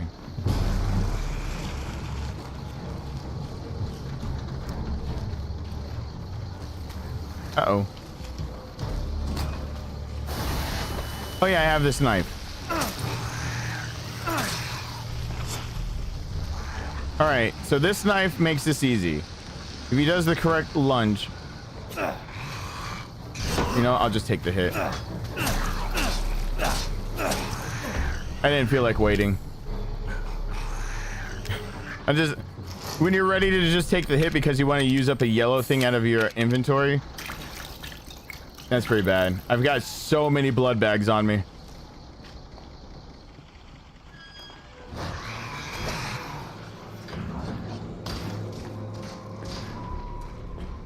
Hey, April, what's going on? Yeah, Pocket, okay, so I know now, like, the sounds that I've always gone for. A Fender HSS Strat,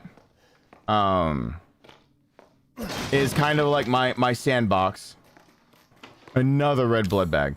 If once you progress from that, I've always gravitated to the Gibson sound of Les Paul was always my dream, but like the SG was when I heard, like, you know, a lot of 60s and 70s bands using it.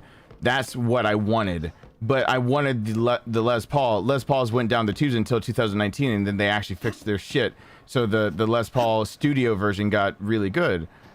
Hey, April. Once again, so the SG got really good again. So I now because of this company and because of trying to work and trying to incorporate music and doing all this stuff, it blew up from just wanting the one thing to, like, I've been able to actually I have a appointment scheduled with my therapist soon, but instead of having multiple appointments scheduled with my therapist, I've got multiple times where I plan on practicing more and more guitar, and that's really therapeutic.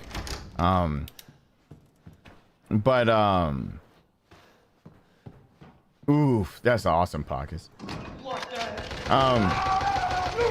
But I now basically have the setup I've always wanted, which is two guitars I never thought of, but I'm not quoting the other one until the company comes through, because if they're really gonna treat me with, like, this kindness and everything, I can't say it, but I've already got basically everything that every sound I want to make, I can make right now. I've got the Acoustasonic, which can do everything from sounding like straight up normal Strat sounds to sounding straight up acoustic to just everything in between. This is an amazingly versatile guitar, and it pairs well with another guitar that I can't mention right now. And then I've got a Fender MIM Strat. It's an HSS Player Series. Because it really is, I don't think I'd ever take a Strat on stage or usually use a Strat.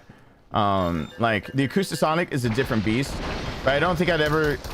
A Strat would be like my backup guitar. I know how to utilize it. I know how to get the sound I'm looking for-ish, but it's not the sound I want. If I'm looking for, like, a harder sound like that, then, like, that's where the Gibson Les Paul comes in. And it's a studio series.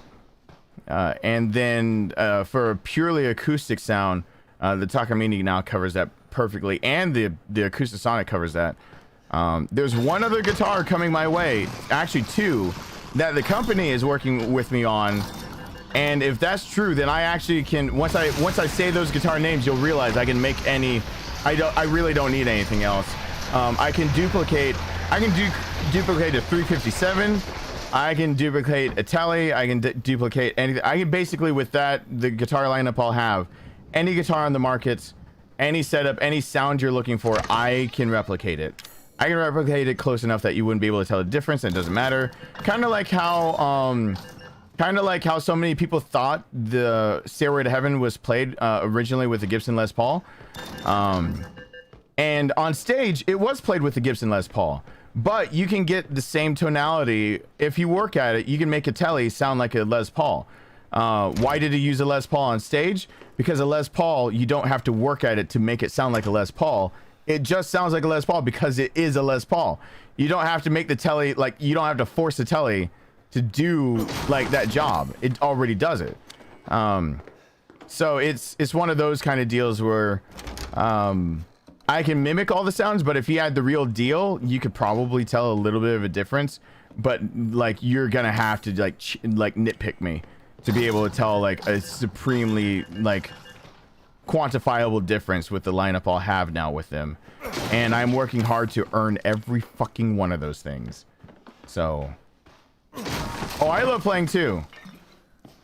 Since I was 8, that like me crying in my room about being picked on, being cast aside because of my race, being poor, feeling like I had no one, nothing, no friends and everything. And then going on and playing some vinyl off of the Beatles and then playing along with it on my classical guitar. Playing along with, literally playing along with old records. And yes, I had cassettes, but I wanted to listen to the crackling of a record and getting that classical and knowing that it doesn't sound like the record, but then feeling like I owned the music somehow.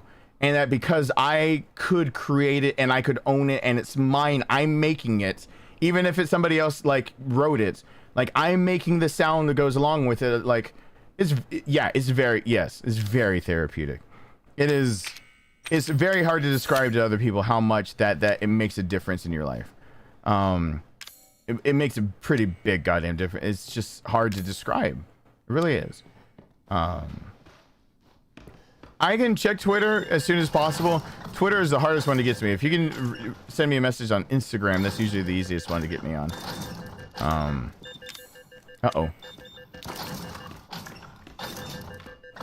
Twitter has about 200 so messages I haven't read. Discord has over 1,000 messages I haven't read. Which is why Discord sometimes can give me anxiety. But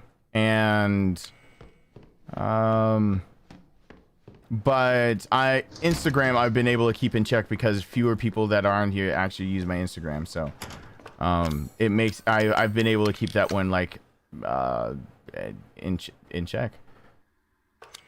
I saw you sent one on Instagram. I saw you talking about. I didn't.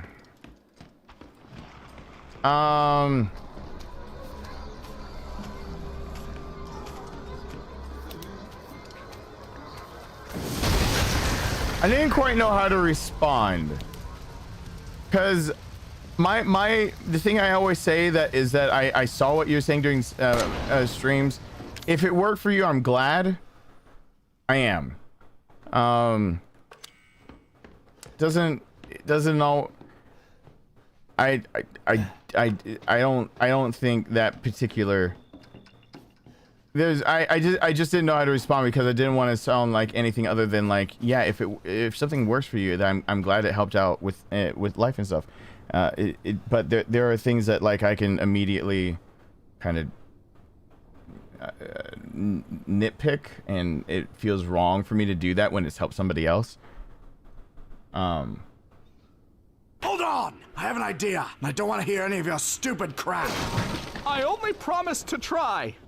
Did you ever make that song you wanted to make in one of the Everyman's guides? I believe you wanted to make the song without using bowls. Also, how you doing? It's been a minute since I turned into a stream. It has been. Everyone hashtag Christopher Golnick. I wanted to make a song. What? Did I say in the Everman's? Which song did I talk about? The My Life, but in song lyrics, like a documentary, but only using my like life as the lyrics for the documentary. I started and then I realized like I have to truncate my life. I got too much. My life is a bit much. I'm a handful. I guess when it comes to that. I actually have looked. I knew what you were talking about the first time around. Because I've butted heads with somebody who's gotten a lecture from the man who wrote that book. And it's because it's a shame that he's using some outdated things, and it makes it so that he's actually giving lectures on a few things that are outdated. And that's why I didn't want to send him it, because I was like, I actually, once I looked it up, I looked at it, I was like, oh, I remember him. He was making money off of lectures, but like he was making some very basic but big time mistakes that like years ago would have been okay, but now aren't. But it's not like this is what I'll have to say about it. that it's not a waste. There's no waste in that. That's not like a wasteful read. Is that a good way to put it? It's not there's no waste in reading that book. It's a good read.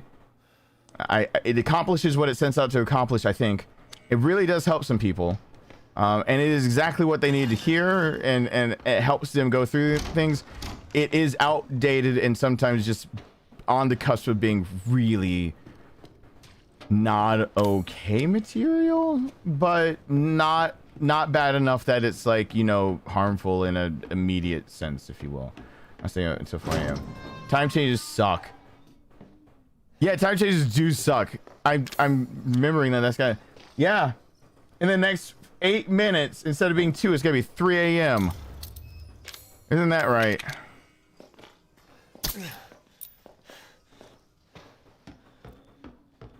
Because that's in particular, there's one discussion about that he brings up in the book that is just scientifically wrong.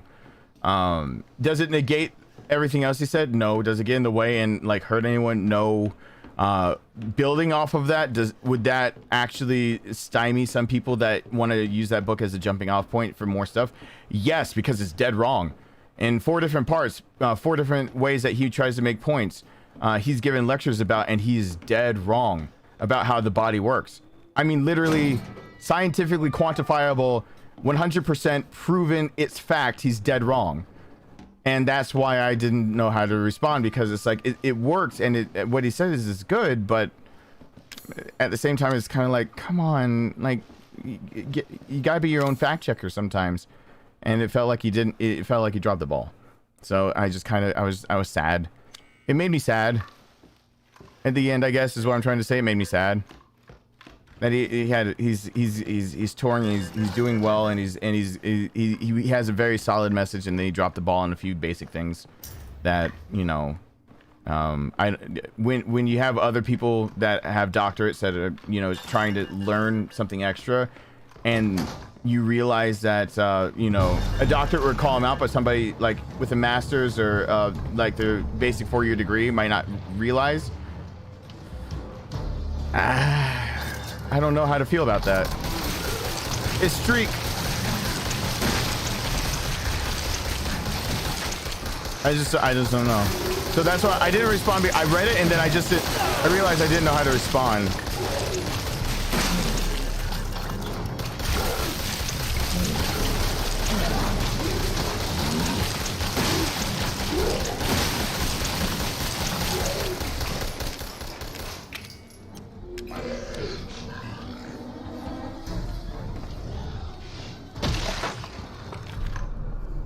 All right, I think I'm gonna keep the Magnum.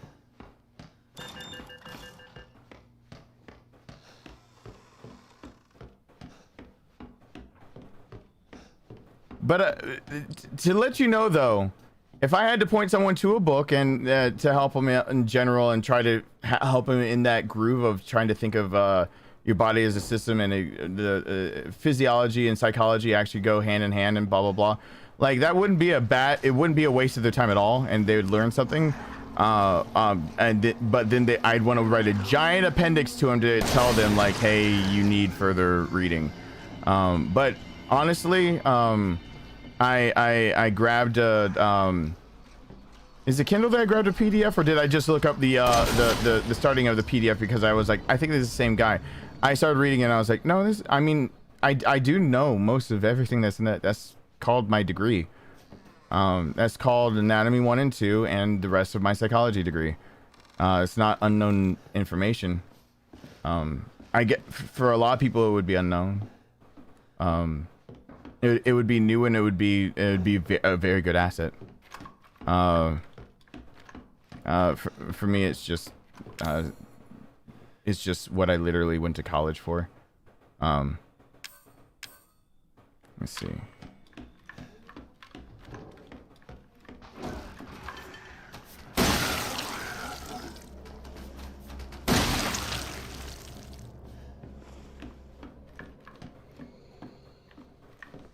Bad boxes do tick. Yup.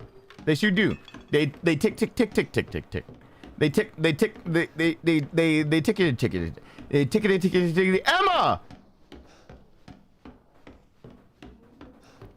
It's my slip and slide rides are showing up. Wow, why did I think of a rhyme for that and it had to end in rides? I need to stick to fire brigade. That's a rhyme scheme that probably should not propagate. Wow.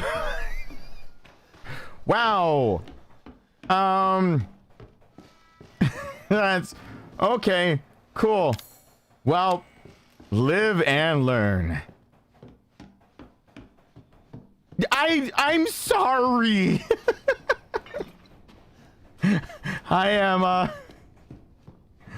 I'm sorry. I know I missed it though. I'm not filmed. I'm filmed. I'm not filtered. Filmed. I suck right now.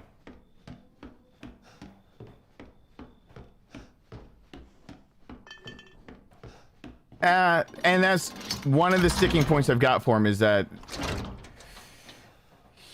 he ends up dogging something that literally can kill you. Will it affect 99.9% of people? No. Does he actually literally dog something that could lead them to not go to a doctor and cause them to die? Yes. Has he actually been the center of a lawsuit that somebody died because they read that specific book and they died? Yes. Did he settle? Yep. Because he had the money from the book sales and from the lectures he was giving. If it tells you how serious I am about me being nitpicky, yes, it helps a lot of people. But when you have a little bit of information that hurts, that you believe that you can go that route, and you do need to have drugs that don't just mask symptoms, but help you stay alive, and you're really believing that you can get around that. Not every doctor's trying to pump you full of drugs, and it is very good for people to know the vessel they live in. I've said over and over, it's really weird for me, for people that they get one life to live, and yet the thing they know the least about is their own biology. That to me is crazy. You have one life to live in, one way to keep track of this, and yet most people can't even name every organ in their body, can't name how many bones are in their body, how many even teeth they have. You know, those kind of simple things that, like, it just feels weird. But you can't go on a lecture circuit, write a book, and have sticking points that can lead to literal people dying. For as many people as it helps, if they hadn't read the book, they'd be alive. If they'd just gone to a doctor, they'd be alive. So, like I said, for the majority of people, it'll open their eyes, and it'll be worth their time. And if they wanted to learn more, then they would end up learning some of the things that are kind of a little bit wrong in there. And for that small percentage, I am at heart somebody who is enamored and dedicated to scientific journals, peer reviews, and being able to see the other side of recreating any study that you would put out there. If you advocate something, I would like to see where your study came from and that it was replicated. I don't want something to happen to somebody because I made a declaration of some sort as my write-up, and then rejected peer review, which he out and out actually did. He rejected some peer review because it was going to hurt his sales, and that's what led to bad things happening. So it's not a waste of time, but I thought I was being too critical, and then I looked up in my own database. I looked up a paper that was a peer review of that, and it was another doctor that pointed out the same things I saw, plus a few others that I didn't, and pointed me towards a lawsuit, and also said that, you know, if this book literally, if it had been peer reviewed, it would be perfect. If it would be perfect for people to realize that they don't need to, be all just blah blah blah. And it was just like, these small little things stack up. And you've got to pay attention, because they matter a lot. So, I thought I was even being too critical. I read some of remembering. I remembered who it was, and I looked up a peer, and I realized that, like, that's what you're right, and I don't. I don't want to get full blown into it, Joshua, because I don't want to make you feel like, you know, you're wrong at all. You're right. Everyone is called. You're talking about like the Prozac era. We had an era where medicine bloomed up, and medicine did fix a lot of things. We wiped fucking smallpox off the face of the earth. The one and only time, because people were willing to give in to where we took something and we wiped it off the face of, that's thanks to science. The fact that you're still alive right now probably is because your parents didn't have to do what they did in antiquity. And why did you have Abraham Lincoln had 5 kids, 1 made it past 18. That was the norm. You had a lot of kids to help you out with the family, and also child expectancy to live was not high. So medicine has a place, and it's called the reason you're alive today in health. And but then it gets overused, and the Prozac era like pointed that out. So it's not like there's an invalid point to be made. It's that he's literally trying to lay down some biology as a foundation, and he's dead wrong. He's dead wrong. Will it hurt most people? Like I said, no. Will it hurt some people to the point of killing them? Yes. And he is, I mean, I'm not talking about him talking about drugs are like crisis situation. I'm talking about him saying that some of the biology of why you shouldn't use drugs, dead wrong. I can cite 4 specific instances where it will literally kill you if you follow his advice in that book. It will literally kill you. And it's not me. And he is on circuit still trying to teach auditoriums of people who are going for their undergrad and their masters. And he no longer tours circuits for anyone who has a doctorate because he has been shamed out of those circles. He is not considered reputable for that anymore. He has killed people, and as simply because all he needed to do was basically get his own work, instead of hogging it to himself, peer reviewed. It's all he needed to do. It's solid. It's solid except for a few places, and then it's dead wrong. Oh, Jeffrey, you would have a field day. Don't Jeffrey, don't. Even the wording is actually bad. The message is right, but the wording is bad for like anything scientific. It's correct in the correct direction, and then it gets bad. Don't Jeffrey, don't. I'm being honest, don't.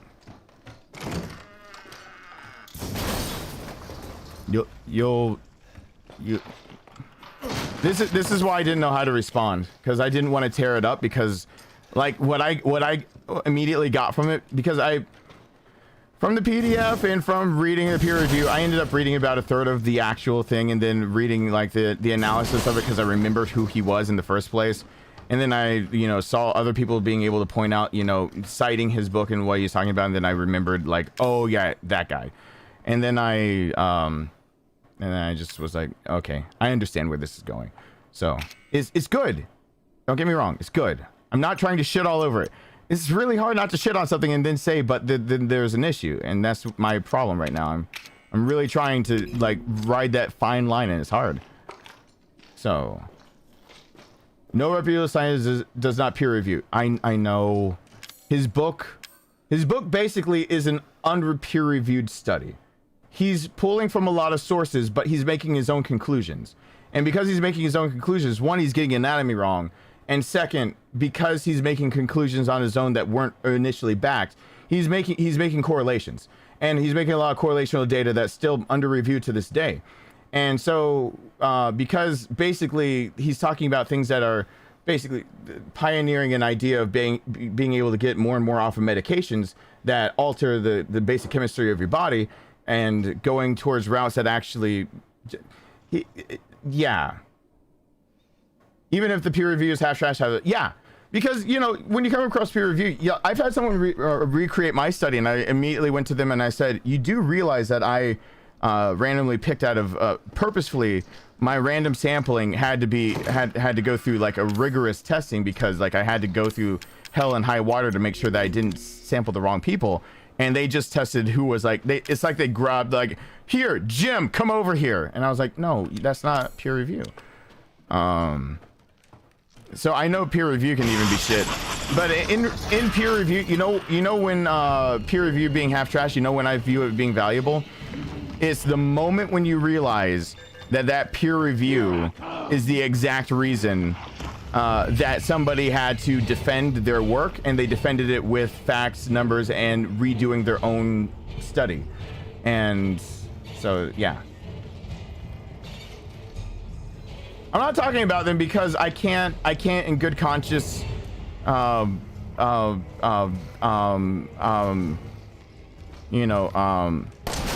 advocate their work, because I need to be able to explain what's wrong so that you can get the right message out of it.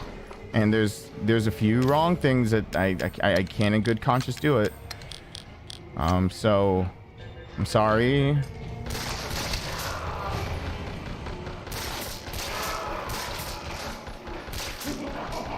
But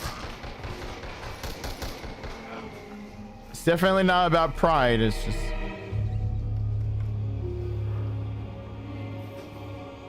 yeah.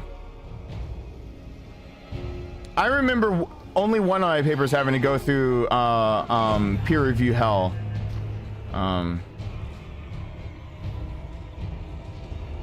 it was one of the ones I worked on with Nathan, and after peer review hell, it was cited as one of the reasons why, not only for DBT training, DBT as therapy for cluster B conditions, but also as the basis of something that feels very, very new.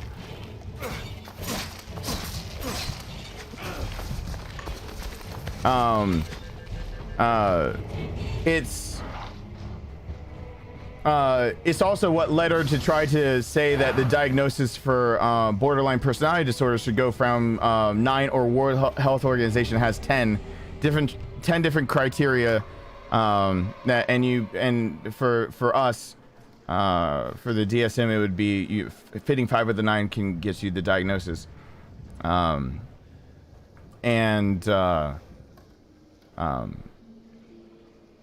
luckily we're back with the World Health Organization because a dumbass politician isn't sticking his nose where it doesn't belong, like the World Health Organization. Get the fuck out of it. Former presidents. But it's I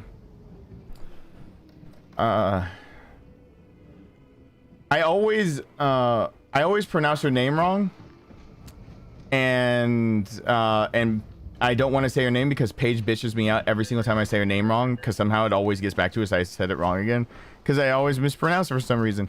Because I heard it wrong the first time, and I hear it wrong every time after.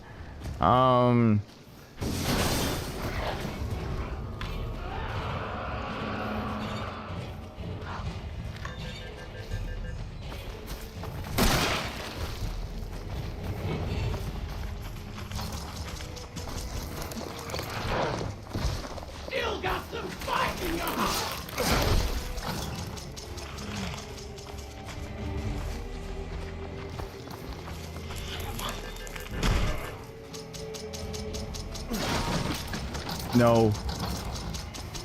Wrong. I'm gonna kill you! I'm gonna kill you! I'm gonna kill you! Oh, come on, Marguerite.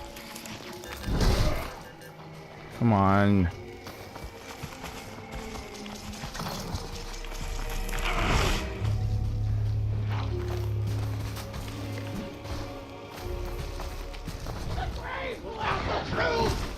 Shit. Come on, Marguerite.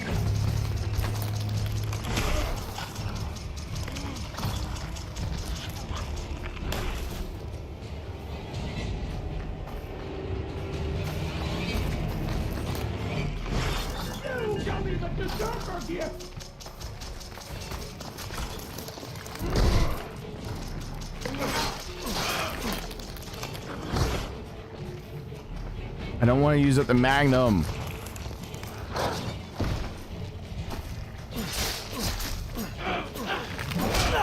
I know.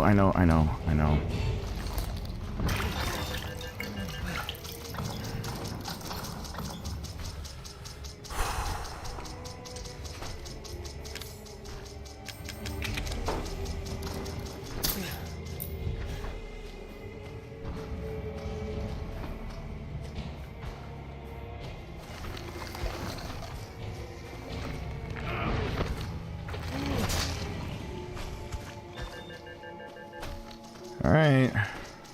I can't pop the other things. Yes, I can. I have the flamethrower. I still have fuel for the flamethrower. All right. Please basically be Jesus over here or just some ammo. Nope. I need some Jesus in here. I can pop her down once.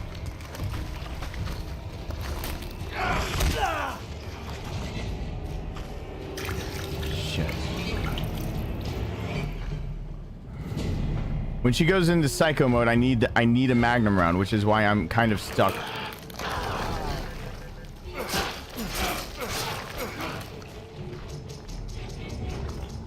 I need one magnum round left for the very end. So I can't, and you'd think, well, just use the flamethrower. No, I gotta knock her down and then use the flamethrower on her, and then I need a magnum round to knock her down one more time. So I gotta wait for her to do her whole stumble thing.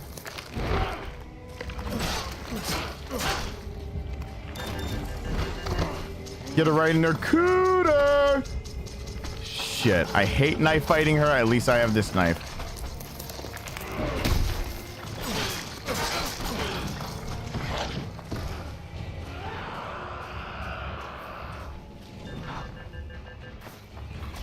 Uh-oh.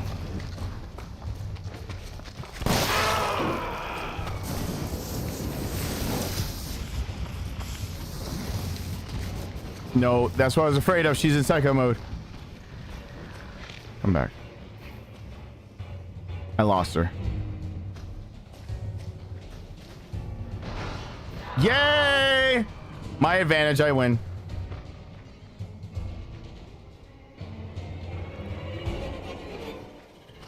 She hit a trap in psycho mode. Next time I hit her, she's dead.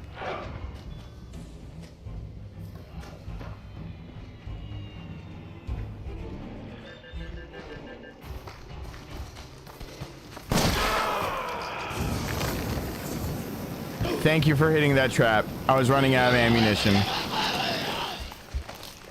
I was running out of ammo. Thank you for that one.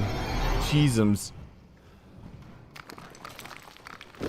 I had you, but it was just, jeez, you made me work for it. Don't make me work so hard. The time just changed. Why do I have to work so hard?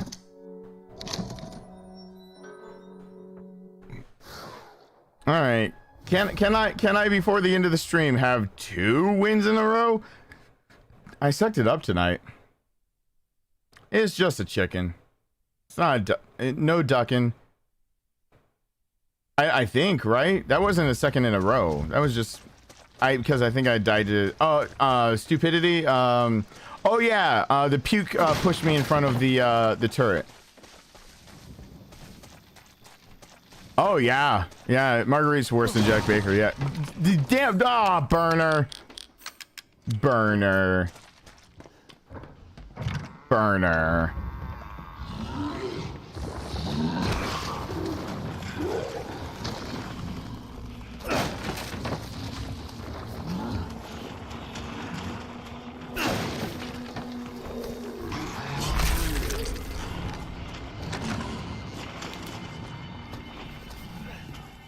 If it helps, maybe I should have led with this, just in case you're still back there, Joshua, and everything, and it feels like I kind of said bad things about something that you're trying to be helpful. If it says anything, I'm very invested in the subject, and I did not mean any. That's why I didn't know how to respond.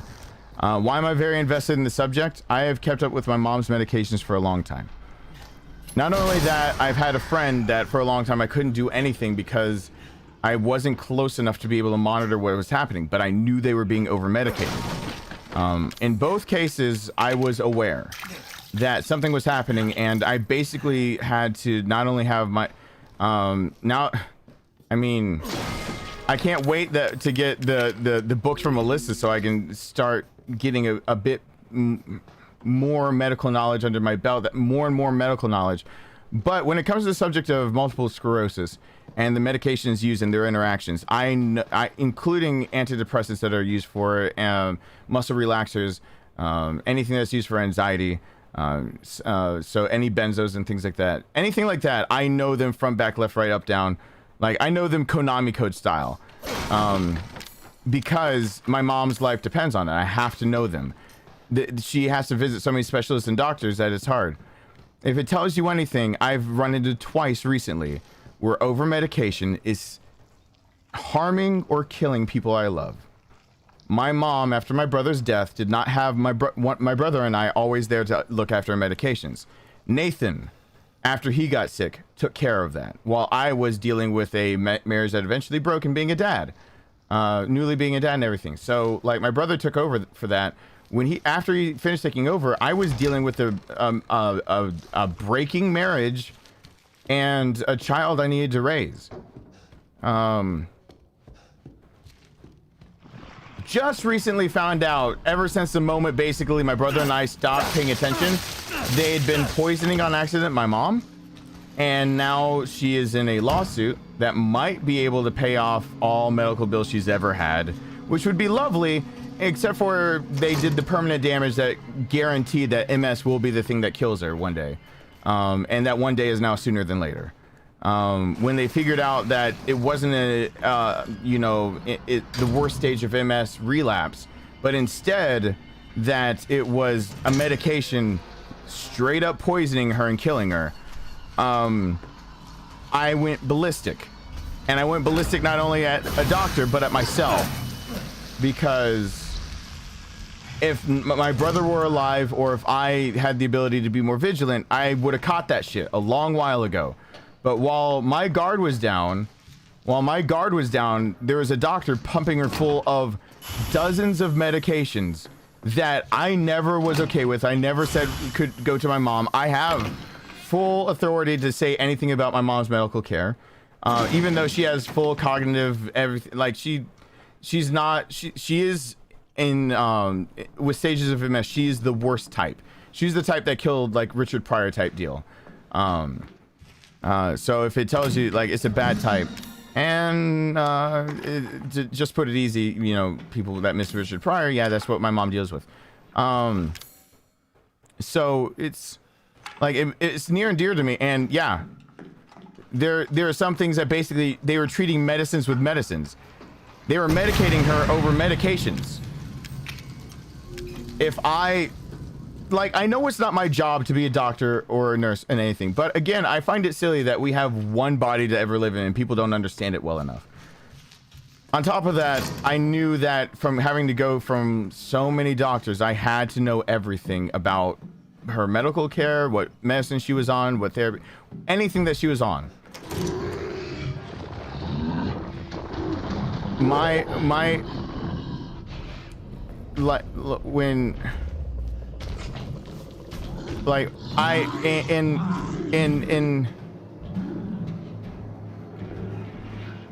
Because I dropped the ball of not realizing that, you know, instead of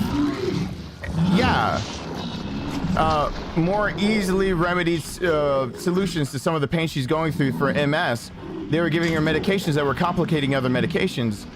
And then they were giving her more medications to help reduce the side effects of the already complicated medication.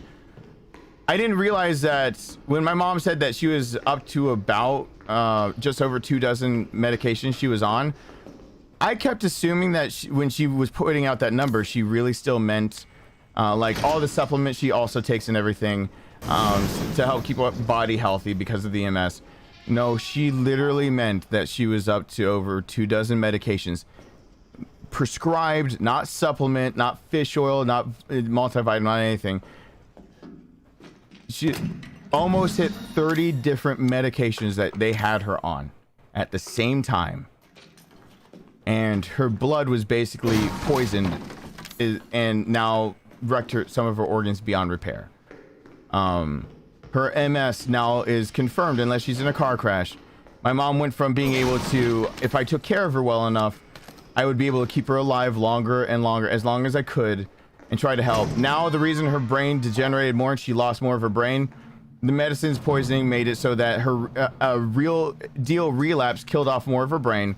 And now I know one day I will lose my mom to the fact that I couldn't be a dad, a failing husband, and also be a doctor for my mom all at the same time, and it cost my mom a decade or two off her life. No big deal. I just, you know, if my brother were only alive to help me out, the one that was more suited for doing this, that could have been a dad, a husband, and also doing this because he had a brain more suited for it, my mom might have another 10 to 20 years under her belt. But no, she's got this fucked up son that gets beeline because he's trying to handle so much shit on his plate that he gets overwhelmed and anxiety and all this other stuff.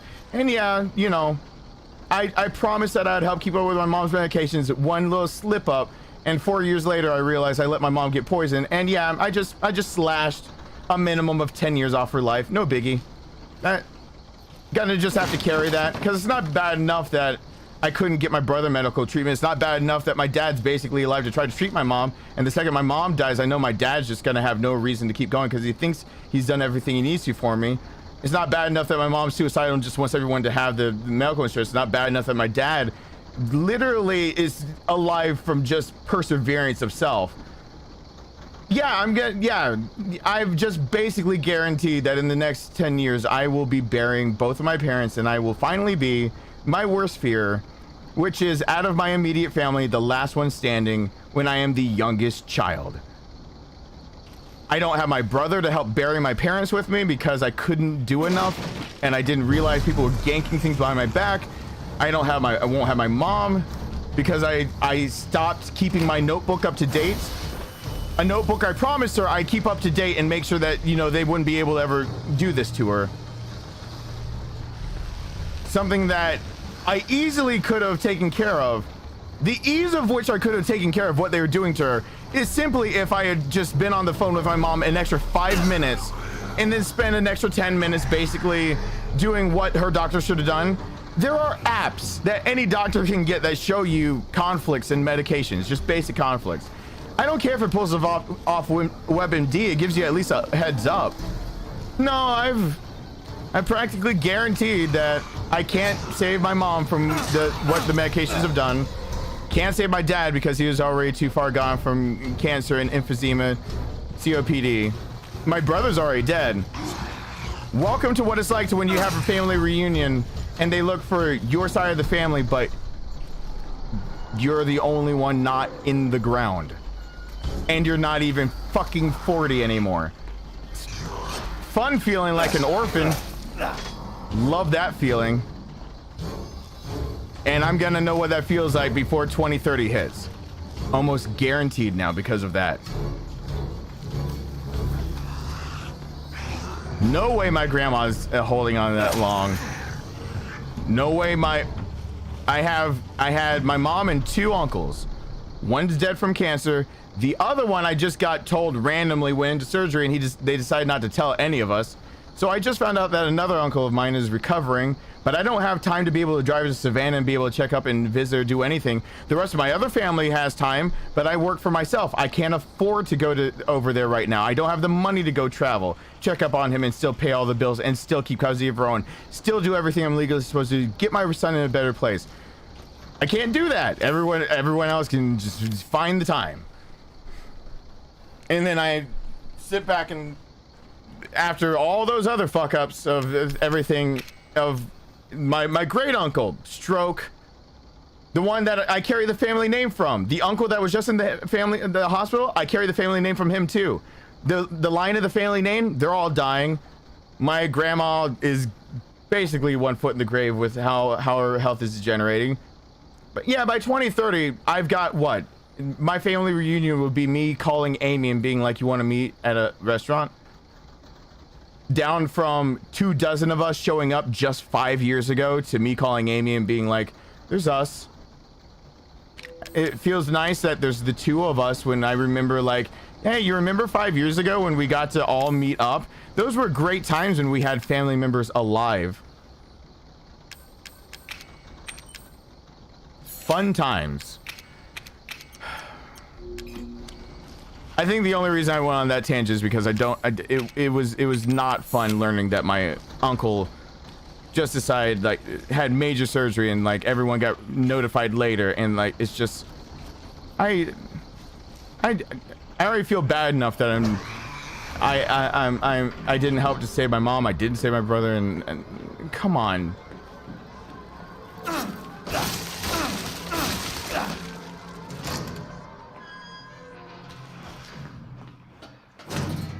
Josh, that applies to that statement. As much while I'm on this rant, I'm sorry, but that statement applies 0 to multiple sclerosis. There is no such thing of what you're talking about without, like, just specialty blood work and trying to figure out a few things. No, MS is aggressive. It causes sclerosis of the spine. There's no such thing as any other treatment that you'd find in that book or your doctor you've told me so far in those messages. It applies 0 to my mother, literally 0. There is no thing that can. There are very specific things that have to be done for very aggressive. There's no such thing as restoring. My mom has restored. She was in a wheelchair. When 15 years ago, the heat knocked out her legs. She was in a wheelchair to go through Disney. And we still went to Disneyland. Now she can walk again, but it's wobbly, and she had better legs on her before my brother died, but the stress killed off more of her brain. There's no home remedy, blood work, and being able to just do a few simple things and dietary changes and whatever that fixes dead brain. That statement applies nothing to what I just said. Nor does it apply to my dad's case at all. His lack of oxygen isn't fixed with just a simple dietary change.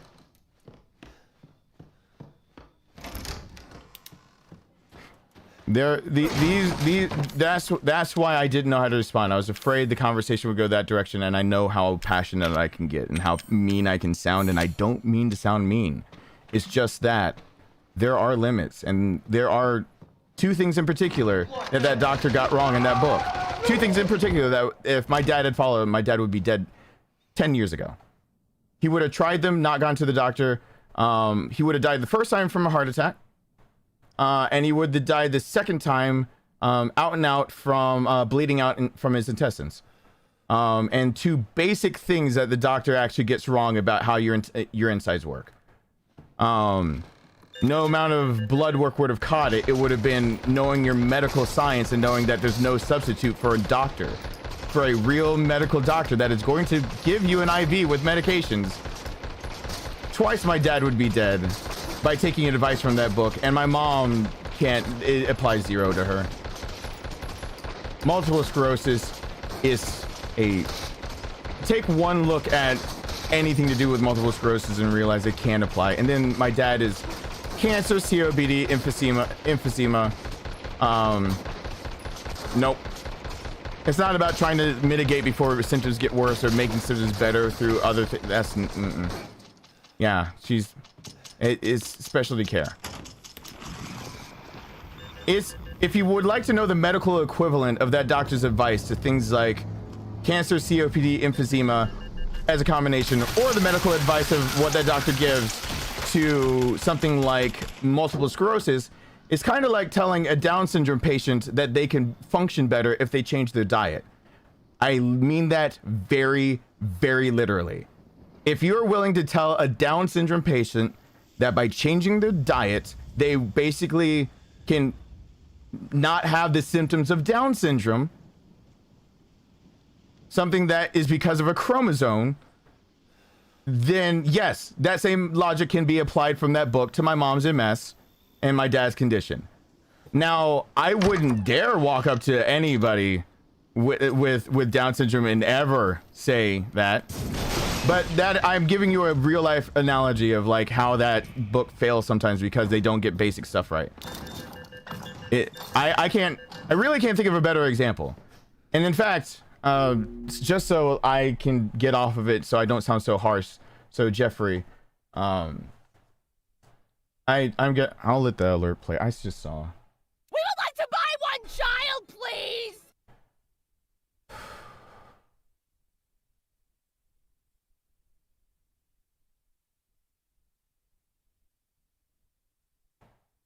Jacob, what hurts most is that I always felt like my life was supposed to be helping people. I can't stop death, but I know I can't. I couldn't stop Katie's death, and then I went off and caused death, thinking that I was saving other people's health, freedom, safety. Doing the opposite, coming back and realizing that I'm a hypocrite, and I also failed at that because of things out of my hands. Nothing that I could have done. Coming back and then also realizing that I can't be, but the best I could do when it came down to it is that through enough counseling, it was like I went through enough counseling, and it was finally to the point of, you know, you can't save the world, like my dad's always told me, but, you know, at least I could take care of the people closest to me. I could do my best for them. So instead of trying to be a counselor and do everything for everyone, or going to all these fields, or actually become an EMT now that I've passed that test, and do all these other things, I figured, you know, my mom, my dad, my brother, you know, that's pretty simple. When I got married, and when there's after that, it's kind of, yeah, I got married, and I thought maybe her, and then, you know, having a son, you know, I kind of narrowed it down. And the way I've been able to live with myself, you know, the way I've been able to live with, you know, a lot of those things of feeling like I'm supposed to help and I don't help enough, is the people that I'm close to, protecting them. I protect people. I know, like, saying taking lives and protecting sounds like a misnomer, but no. If you live somewhere where you don't have fighting on your street, it's because you're being protected somehow. And it's really easy to take that for granted until you step on a street where the police won't help you. That the fight went to their street, that all those things, like when that happens, it's like all of a sudden it's not, you know, they're not two different things. You know, hurting one to save the other, but if the one didn't hurt, there was no need for them to, if one didn't instigate and hurt others, there's no need to go after them so they wouldn't hurt innocent type deal. I've gotten over a lot of things in my life by thinking that I was at least focused on a few things. Oh, yeah, Jeffrey could give a lecture on you because this is kind of stuff he teaches. Jeffrey teaches it. It's not like I'm giving you conditions that I gave you a suitable thing. You cannot, it's not that simple. It simply is not that simple. It's really hard when you feel like you narrow down your world to taking care of a few people. And like, let's just put it in my perspective. When I was about 22, 23, and I finally realized that, like, what I was doing to myself, and I started getting control a bit more of my emotions and everything. And I decided, like, I would try my best. Like, that's when my brother's still alive. So my brother and I, you know, we're going with my mom.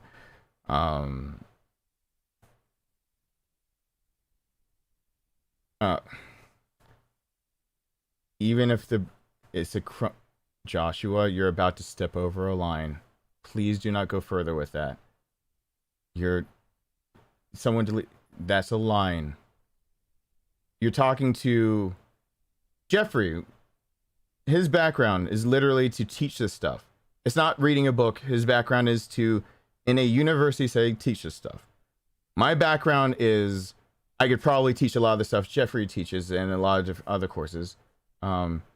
And my background is, I have a few minors under my belt. I took a lot of anatomy I didn't have to for the sake of my family. A lot of physiology I didn't have to take for the sake of my family.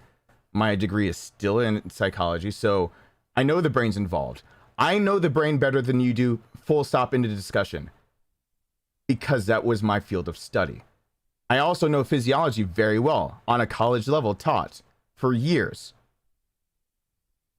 I know how these things work, not from just a few books, but from continued research of while I lived near my college for 5 years, continuing to use the research library and their bottom archives.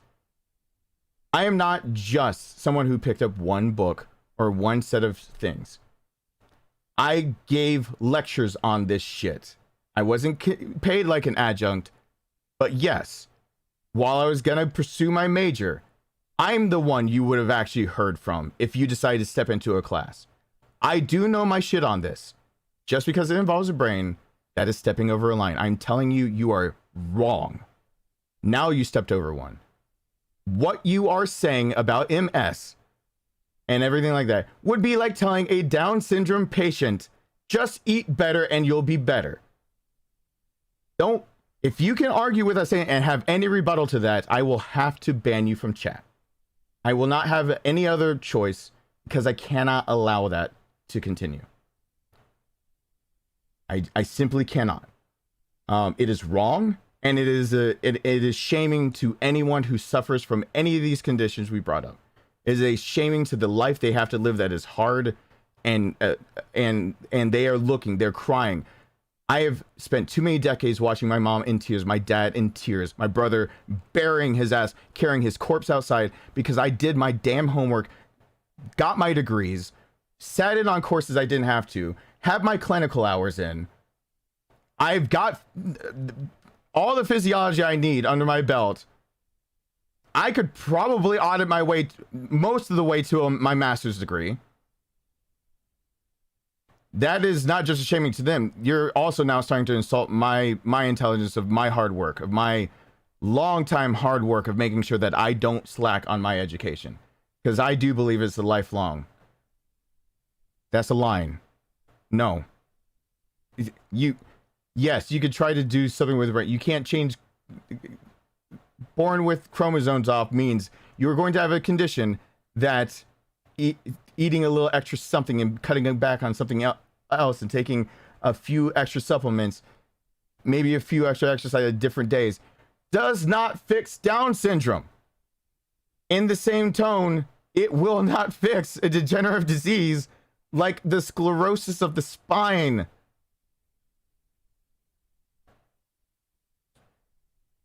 What I was saying before is basically, if you look at it from my perspective, the reason I'm hard on myself and you hear me hard on myself is because the three main people I put on my plate were my brother, my mom, and my dad. Now my son is on there too, but I understand. I've tried for a long time, and what it really comes down to is it really feels like you fail over and over. Like I feel like I failed. Sorry. I feel like I failed so many times.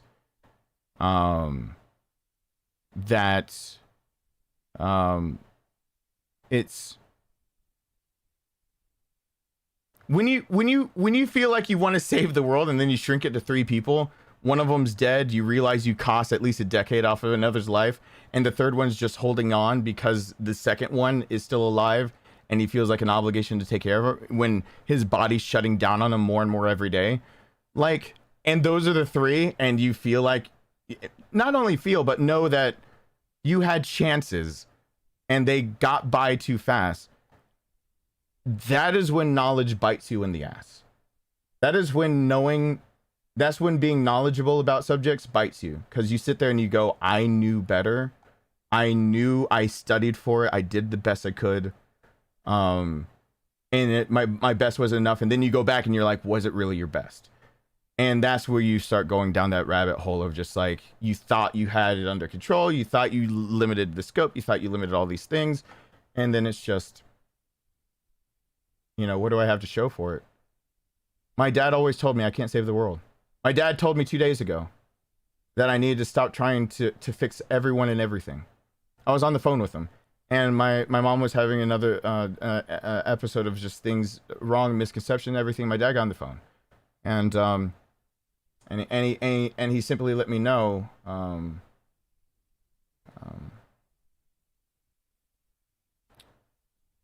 I can't fix everyone and everything. And he told me this. He told me that I do what I have to do. I'm gonna do what I have to do. And at the end of the day, when I do what I have to do, I'm gonna get older and I'm gonna look back and I'm gonna wish I had done it differently. But in the moment, sometimes all you can do is what you can do and move forward, even knowing that it's gonna come with regret later. But he said, but sometimes when you're just trying to make it work, you just do what you have to do. And what my dad was really trying to tell me was that I do have a lot on my plate. I'm trying to be a good dad. I'm trying to figure out how to be a good, well-rounded dad for my son. I'm trying to figure out how to get us back into a house when I already earned it, and a decade's worth of my hard work was stripped away because of a divorce. I'm trying to figure out how to, on my side, I just learned in writing that yes, unless I start making more money, I will lose this house. Come October 16th, I will no longer legally, not legally, but they won't renew my lease. I'll have time to move out, and I will lose this house. I would rather move of my own volition. I now have permission because of what things that have happened that I won't get into, so I have more options, but the housing market is batshit crazy right now, even for renting. But the fears that I talked about are true. They're in writing. October 16th, if I am not making about approximately $1,400 more per month after taxes, they will not allow me to live in this house anymore. So that's a lot and everything. And so time's been flying because you've seen me on streams. You guys don't see what happens behind the scenes, but I'm still working my ass off. The affiliate stuff that I'm trying to go for, like guitar, this isn't wasted time. Not only is it therapeutic, but I don't get to have therapy that doesn't pay for itself. This guitar has to pay for itself. My music has to pay for itself. I need affiliates and people that work with me to send you guys to links below, so that if you want to get into music, electronics, like the systems I have, getting Scarlett, Go XLR, camera or something, microphone, any build PC, anything like that, music rig, whatever it comes, basically all this kind of stuff with good, like I need that to be viable, because I don't have the luxury of having a hobby that doesn't pay right now in the condition I'm in right now. What legal ground do they have to do that? Because I didn't make 3 times the amount of rent before I even lived here. I sure as hell don't make 3 times the amount of rent now that I do after taxes. The condition for me living here was that I had to prove to them, but they changed management companies, and the management company said that they wouldn't approve it. So they'll hike it up, and basically, if you want to know an insight to my life, after taxes, which is about 1/3 of everything that comes in, I need to make, after what they plan, getting closer to $5,000 a month. After taxes. After. Really trying to put that one in perspective, because that means that I need to be making around $8,000 per month before taxes. So when people see like a lot of things happening on the streams and it's thinking like I must be making so much, it's not enough. Not enough. Did I have to live? Do I have to legally live here to have custody of my son? All until a week ago, yes, I legally had to do whatever it took to live here. Now I have a little bit more leniency.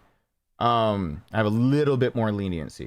so I have a few more choices, but it means that honestly, unless I get my son into a house, I will actually be downgrading from this house, living in a smaller space that probably has more issues.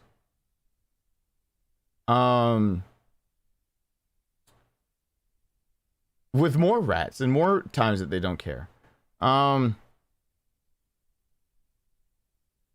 know, what my dad was pretty much trying to tell me is that he understands. I'm trying to be a dad. I'm trying to put a roof over the house. I'm trying to take care of like the people that are right here, right now, that they need food, that they need shelter, they need transportation, education, they need all those things, and that I'm doing my best, and that I'm trying to, and that he sees that he gets to see a little bit behind the scenes of that I am a good businessman. I know what I'm doing. I really do. Like when you see and you think that I'm like, oh, you must be wasting money. No. In fact, if you want to know the behind the scenes of all this, of all investments that I've made so far and things that would get me a company to actually, have an affiliate with them that would hopefully, as the channel grows, it grows. Instruments are about the best investment you can make, knowing that you might have to liquidate to make something happen. Are you kidding me? One of the things that might be coming my way is a limited edition, something that they're going to trust with me, that once they're finished being made, they're not going to be made anymore. In 2 years, if I have to liquidate, guess what? I get to charge double because people will be looking for it because they can't buy it anymore. Even the guitars like the Acoustasonic right next to me. I can sell it I can sell it at about 85 to 90% of its value right now. I can go up there, and both of those guitars I can sell at value because of how little they've been played right now until I've got it, everything fixed up. Because you know, like for it wasn't uncalculated. Good night, Jacob. Even these moves are calculated for it. It's therapeutic for me, but it's also calculated. And I try to be a good businessman when it comes to it. So I get to go out there and practice music, and at the same time bring it to the streams, have another skill set that I can build so that if YouTube gets swept out from under me, maybe be able to profit more off of it, being able to give you guys something that you don't have to give to me, but you wanted something like a new microphone, you want electronics, you're building a computer, a camera, light rigs, anything, instruments, you wanted something like that. Well, like now, if that's something you're already going to get and you saved up for it, I have a link in the description below. Hopefully soon you click on it, you get what you already were going to get, and I know you get good customer support, and I get a little bit more income in every penny. When I say every penny matters, every penny matters. What my dad was telling me is he knows that what I'm going through. Like, he's been there. Like when I told my dad a few Thanksgivings ago that I didn't want to admit to them that I had 6 jobs, my dad was like, you know, like when I first met your mom, that's how many I had. I was like, you're kidding. Like I've mirrored my dad's life so much. It's not even like my adopted dad, not my biological. I've mirrored his life so much. It's not even funny. But what he's telling me is that, like, what's in front of me, what's on my plate is a lot. Like what you guys are saying, there's a lot that's on my plate, and I'll do what I have to do. And he says, no matter what he said at the end is like, no matter what you do, you just have to learn how to move past it. And he said, you'll regret it and you'll wish you could change it. And then you have to learn how to live with yourself, move past it, and go just as hard and as strong. He literally said some of those words as is right there, but like, that's what he was trying to tell me. And I know even my dad's trying to help me out when, like, he was calling and I was calling because things were going on with my mom, but he realized like I had been going through a lot of things I'm trying to pull off right now. And it's just one of those instances. It's just, my dad has told me these things for over 20 years. I mean, for the last 25 years, my dad has told me stop trying to save the world. For the last 25 years, my dad has told me, and by my dad, my stepdad adopted me as my full dad. So my mom is my mom. I came out of her. Who I call my dad, my biological dad, I have the very unfortunateness of looking exactly like him, but with lighter skin. And it's uncanny how exactly it is. Because I fucking hate that man for what he did. But, you know, when my mom got diagnosed with MS, my stepdad realized that if something went wrong with my mom's MS, that we would be shipped off to my biological father. And he sat us down and said, I love you like my own children. I don't want to lose you if something happened to your mom, and you know your mom was just got diagnosed with something that could be bad. I want to be your dad. Would it be okay if I adopted you? That's how my last name became Jackson. That's why I have 4 names, and I keep one hidden so that you guys can't completely stalk me. Because my last name was not Jackson as I was growing up before I was adopted. And I kept all of my names. I ended up with 4 because my 2 middle names are my original middle name and my original last name. He's told me this for so long, it's drilled into my head, and it.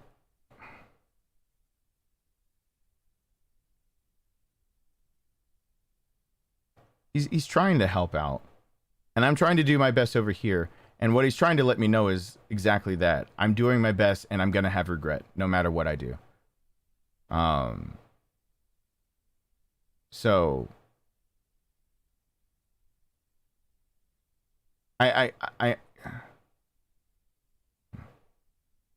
Yeah, I know I'm gonna have regret. I know I can't be everywhere. I know I can try my best. It doesn't stop you from feeling that feeling of, like, you know, you know, I wish I could have done more. Cause I have one thing that I've held dear to me for a long time. That if I promise to protect you, I will protect you. And that's, I think that's what drove me to do what I did when I was younger, out of high school. I promised to protect a girl that committed suicide. And I made the wrong promise, because you can't protect someone from himself. But from then on out, I learned a lesson that I thought protecting other people meant different things, and that promise could be upheld in different ways. And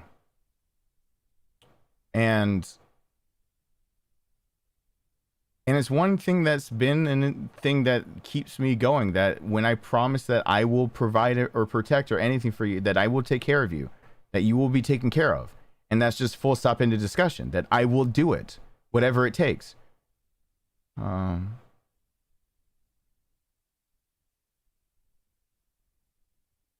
It's hard when you're that kind of person and that you keep feeling like you're making that promise and that you fall short.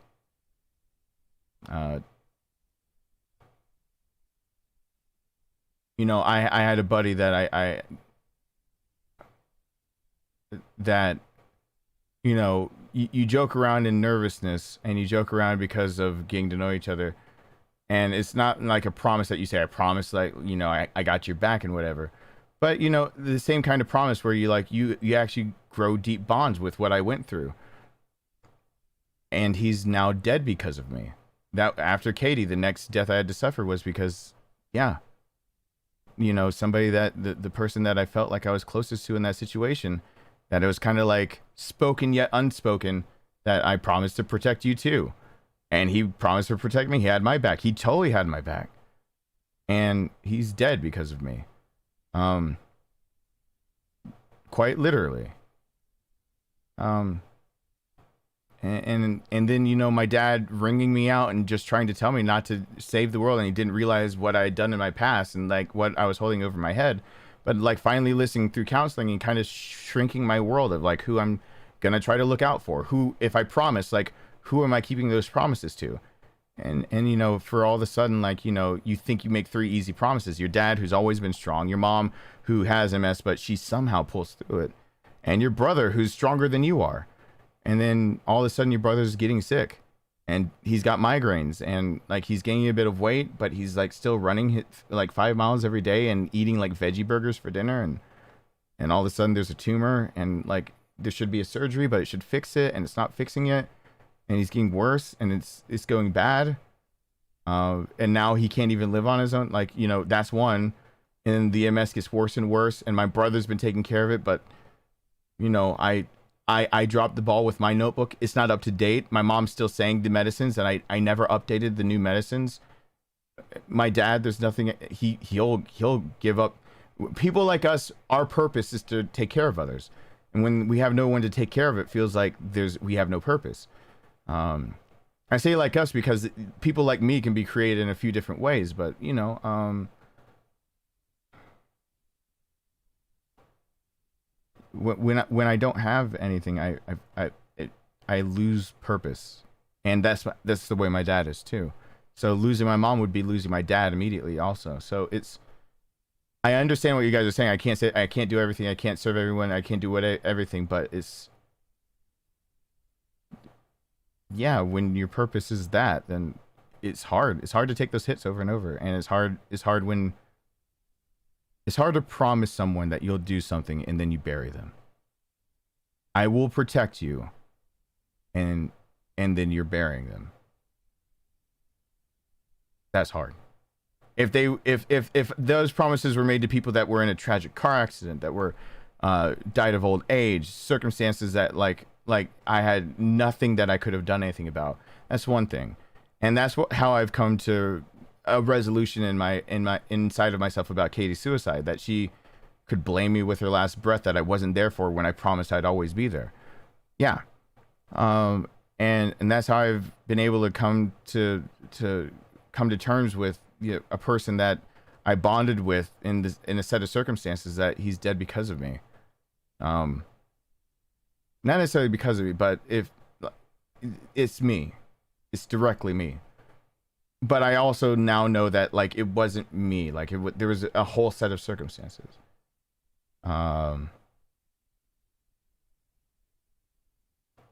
My family's different. That's a little different. My brother didn't die of old age, and it's something that if I just made more money, he could have been helped. And I didn't pay enough attention to the financials of where money was going in my house to realize how it was being siphoned off or anything like that. I was just working my ass off. My mom, a simple notebook. I didn't keep up a simple notebook. I'm over here. I can take notes for an everyman's guide and make a video that everyone joins my channel for, and I can't make a few notes about some fucking medicine changes that if I had known, I would have immediately known that they conflict with each other that badly.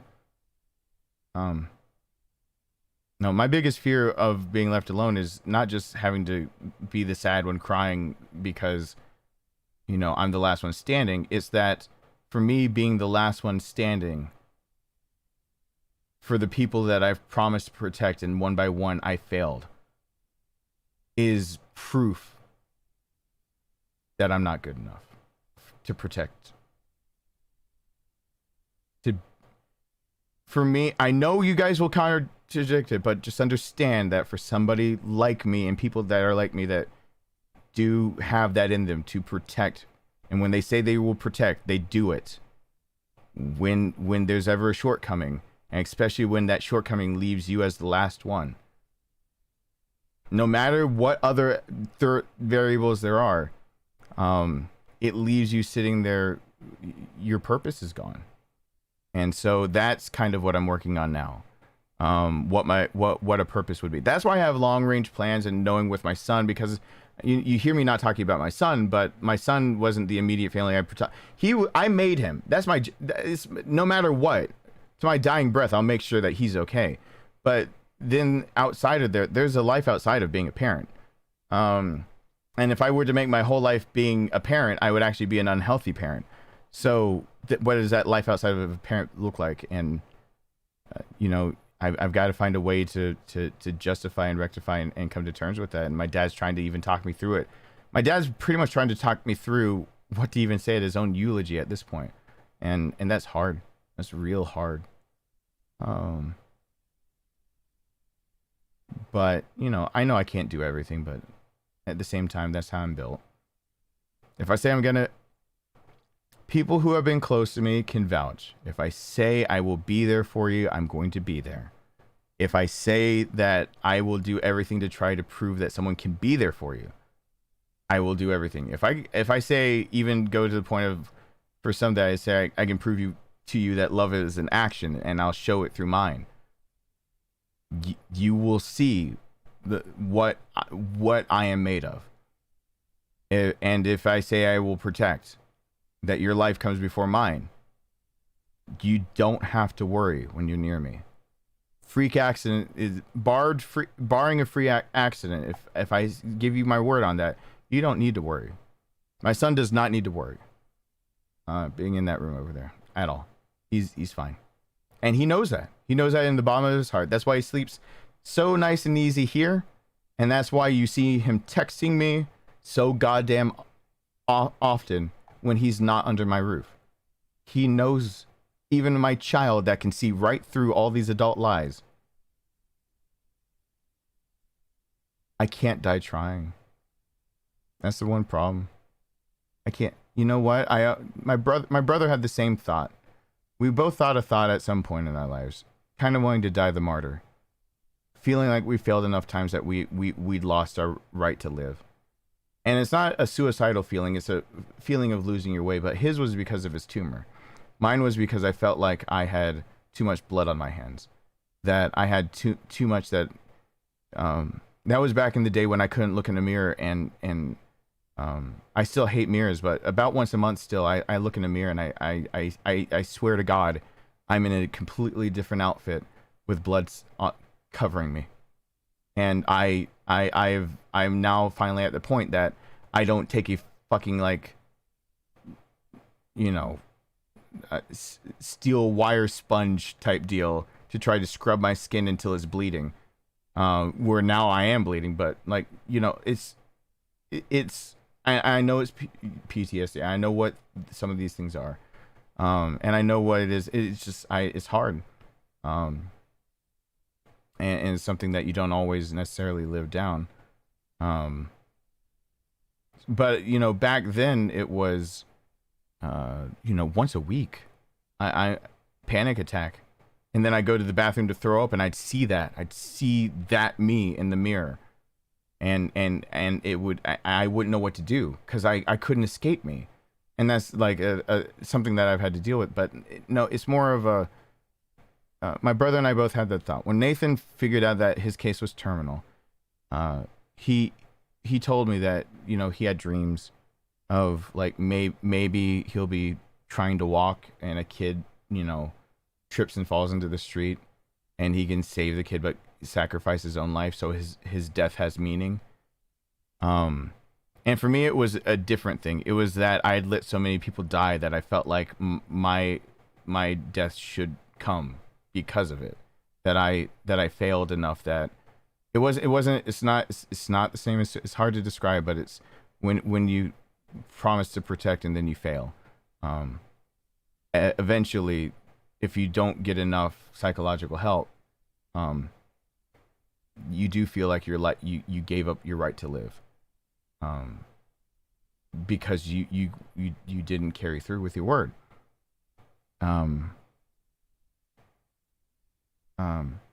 So it is a version. Mine is a version of survivor's guilt. Yes, it is. But there's a long while where I kind of wished, like, yeah, I wish I could, like, something would happen that, like, you know, my death has meaning. So, and in that way, because I believe that my life, I don't deserve it anymore for messing up so many times, of failing to protect when I promised I would, that my death would have that meaning instead. And so I had to deal with that. My brother and I both went through it in different ways and whatnot, but both of it ended in, like, we wanted a death that had meaning. I can't even entertain that thought anymore. I'll die trying. I can't die trying anything. That child needs me so bad. He is 8 years old with the mind of people that blow people here away. And it's crazy. Is somebody else today in the grocery store remarked, "I forget you're a kid." He acts like an 8-year-old, but when he speaks so eloquently with when people are like, he's pulling out SAT words. Nope, that's just how he speaks. When he makes these big observations that you would think that this is wisdom, this is hard-earned wisdom for just living, and you'd think that. And then my 8-year-old son is making the same observation. You realize it's not always wisdom. Sometimes it's just observation and common sense mixed with a little dash of he did his homework type deal. Like, he knows enough about the subject of basically the human condition. That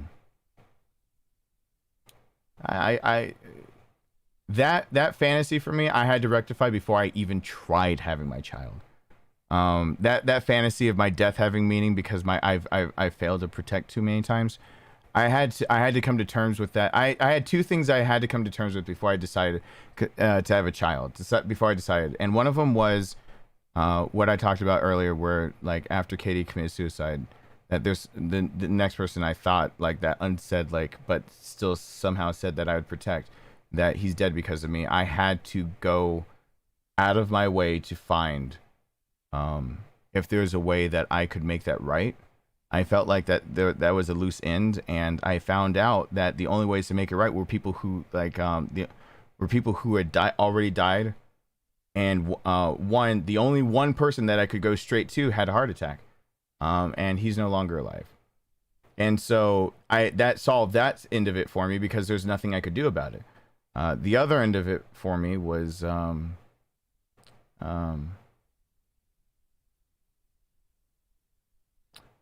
I had to realize that I no longer had that inclination to want to seek out dangerous situations I knew could be dangerous, in almost a hope that I could step in with the training and my know-how and everything, so that knowing that, you know, stray bullet hits me, well, you know, I died so others live type deal. A death that has meaning because I felt like my life didn't. I had to get over that because now I have a child, and no, I do not trust his mom with his mind. I've said it before, and I won't elaborate again on it, but yes, my son, I believe, is a prime case that he will die by his own hand by his 18th birthday if I'm not here. My side of the family is too far gone. My brother could handle it. My uncle could handle it. That's gone. And he's got a few others. If it's just his mom, I 100% I'm telling you that my suicide attempt at 13, he'll make look like a joke. He's got a mind that's going to turn on him and has already turned on him. I can't. I'm not allowed. It's just like I'm not allowed to die. I can't. So I have to give up. I can't do everything. I'll die trying. No, I try to do everything, and I can't die doing it. I can't even do that. It's hard. It's just very hard to describe. And I've ranted enough about it, but I don't know. I guess this proves the transparency part. It's once I feel like once I explain it, it's easier for people to understand that, like, when you narrow your world down and you still feel like in that narrow world you failed. And when, like, when you can relate it to whatever keeps you ticking, whatever drives you, whether it's like to be a better in your career, better with relationships, better with whatever it is that makes you feel like the next day, you're striving for fulfillment, or that you have a long-term goal, or something that you make a promise, whether you say it out loud or not, and then to have those things shot down, and you look at yourself and you're like, I could have avoided it if I really truly believed my own promise I made to myself or somebody else. It doesn't have to be other people's lives, but if you put it in that perspective, then you can see what I'm trying to say is that just the way I'm built, I was more or less built to protect.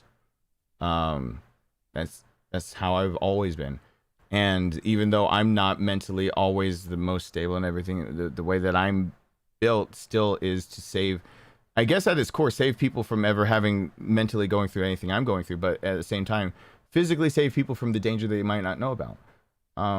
So, you know, I've come to terms with the I can't save people from themselves mentally part to a degree. I still can't be a counselor yet, but the physical part is really hard to come to terms with. It's really hard. I still have nightmares where my brain recounts how long it's been since May 31st, 2015, because that is when the gentleman in the car accident died. And I've talked about him before, where he was trying to tell me he's dying, and I was on my way to a wedding. And I thought I had everything, and then I didn't do the one. I know anybody who's listening that's any kind of trauma, any EMT, any emergency service, you know better. Cut off the shirt, just to make sure that you can address everything. Just that those shears are there for a reason. They can cut straight through jeans. Cut the shirt off. I was so busy with what looked like actual, these need pressure wounds type deal, that since I didn't see active bleeding, I didn't cut off the shirt. And people who are in bad situations, they'll put themselves into a type of mental shock. And so I was too busy trying to talk them through that by the time I realized that's the only thing I had, looked over, there's internal bleeding. Looks like basically a giant bruise is what you can equate it to, what it looks like. No, he was going to die. He was completely right. Before it was too far in the boonies, the ambulance was still 15 minutes out, I think, ish at that point. I doubted I was going to keep him alive by the time the ambulance got there. If this is all happened in a city, he had a chance. With me and having anything, there was nothing I could do. But I sat there telling him that he would be all right. Pay attention to my voice, and just pay attention to the questions I'm asking. and tell me a little bit about yourself. You know, a lot of the things that anyone that's, you know, been in any emergency situation knows: keeping someone out of shock, keeping their mind focused, trying to make them not focus on the pain as much, keeping them in a lucid enough state, or conscious enough and aware enough state that they can answer questions properly.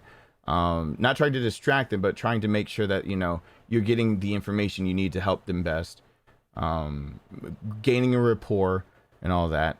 But in all of that, I told him that, you know, I'm here, and, you know, you don't need to worry about, you don't need to worry about that, but, you know, you're being taken care of. You're in good hands, and, you know, don't give up on yourself. You've got no reason to do that. And, I'm seeing everything. I'm going to address it as fast as possible. We've got emergency services on the way. You know, let me know. That's your wife, your daughter, right? Correct. And, and your name, and, you know, asking him, you know, certain places like, can you feel this? Can you feel that? Blah, blah, blah. But he's telling me the whole time he's going to die. And he's asking me favors. Basically, in my head, the reason I still have nightmares about that one is that in my head, that was like a promise of like I didn't catch something that was killing him. So like in my head, I made a promise, like, I'm going to save you. And then my idiocy made that promise before I did some really basic shit. And that basic shit is actually checking everything. And no, I wasn't going to save him. And so the best I could do, at least he didn't die alone. His wife's in shock and walking down the street, cursing that they, manically, basically, that they should have put, you know, stoplights there a long time ago. And his daughter is like kind of on a downhill slope curbside, just bawling her eyes out, can't look at it all. I'm trying to call him over to let him know, hey, I need you guys over here.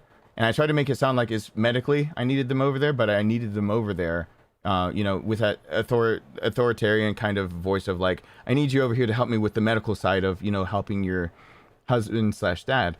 But they were so far into shock of the situation. And I was trying to keep him out of shock. There is a shock that can cause, like, you hear people on a two-way shooting range, you hear people saying, you've killed me, you've killed me. That's a dangerous thing to ever allow yourself to do. But it's sad that I've heard it and you'll hear it. That will put them into shock. It'll start shutting down major bodily systems. Because just because you've been shot does not mean you're dead, but to start telling yourself you've killed me, it does make your brain fire off differently, and does start a process that will shut you down, as if you've gone into shock, already lost enough blood and gone into that. So, you know, that's what I'm trying to avoid with him.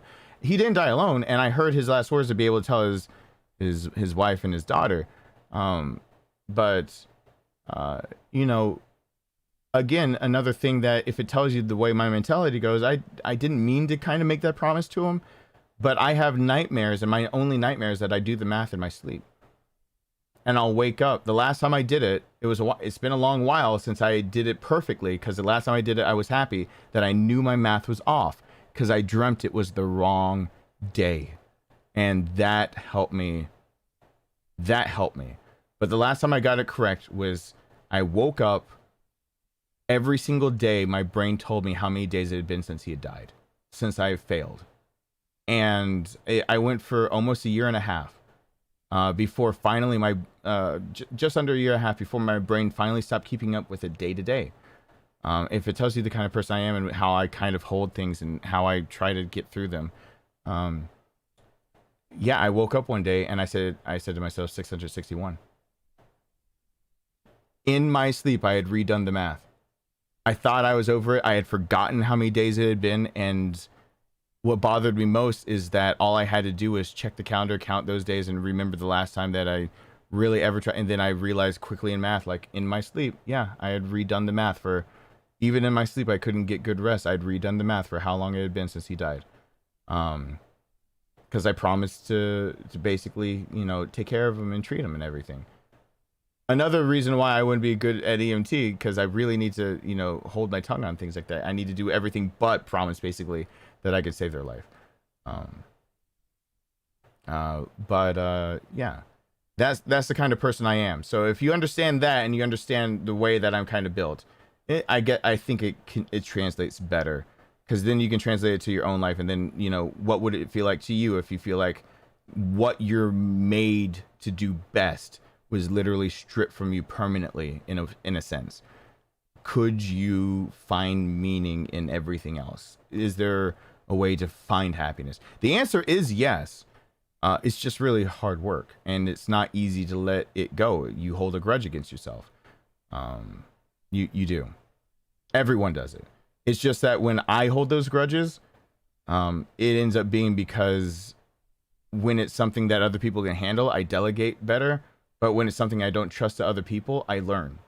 And so I end up not trusting other people to delegate them about my mother's medication when she's bouncing between doctors. So as much as I want to trust that, you know, her general doctor is making sure to call all the specialists to centralized location of medicines, I know that that's not all the time feasible.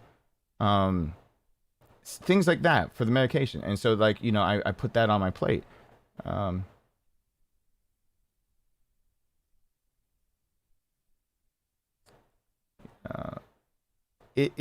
guess the point is, it's something I get through. It would be harder. Because you just have to find purpose outside of what you feel like you're built for. Or rather, the better way to put it is that you have to realize that you're built for more than one thing.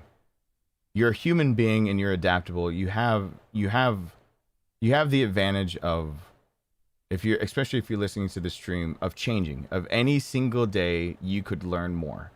Of any single day, today could be the day, tomorrow could be the day that you learn the thing that you wish you had known today, type deal. Like you're growing, and the day you stop learning, you're dead but walking.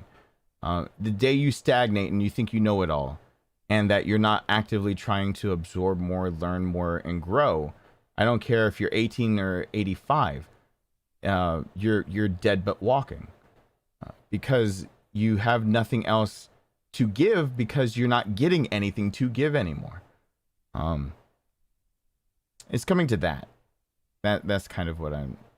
But in getting to that, even circling back to what my dad said, you're gonna have regret. Even my dad will admit to me that, you know, I'll have regret. I'll do what I have to do, and I'll have regret, and I'll wish I had done things differently. I'll wish I had spent time differently and had different goals. But in the moment, you do what you have to do, and as long as you have your compass pointed in a sound direction, then as long as you're still trying to do the best you can at doing what you have to do, it won't negate the regret you have. It'll just make it easier so that you can accept it and move on.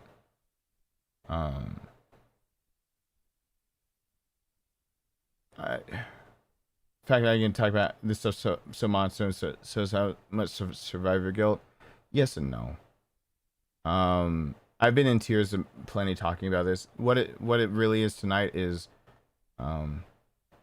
I've spent a long time trying to regulate my own moods and things, and I realized a long while ago, as an orator, to even speak to crowds like you guys, just over 100 people here, but even to speak to you guys, that if my message is all the way through tears, that your sympathy for me will outweigh the understanding of what I'm trying to talk to, and maybe then outweigh being able to learn through somebody else instead of having to go through stuff yourself. Yeah, there's survivors there are things, but no, it's plenty there. It's just you're seeing a lot of counseling under my belt. You're seeing a lot of me having to already have talked about this. You're seeing a lot of me having talked about this on the camera before, on these streams before, and being in tears, being completely broken down about it. That's all. It depends on the mindset you go into it about it. And when I started this talk, my mindset was getting frustrated about medical stuff, and that's a different mindset. That lets tears kind of be set at ease, because when you start when you have to calm yourself down from being frustrated, I've learned the hard way, sadness and anger can be together, but they're almost like opposite emotions. Because when it comes to one situation about, like, you know, something went wrong, being sad about it, and you can be angry at happening, you can be sad, but usually they kind of differentiate themselves. You can be crying, but usually crying in frustration. Usually you would say that's more anger. Really, if you think about it, you really want to mix the two, but what you're doing is you're switching back and forth. You're like a pendulum. You're like an old-time metronome that can swing back and forth. And somewhere in the middle is what you're trying to gauge by. You're thinking that you can be sad and mad at the same time, but being that metronome, you're looking at that one point. It's like a ball at its apex when you throw it straight up. While you're throwing it up, it's anger, and when it's coming down, it's sadness. And you're trying to pretend that at its apex, when it's no longer rising but not falling, because it's at equilibrium now, you're pretending that is what it is all the time.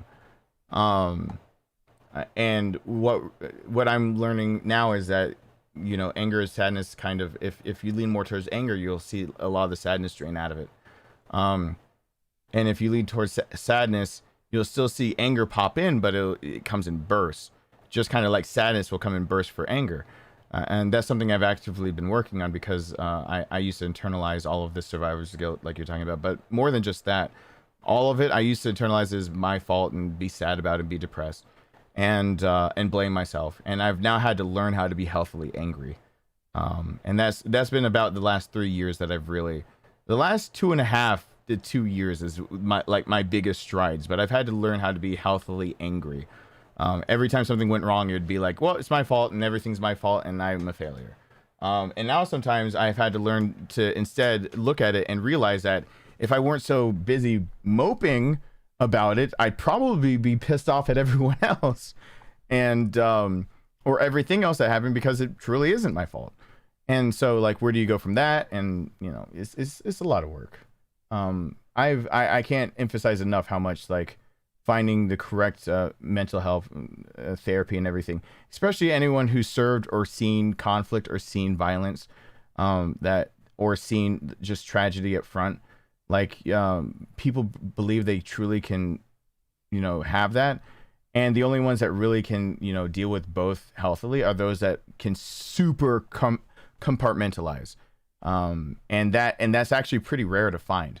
Are there people that do that? Yes. Are there people that can do that very well and that they live a healthy life, and like therapy might not even be as much for them other than to learn better, you know, life tactics of how to like delegate their time and effort and everything?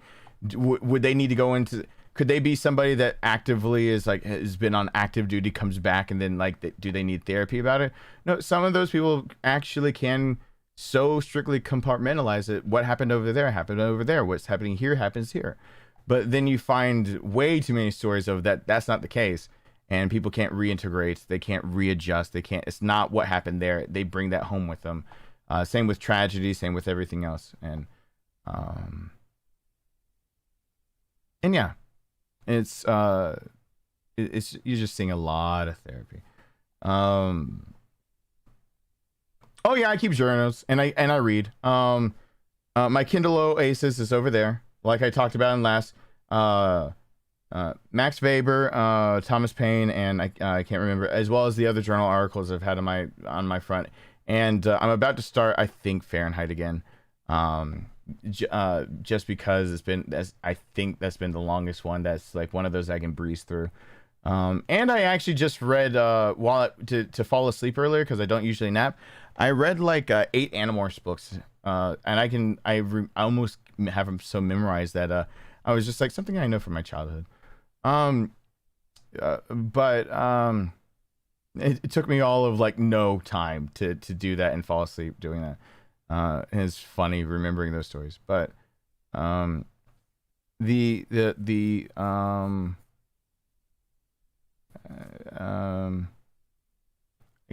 guess general Fahrenheit 450, 451. Yeah, my guitar's therapeutic, my reading's therapeutic. Yeah, I have journals of my life. In fact, I have video journals that if something ever happened to me, my son could get to it and have his dad talk to him through a lot of things. Now there was one question you asked, and I'm playing this game. Did I speak to the family at all? Yeah, I let them know every single word, and I tried to give them contact and everything. I found the only last thing I could really do is try to tell them as concisely as possible. At least at the very end, yes. He had someone with him, and that's what I bank on now. My brain still tries to torment me over the idea, because a few nights after that, I was like, fuck that number, and I remember 669. I decided to tell you guys 661 first, but I remember 669 right after that. And then 668 was like, I had known that during the day, but I tried to let it go, and my brain had another nightmare. My version of a nightmare is that. Some of my other nightmares are different, but I did have a nightmare after Nier, but the last one that we just played, I knew it was coming. No,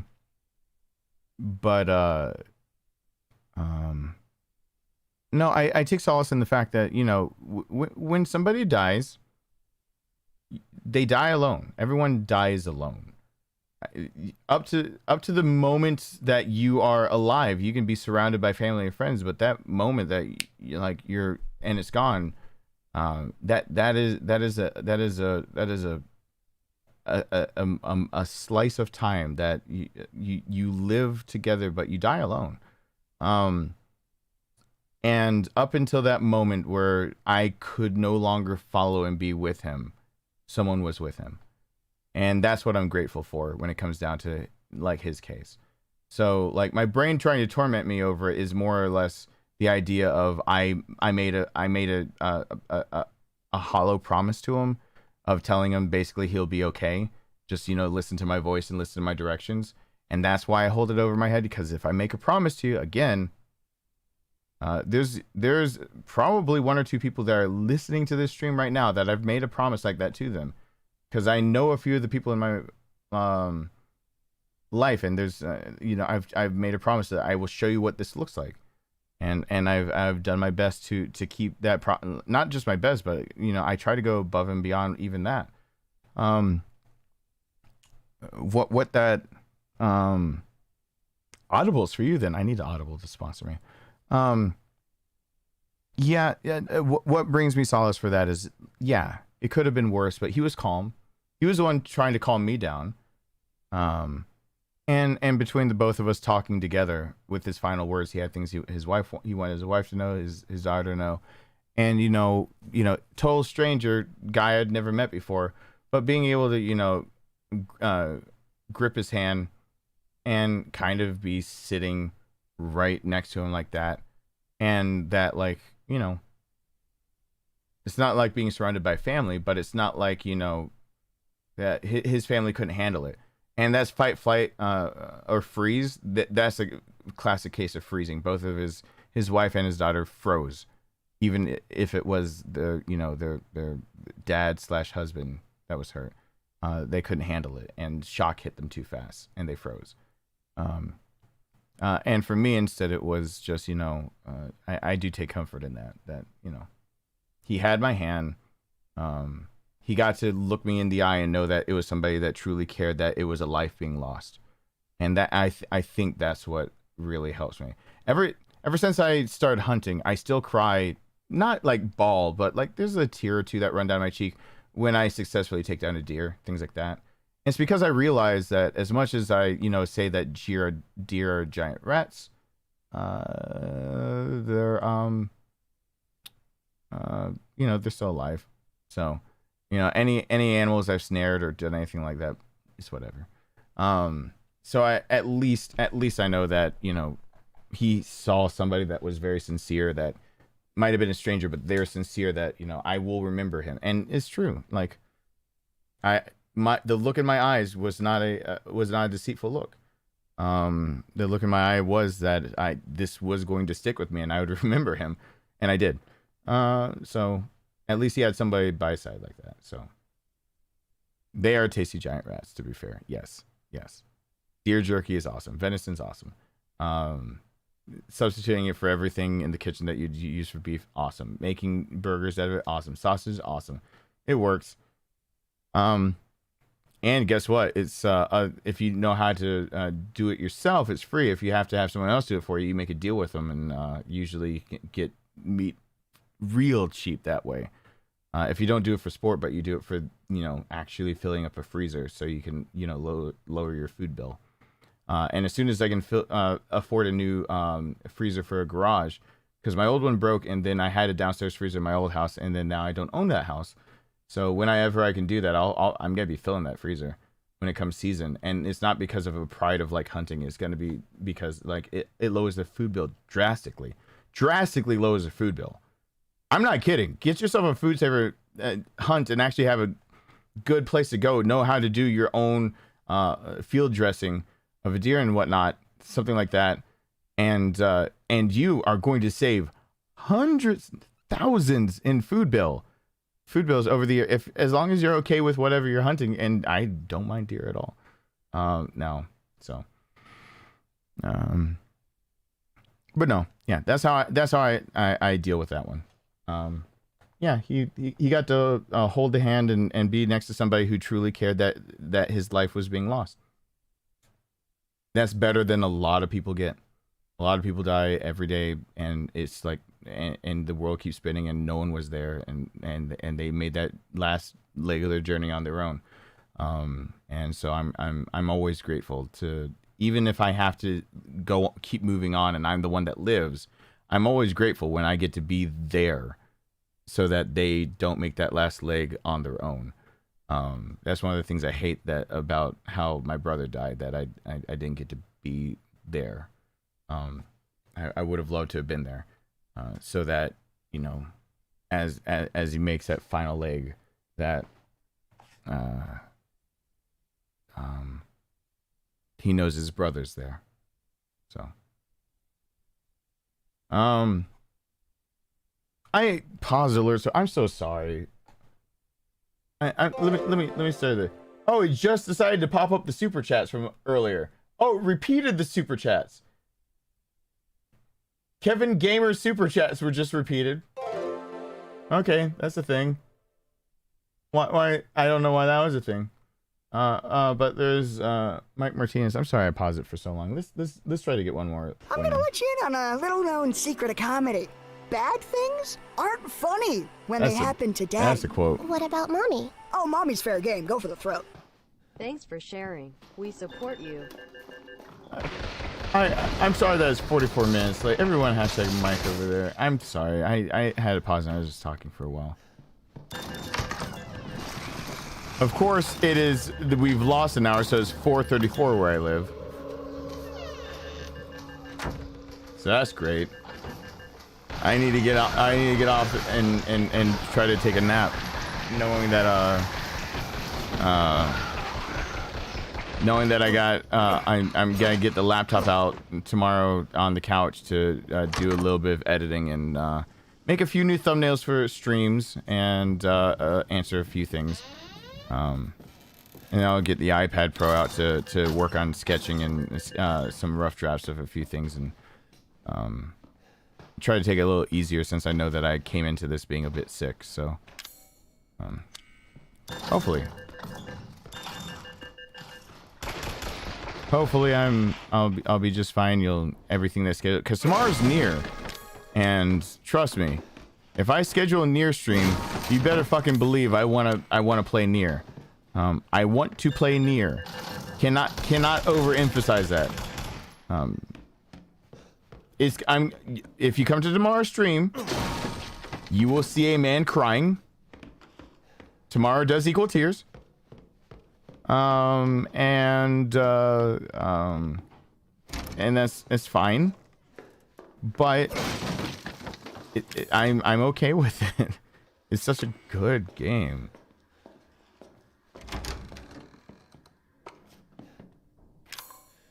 So, yeah.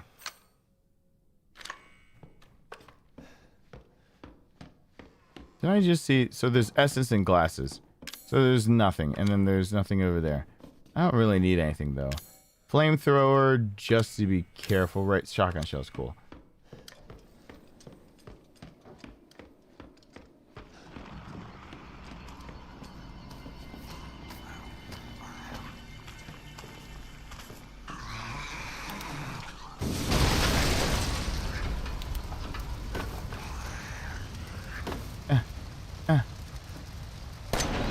I wanted the red. That's why you get red towels.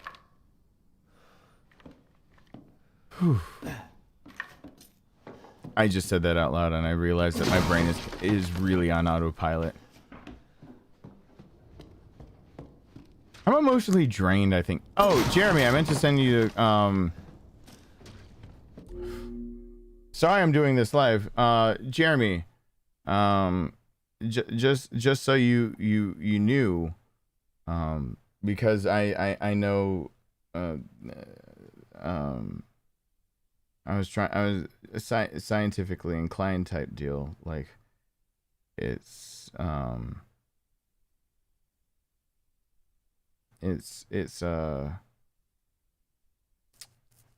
oh shit, how do I get, oh my god. How do I even get, oh wait.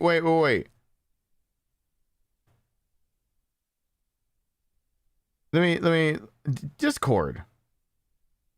I'm an idiot. Okay, so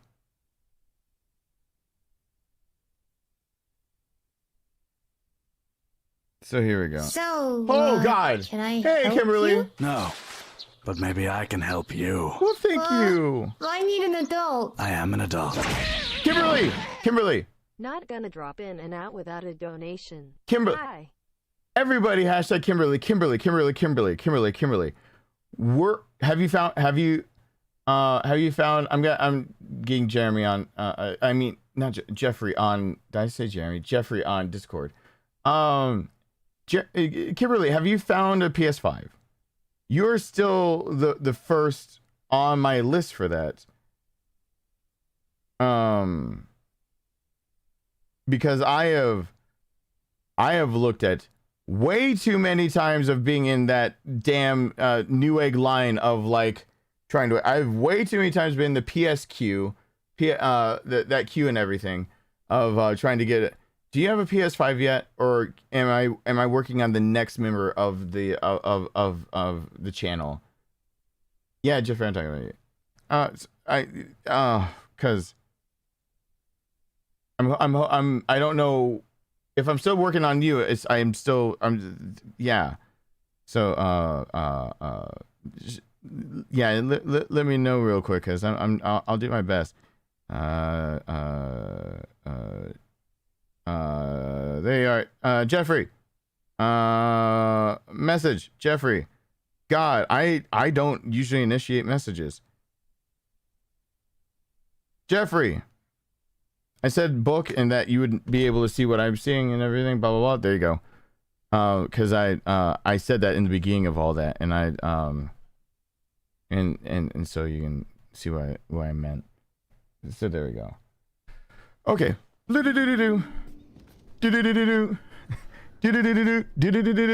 is the last run. Why do I even have this clock up? As soon as I'm dead here, we know this is finished. This is when that goes away, and that goes away. That we know that goes away, and we know that yeah.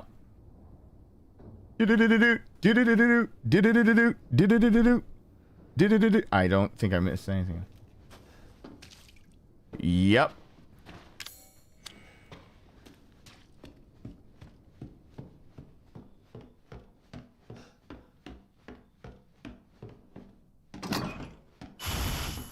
Darude Sandstorm? Yeah, that's what I was thinking in my head. Uh-oh. Heh.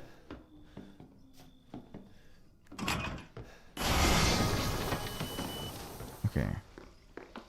Oh, the shittier shotgun. I always love it when they give me the shittier weapon, and I don't want it. I don't even think there's enough I can drop. If there's another handgun, I can.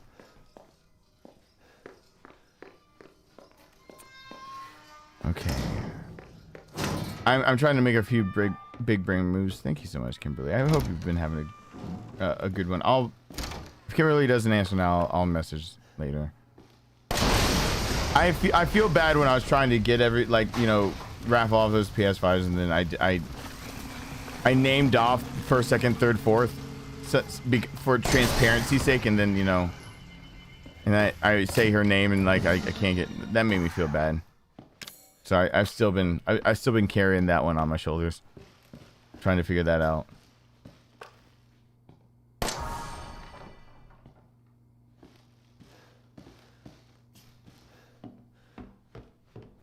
Are you joshing? Why? Why would this be? Why would this be? Didn't the last big brain move I made end up with nibble tassels? Okay, let's oh, okay. Why we gotta go there? Hey, Jesse, what's going on? Jesse. Whee. Okay, there's nothing for me. There's nothing for me. I found like so defeated. There's nothing for me. This sucks. All right, so I've got. Let him be. Let him be. Let him be. Let him be. Oh shit, my fucking brains out. Let him be. All right, let me.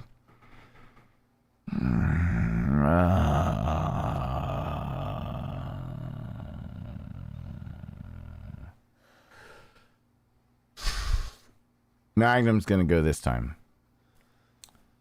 One Magnum round. Magnum PI. Okay, one Magnum round to one. The other two get a Magnum round. I pick up the other shotgun. I go in there being able to have a backup shotgun in case I don't have. Yeah, I can do that.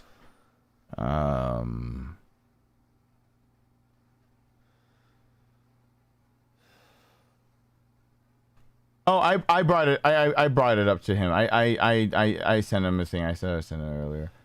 Sorry about that. Oh, I see you guys have had a few things. Wait, what happened? Wait, what happened that you guys are giving eyeballs in the middle of it? Wait, what? Wait, what? I can get it. Guarantee we do nothing. You're one of the hardest working people I've ever come. I'm glad you think that I'm one of the hardest people you've ever come across. I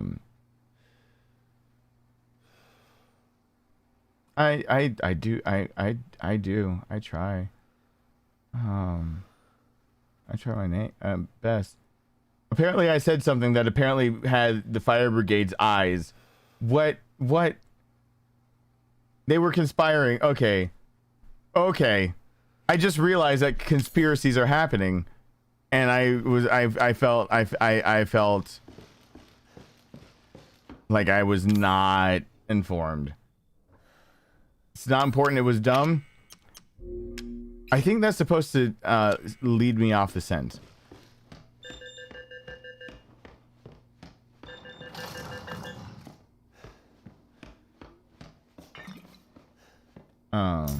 Here we go. So we've got a situation here. All right, we got a situation where I'm willing to use up some of the burner too. So yeah, but I don't want to pop him in the face for anything else. One Magnum round. I'll slow him down if I need to. I always love it when they give me an explodey box right there.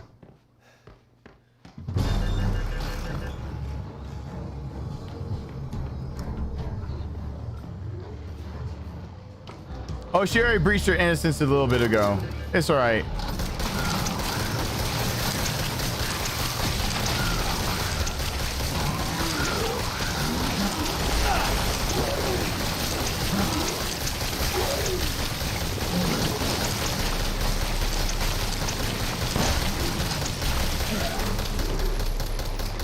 Ooh. Ooh, baby, I love the way. All right. By the way, I have been singing more and more scales while warming up on the guitar. And it is... I am so glad I have a guitar that has great intonation, because I for a second I was like, I get paranoid that my guitar's intonation might be a little bit off, so I'm gonna learn my scales badly. relearned them badly, and and I took a tune or two. I'm like, oh, this shit is like pitch perfect. My acoustic it's my Takamine is the one that's actually pitch perfect too for warming up. The Acoustasonic still needs a fret job on the second and third, so but it's basically good at that. Oh, Emma turned off the Innocent Act for 2 seconds a while ago, and then didn't turn it back on for a while. So I saw through that.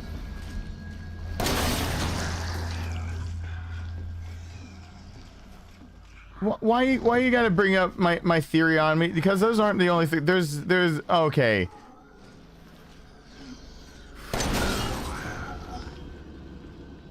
You're literally bringing up like my trauma of the Flash. Let me show you what George just said. Let me show you really quick.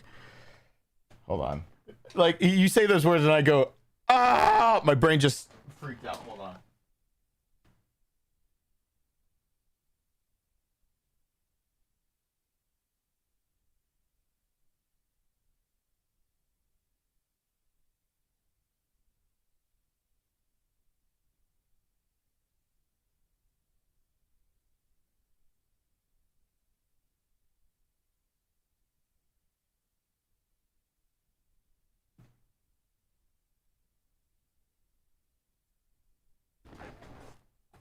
Yeah.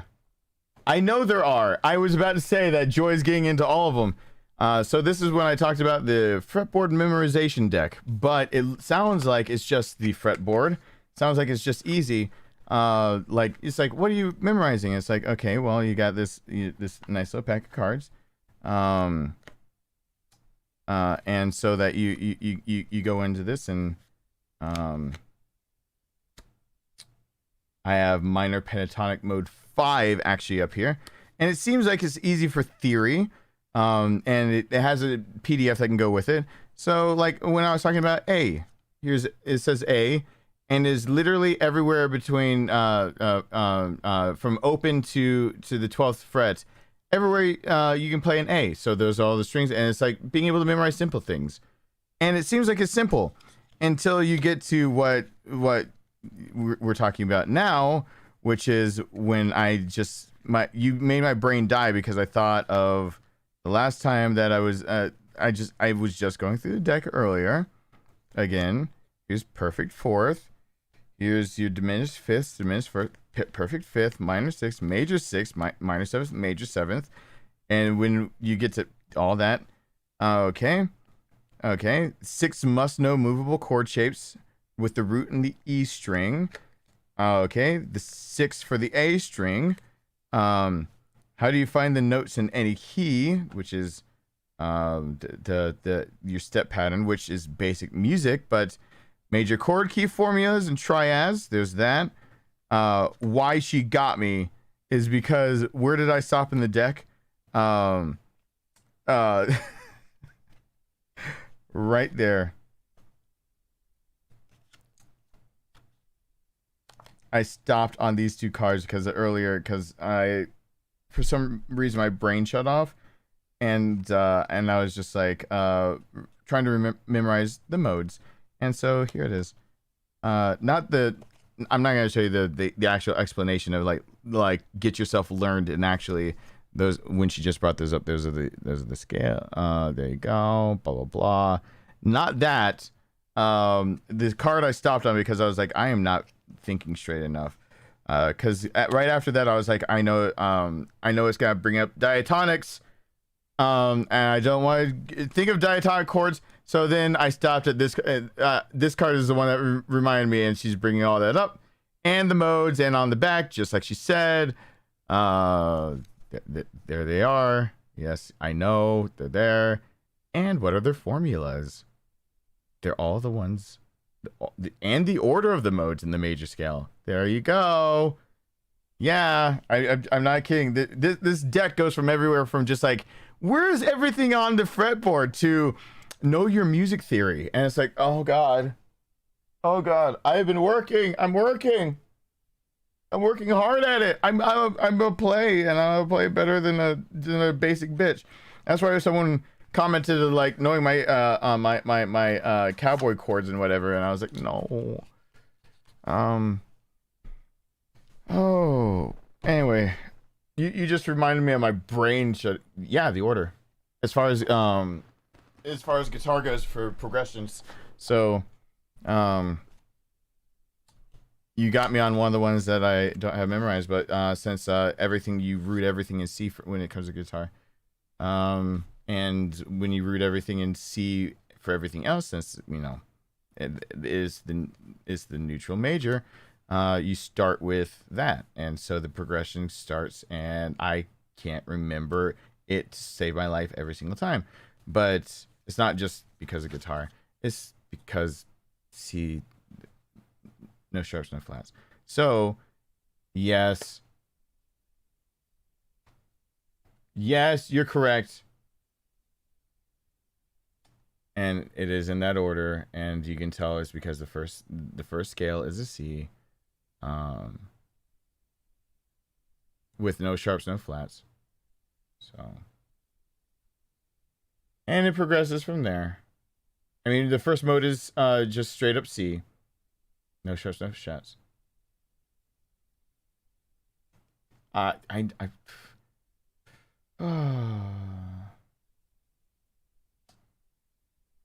My brain is already melted enough because right now, I try to think of it, because you know what gets me is as soon as I get to third and I'm seeing that, because I always forget how to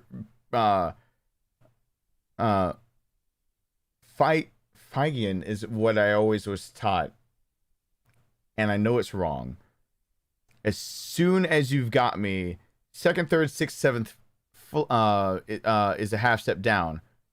For some reason, my brain can't go from 3/7 to 3/6/7, and then go to Lydian and go to fourth half step up sharp. I can't, and so my brain shuts down this card. And I shut down my life because I can't. So this card is, a lot of these cards are reminding me that like my theory game is not strong, weak, but it's not strong. So doing better. I'm getting better as I go. So, but this is my little pack of basically fretboard memorization, theory, and all of your basics. So it's basic music theory, basic scales, knowing all of your scales, all your major and minor scales, sharps, flats, and all of your and then it's not just for guitar. Actually, as Joyce pointed out, you know, being a singer, this would be actually good for you. Being a violin player, this would be good for you. You just cut out like there's about 16 cards out of this deck I'd cut out. And then it'd be fine for you too, and it would just be music theory, and that's all it would be. So I'm doing my best. It's just it does, your brain does start feeling like it's going through the quagmire for a bit. Yeah, it is. It's I thought it was gonna be like an overpriced, and I was like, I'm gonna take a chance on it because I do want something on the couch. That like when I feel like it's relaxing time, I want to be able to be on the couch, relax, and still try to, because I try to film even my relaxing time with something that's relaxing and beneficial to my brain type deal. So I kind of I multitask with that one, and I try to figure out just the best setup for me. And so I saw that and I was like, you know what, that actually, it's not a book I've got to grab. It's not like reading music theory and everything. It's not like my songwriter's book, which actually talks about, you know, different genres, the progressions they use and everything like that. This is just your basic being able to flip a card and know every place from open string to 12th fret where you play an A on all 6 strings. Just being able to say off the top of your head, just because. And so learning your scales, your majors, your minors, you try all those things. Going through all that, and then I started using it, and I was like, this is super damn convenient. I don't have to, I can just grab a deck, I put it in my back pocket, and I've now carried it with me to having to like go places and whatnot. I'm just sitting here the shit that I need to memorize normally so that I actually am competent and confident in what I'm doing and can better ear, I was gonna say sight read, but like hear a song and know where it's going and know what I'm doing, just all that stuff. It's just really, really, really convenient. So convenient. You're talking about guitar since 8. It's the first instrument I picked up. It was middle school that I picked up violin. Violin I grew leaps and bounds for though. A guitar I struggled because my first guitar was a classical. So being classically trained kind of was actually a hindrance for me. And no Lips of an Angel were even involved. That headshot's so satisfying. My mode game is weak. Yes, Joy, and I will make it strong. I'm doing better. Music theory was like, you know just as well as everyone else. Music theory is you do it at first because you feel like everyone tells you it'll make you better. And then as soon as you actually get in the thick of actually the art of any music, you're like, I need this. And so basically music theory is the bane of everyone right up until the point they need it. It's kind of like if I wanted to be able to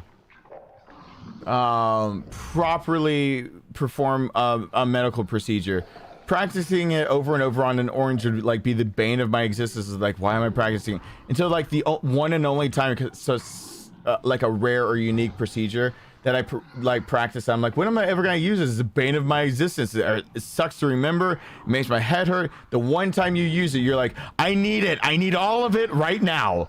Like that's probably a good example. It's just one of those things like you never. Everyone hates it. Everyone universally hates it, and then you need it, and then you're like, I need it now. So like it's also one of those things that you just kind of you gotta put the cherry on the cake. You gotta actually finish it off properly.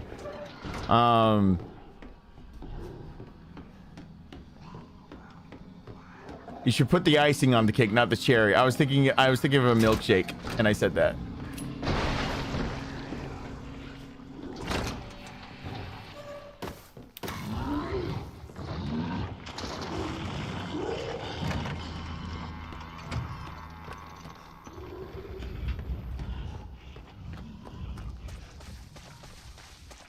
Well, after this defeating Marguerite, I'll be probably tapping out as well because I need to, because it is 5 a.m.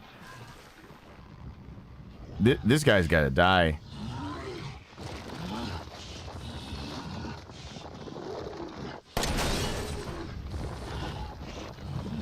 It was actually having the deck of cards out when I realized that I actually didn't feel well earlier today, that I was needed to take a nap.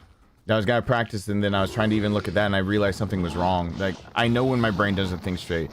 I will say that I take a certain amount of pride in the way that I think, only because not for being prideful, but for the idea of I've worked so hard for it that I do take pride in the idea that, you know, I think usually with a clear, sound mind, and that I'm open for information. Whenever that goes down, I know something's wrong with me. So like that was earlier today when I was looking at those, and even right now when I'm looking at it, I'm just like, why is it could be written in German, and for some reason my brain is just not clicking on all cylinders. Fuck you, Brennerfield. I'll beat Marguerite easily. So that's when I realized that's always when I realized, like, yeah, I probably am not doing my best. Cherries are red, Joy. You know what else is? A period. So stop, period, in the discussion. It's like I made a punctuation rap, but made for adults.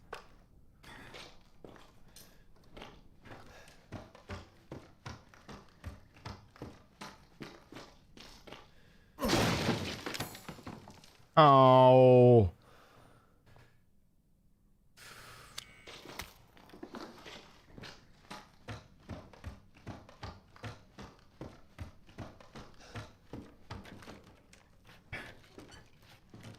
He did, in fact, not beat Marguerite easily. Don't you try to say narrator's voice. No. I've got enough here that, unless she clips me through a wall stupidly, I shouldn't die.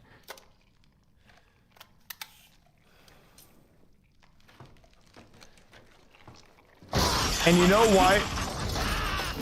Red is one of the only things that can give me a true headache, because of me seeing, being color damage in my eye. Red can hurt, and not in a good way. Not hurt so good. I just realized that still sounds like it could be bad. Like it can. Red can hurt so good. Like no, not that either.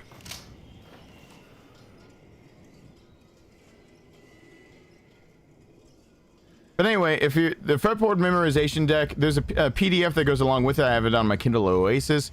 Kind of explains more music theory because these don't explain it as much in depth. So if there's a PDF that goes along with this, but this is the fretboard memorization deck by Richard Freeman, and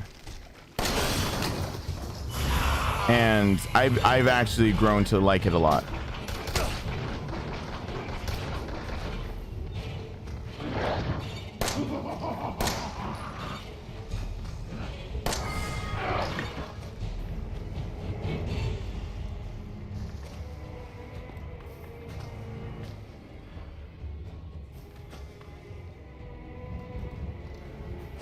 Oh, son of a whore. Is that the other fucking pistol?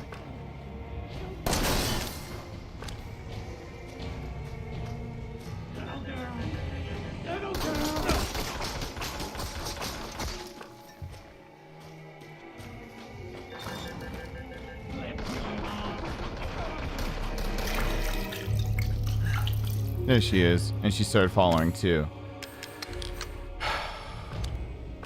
Now things got a lot easier.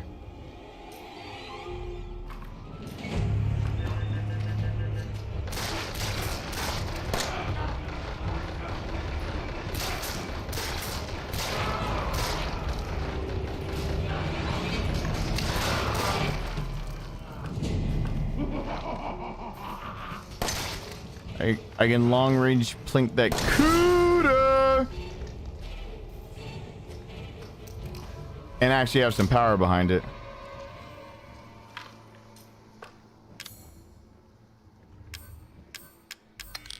Yeah, it's over.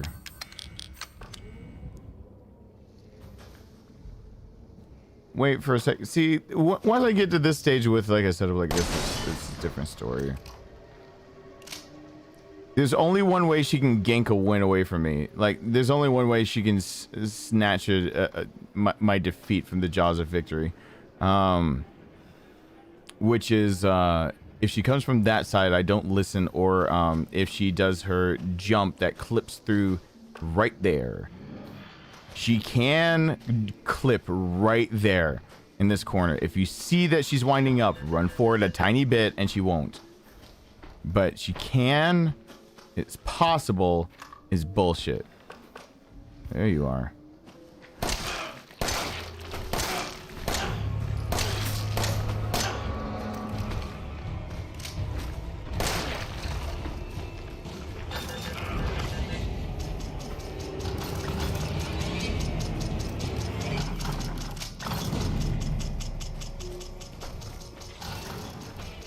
Wow. They gave me even more shotgun shells.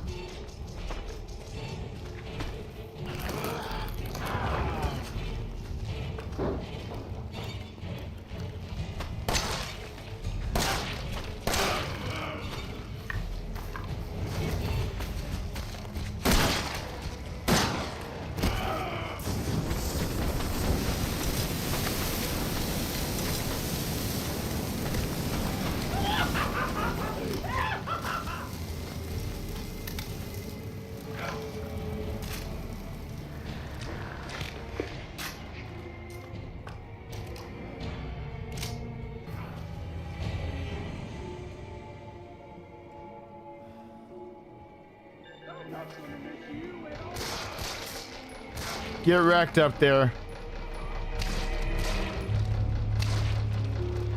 Why she keeps stepping? Oh, she's in bitch mode. Oh, and she's out of it. She's already having to escape.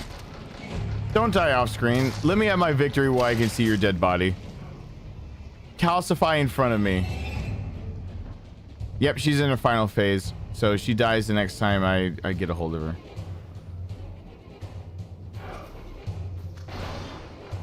And she hit another plate.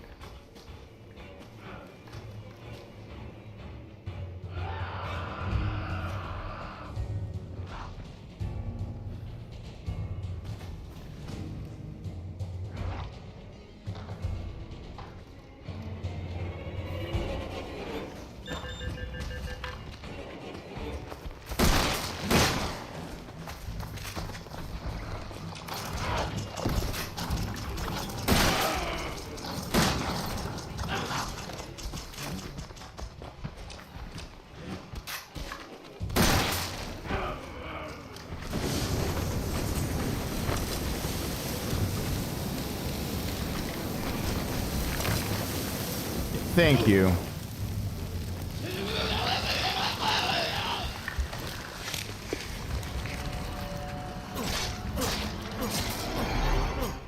Technically, that means that this...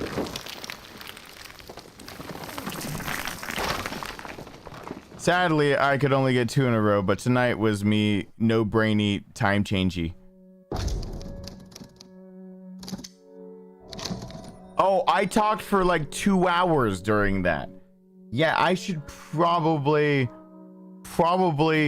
not exist in a conscious form anymore.